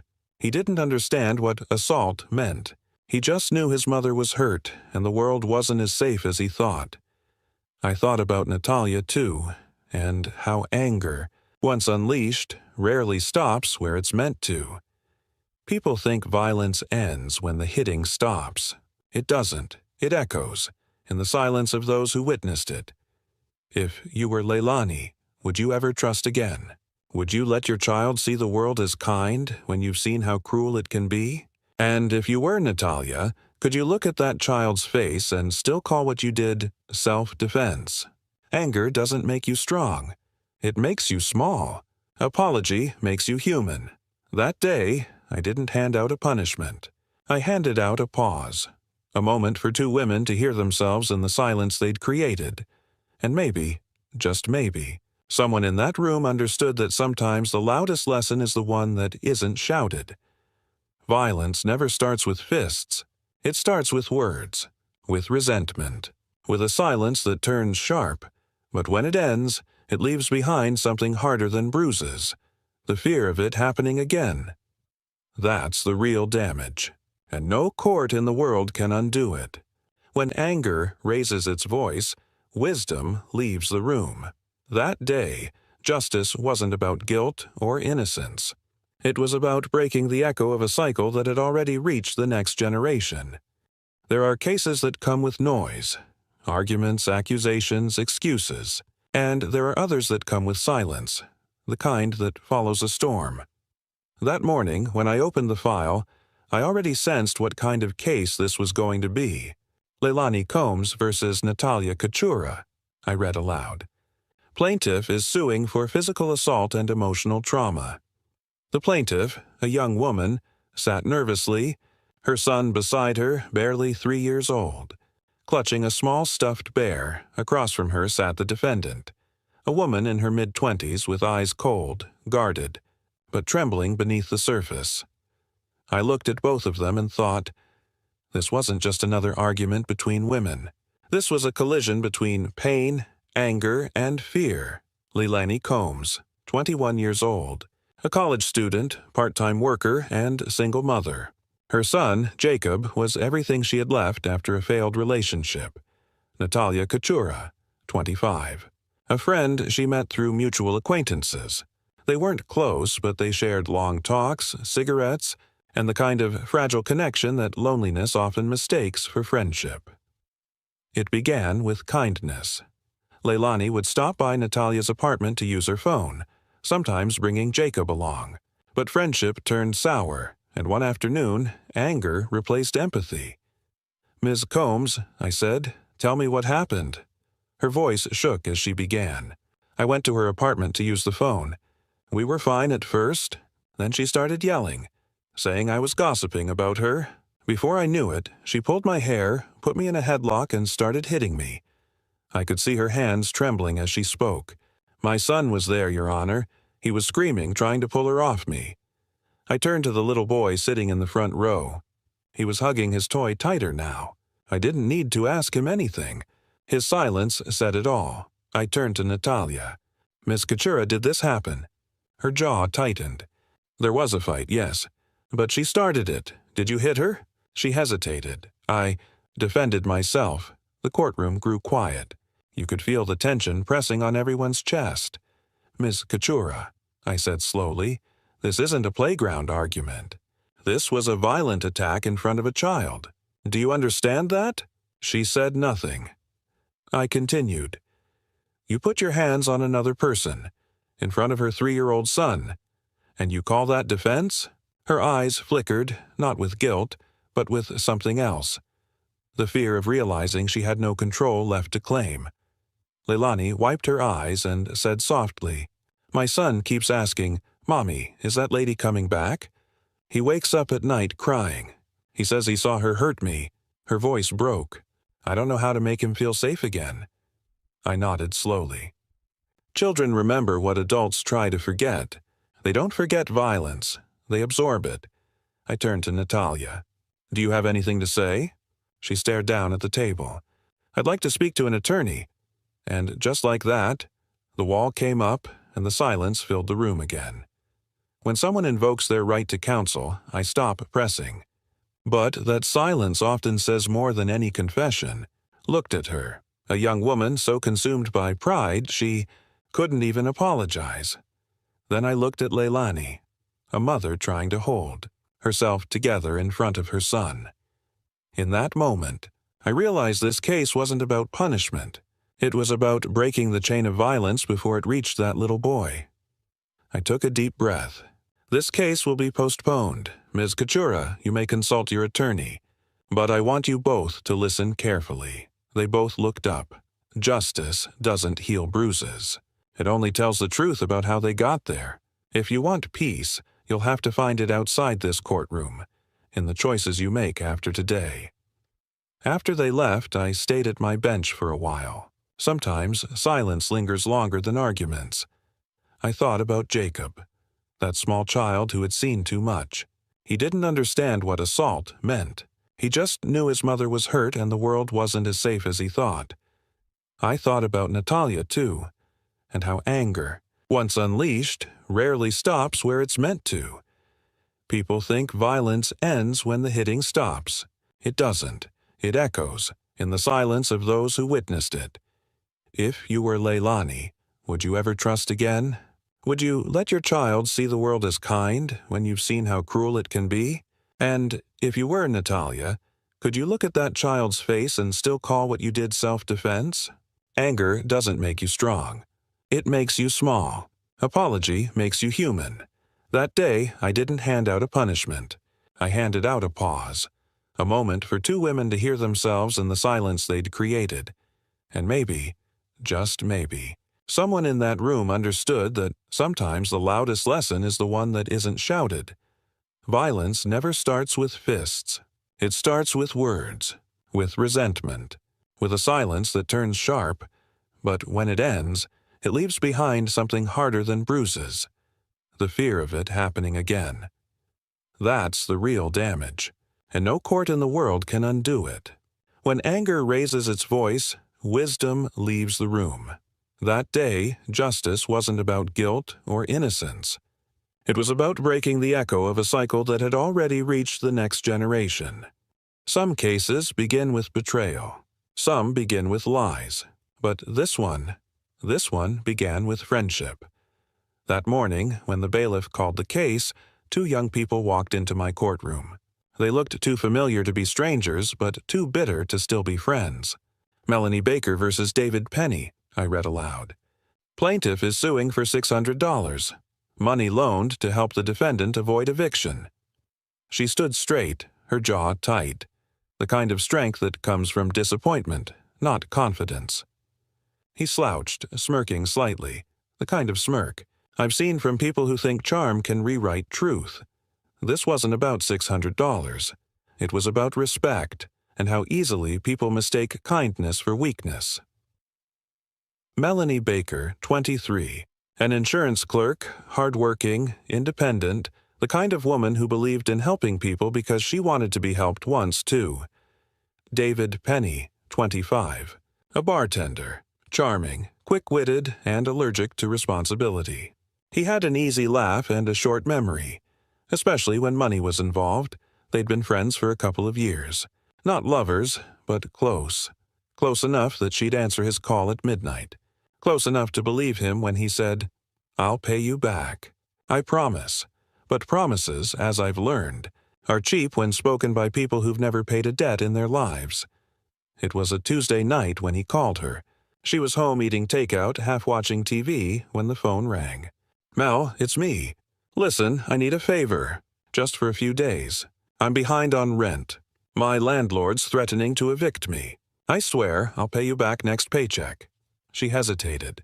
Not because she didn't trust him, but because she'd heard that same tone before. The voice of someone who knew exactly which strings to pull. But in the end, she said yes. Because that's what good people do. They help.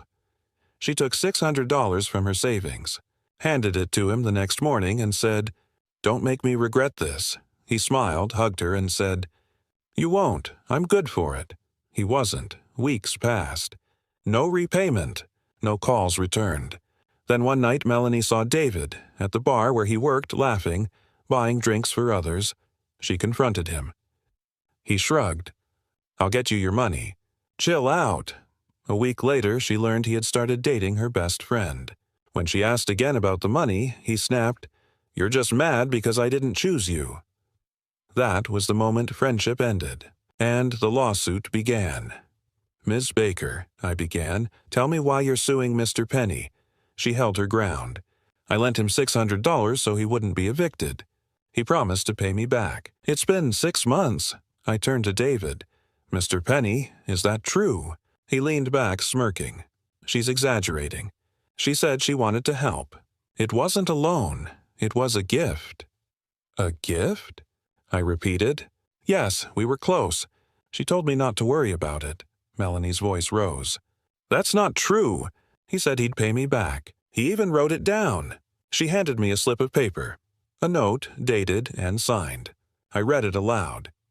"Thanks, Mel. I'll pay you back as soon as I can." "Dave," I looked at him. "So you did write this?" He shrugged. "Yeah, but I didn't mean legally. It was just a note." "Mr. Penny," I said, "words don't stop being real just because you wish they didn't count. That's not how responsibility works." He laughed nervously. "She's just mad I dated her friend. That's what this is about." I leaned forward. "No, this is about you taking money you didn't earn and pretending it came without strings." He rolled his eyes. "Whatever. That word. Whatever. I've heard it 1,000 times. It's the anthem of people who think maturity is optional. I tapped my pen. You're 25 years old, Mr. Penny. It's time you learned something. When someone saves you from the street, you don't pay them with insults. Ms. Baker, I asked, why did you lend him the money? She hesitated. Because he was my friend. Because he said he'd learned from his mistakes. Because I thought he needed help, not pity. Her voice softened. I didn't expect to lose both my money and my friend. I nodded slowly. That's the problem with lending to friends. You risk more than cash. You risk the friendship. I turned to David. Anything you want to say before I rule? He shook his head, muttering, She's overreacting. I stared at him. No, Mr. Penny, she's growing up. I straightened the papers in front of me. Judgment for the plaintiff, $600. He blinked. That's it? That's it. You owe her $600 plus court costs. And you might owe her an apology, but that's one debt I doubt you'll ever pay. He scoffed. Melanie smiled weakly, not because she'd won, but because she could finally close that chapter. After they left, I sat for a moment, thinking about how often I see this same story. Good people lending money out of love or loyalty, and learning too late that not everyone measures friendship the same way. Money doesn't change people. It just reveals them. David wasn't a villain. He was ordinary, the kind of man who thought kindness was a free pass. But every debt, no matter how small, writes your name in someone else's trust. And when you refuse to pay, you don't just lose the money. You lose your place in their heart. If you were Melanie, would you have lent the money? Would you still believe in friendship after being betrayed by it? And if you were David, would you rather keep the $600 or your dignity? Friendship isn't about owing nothing. It's about owing honesty. That day, I didn't just settle a small claims case. I settled a debt between two people, one who gave too much, and one who never learned what giving means. And when the courtroom emptied, I found myself thinking the same thought I've had for years. The law can make you pay, but only character can make you grateful. Some cases start with anger, some with misunderstanding, but this one began with fear. That morning, when the bailiff called the case, I watched a woman walk into my courtroom with quiet strength. She was composed, but her voice still trembled when she said her name. Across from her sat a man, older, heavier, arms crossed like he was still defending something that didn't need defending anymore. Colleen Bentley versus Daniel O'Brien, I read aloud. Plaintiff is suing for damage to her car caused by the defendant's outburst. The file said it simply, assault on vehicle. But behind those words was a story of fear, anger, and the dangerous illusion that violence can ever make things right. Colleen Bentley, 41 years old, dog walker, kind-hearted, meticulous, the kind of woman who double-checks everything, locks every door, and never drives above the speed limit. Daniel O'Brien, 46, engineer, husband, father of two. A man who loved his kids so much he forgot that love doesn't excuse losing control. They were neighbors, not friends, not enemies, until one afternoon turned their quiet street into a battlefield of emotions. It happened on a weekday afternoon. Colleen was driving her small sedan up the shared driveway to deliver a dog back home. The O'Brien kids were outside playing near the yard. Colleen slowed her car. She always did.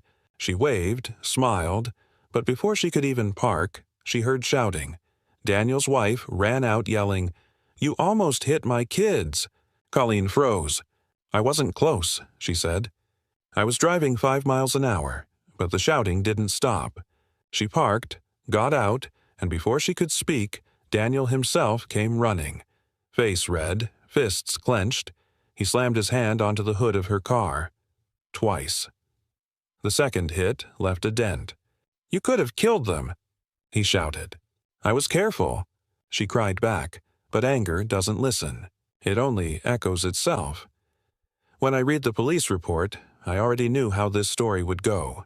"Ms. Bentley," I asked, "what damage was done?" She showed me the photos. A handprint-shaped dent on the front hood. Estimated repair, $500. Did you say anything to provoke him? No, Your Honor, I was terrified. He was screaming, red in the face. I thought he might hit me next. I turned to Daniel. Mr. O'Brien, is that true? He hesitated. I hit the car, yes, but I was scared. My kids were playing right there. She came too fast. How fast? Maybe 20, 25 miles an hour. Colleen gasped. That's not true.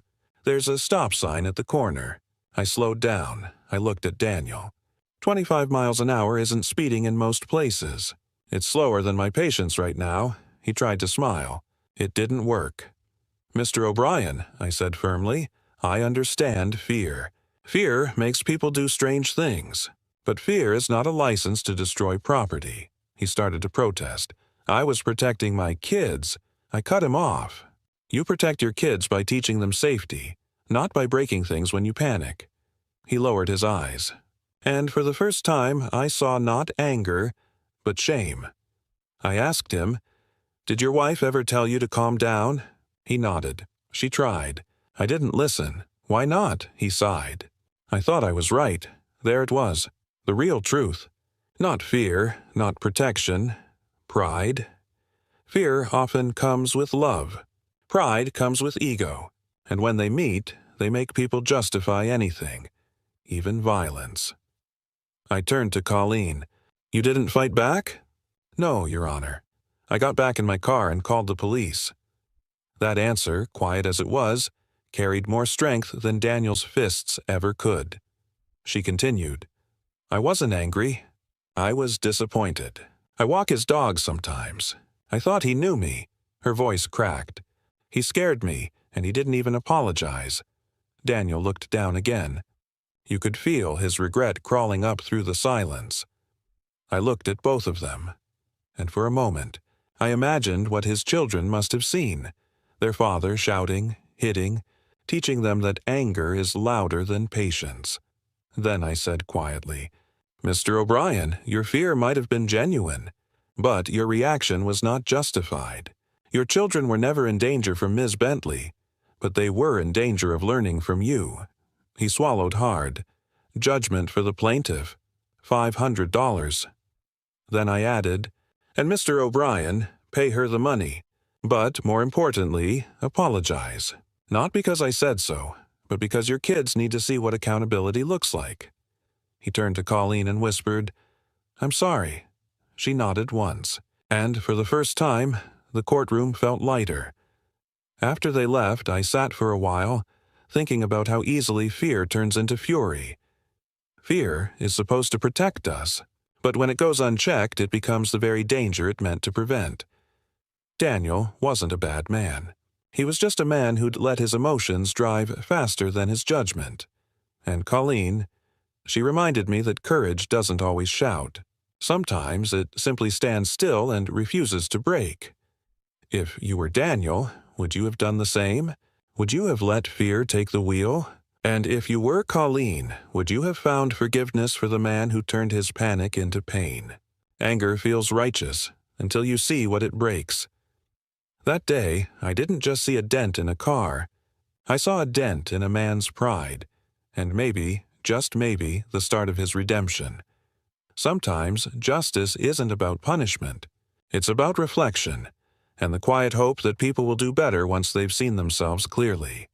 Some cases are about betrayal. Some are about money. But this one started with grass. It sounds ridiculous, doesn't it? 2 grown men, neighbors, standing in front of me arguing about blades of grass. But it wasn't really about grass. It was about respect, pride, and how quickly small annoyances can grow into something poisonous. David Scully versus Timothy Metcalf, I read aloud. Plaintiff is suing for assault following a dispute between neighbors. Both men stood tall, arms crossed, jaws tight, as if we were about to start round 2 of whatever battle had begun on their lawns. I looked at them and thought, here we go again. Another case where ego mows faster than reason. David Scully, 45 years old. Truck driver, hard-working, direct. The kind of man who says what he means and expects others to do the same. He lived alone in a small suburban house, took pride in his yard, and spent weekends cutting grass and washing his truck. Timothy Metcalf, 43. City employee, married, father of 2.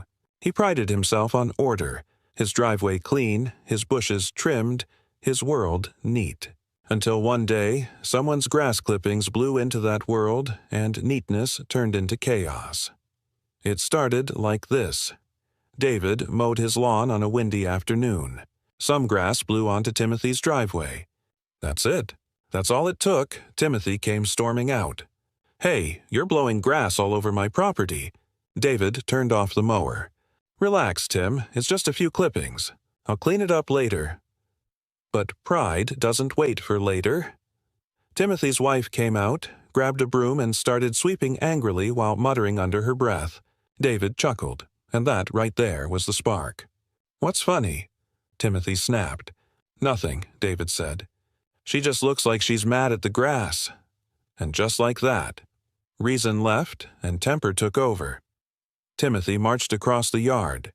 David told him to back off. Voices rose, words sharpened, and in an instant, fists replaced words. David said, "He hit me in the head with his phone. I stumbled back. My ear was bleeding," Timothy said. "He mocked my wife. He cursed at her. I lost my temper. I didn't hit him with the phone. I just pushed him. When I read the police report, it confirmed what usually follows pride. 2 statements, 1 truth somewhere in between, and a neighborhood too small for both. Mr. Scully," I said, "why did you laugh?" He shrugged. "It was just stupid. It's grass." She was sweeping like it was gold dust. I turned to Timothy. "And you thought that was worth hitting someone over?" He clenched his jaw. "He disrespected my wife. I was defending her. By hitting your neighbor with a phone." He hesitated. "I didn't mean to hit him that hard." I sighed. "Mr. Metcalf, you're not supposed to hit anyone at all." He looked down. For a second, his pride wilted like the grass he'd been mad about. David's neighbor, an elderly man, had seen part of the fight. He testified that Timothy had indeed swung his phone like a weapon. David stumbled back and shouted, "What's wrong with you?" Timothy's wife said through tears, "He mocked me. He laughed at me in front of everyone." I nodded. "Yes, and you both could have just walked inside. But you didn't, because anger loves an audience." I leaned forward. "Mr. Metcalf, do you like your home?" "Yes." "You take pride in it?" "Yes." "Then why ruin it with a reputation for being the neighbor who can't control himself?" He stayed silent. I turned to David. "And you? Was that laugh worth it?" He paused. "No, Your Honor." "So here we are," I said.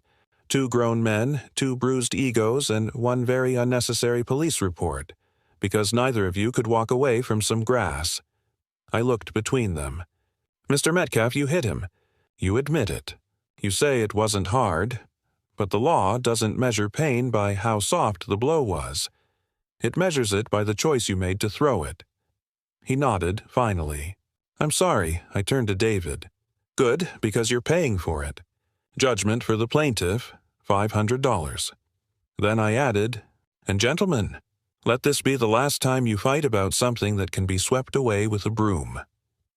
After they left, I sat in the quiet courtroom, thinking about how many broken friendships, broken families, broken lives, all started with something this small.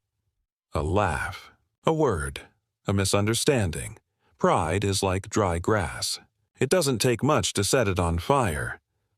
David got his $500 that day. Timothy got his lesson. And somewhere between their driveways the wind kept blowing, as if reminding them how foolish it all was. If you were David, would you have laughed? Would you have swallowed your pride and apologized instead? And if you were Timothy, would you have taken a deep breath? Or would you have swung that phone again? The measure of a man isn't how fast he reacts, but how well he restrains himself. That day, justice wasn't about who was right or wrong. It was about reminding both men that control is stronger than confrontation. Grass grows back. Pride doesn't, and if we let our tempers guide us, we'll end up mowing down everything that matters. Some cases are about money. Some are about pride. But this one was about a promise. When I walked into the courtroom that morning, I could feel the tension before anyone spoke. Two people once in love now stood on opposite sides of the law. The distance between them measured not by the width of the room, but by the silence of everything they used to say. Lavelle Brewer, Jr. versus Felicia Wilson. I read aloud. Plaintiff is suing for the return of an engagement ring, valued at $2,599. A hush fell over the room. It wasn't just a legal case. It was heartbreak under oath. Lavelle Brewer, Jr., 31. A software engineer, meticulous, ambitious, and maybe a little too sure that logic could fix everything, even love. Felicia Wilson, 27. A nurse, warm, passionate, and tired of giving more than she got. They met at a church picnic, fell fast, and within 6 months, he proposed with a diamond ring that glittered like the promises they both wanted to believe. But love, as I've learned, shines brightest right before it breaks. At first, they were inseparable. He adored her strength. She admired his stability. They talked about buying a home, raising kids, building a life. But soon, cracks began to show. Lavelle was controlling, always questioning where she went, who she talked to, why she worked late. Felicia said, "He didn't like that I was independent. He wanted to be my everything." Lavelle said, "I just wanted commitment." She wanted freedom. The arguments grew louder, the distance longer, until one day Felicia walked out, and the ring stayed on her hand. "Mr. Brewer," I began, "tell me why you're here." He straightened his tie. "She broke off the engagement, Your Honor. That ring was given on the condition of marriage. She didn't marry me, so I want it back." I turned to Felicia. "Ms. Wilson?" She sighed. "I gave everything to him. My time, my heart, my peace. That ring was a gift. He doesn't get to take that back." I raised an eyebrow. "So you ended the relationship?" "Yes. Why?" Her eyes welled up. He was controlling. He'd call me 20 times a day. If I didn't answer, he'd show up at my job. Lavelle jumped in. "She's exaggerating." "I cared about her safety." I lifted a hand. "Stop, this isn't therapy." "It's court." Lavelle handed me a small folder. Inside were letters, love notes, text printouts, and a receipt for the ring. "Proof," he said. She accepted it as an engagement ring. I looked at Felicia. She nodded. "Yes, I accepted it, but I didn't promise forever." "Actually," Lavelle said quietly, "you did." He handed me a card, written in her handwriting. "To the man I'll marry. My heart, my future, my forever."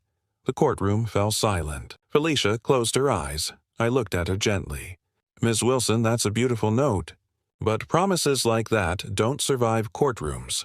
They survive commitment. And you ended that," she shook her head. "You don't understand. He scared me. He tracked my calls. He showed up unannounced. I had to end it." Her voice cracked. "I went to the hospital because of stress. I was diagnosed with bipolar disorder. He didn't help. He made it worse." For a brief moment, the anger in Lavelle's face melted into guilt.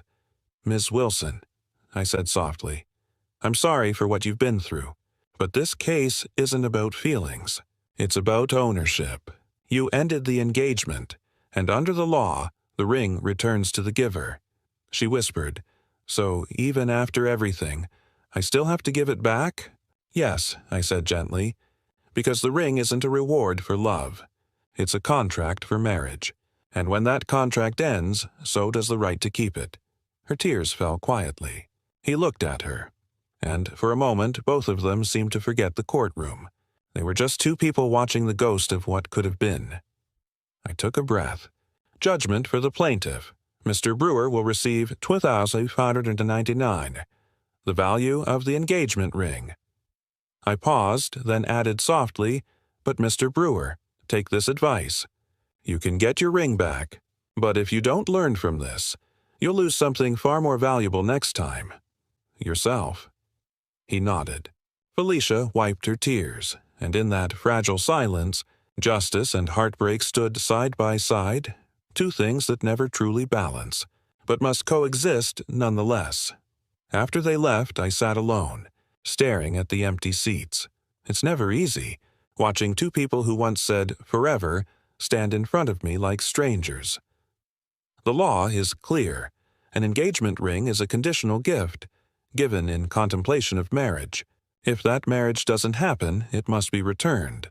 But clarity doesn't make it easier.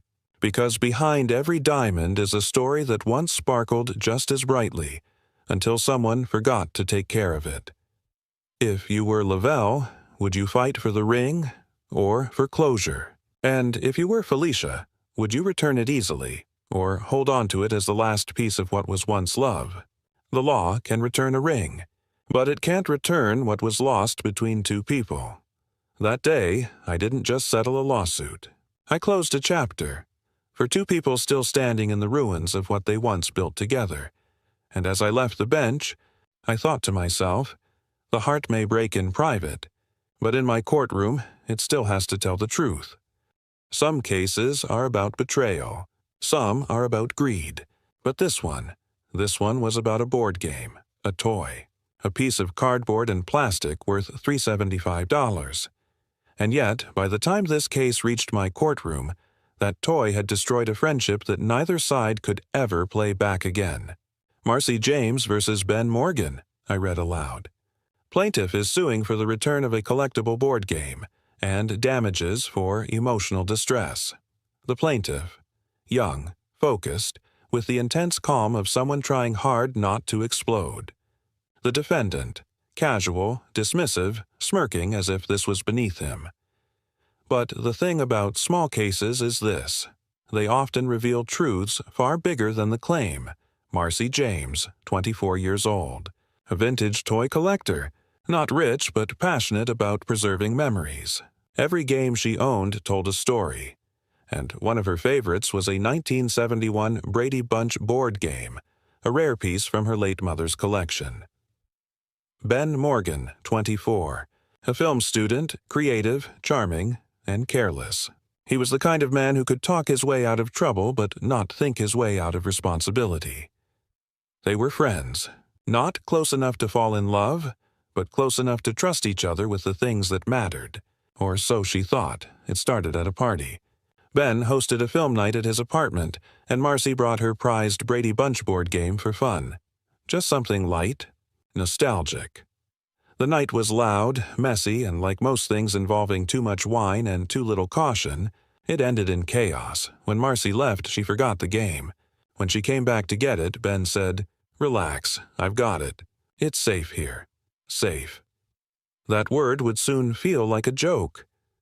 A few days later, Marcy called to pick it up. Ben said he couldn't find it. A week later, he told her he still had it, but refused to return it. "You broke my camcorder," he said. "I'm keeping your game until you pay for the damage." She was stunned. "What are you talking about?" He said, "You got drunk at the party. You fell with my camera. It's ruined." She denied it immediately. "That's not true. I never touched your camera."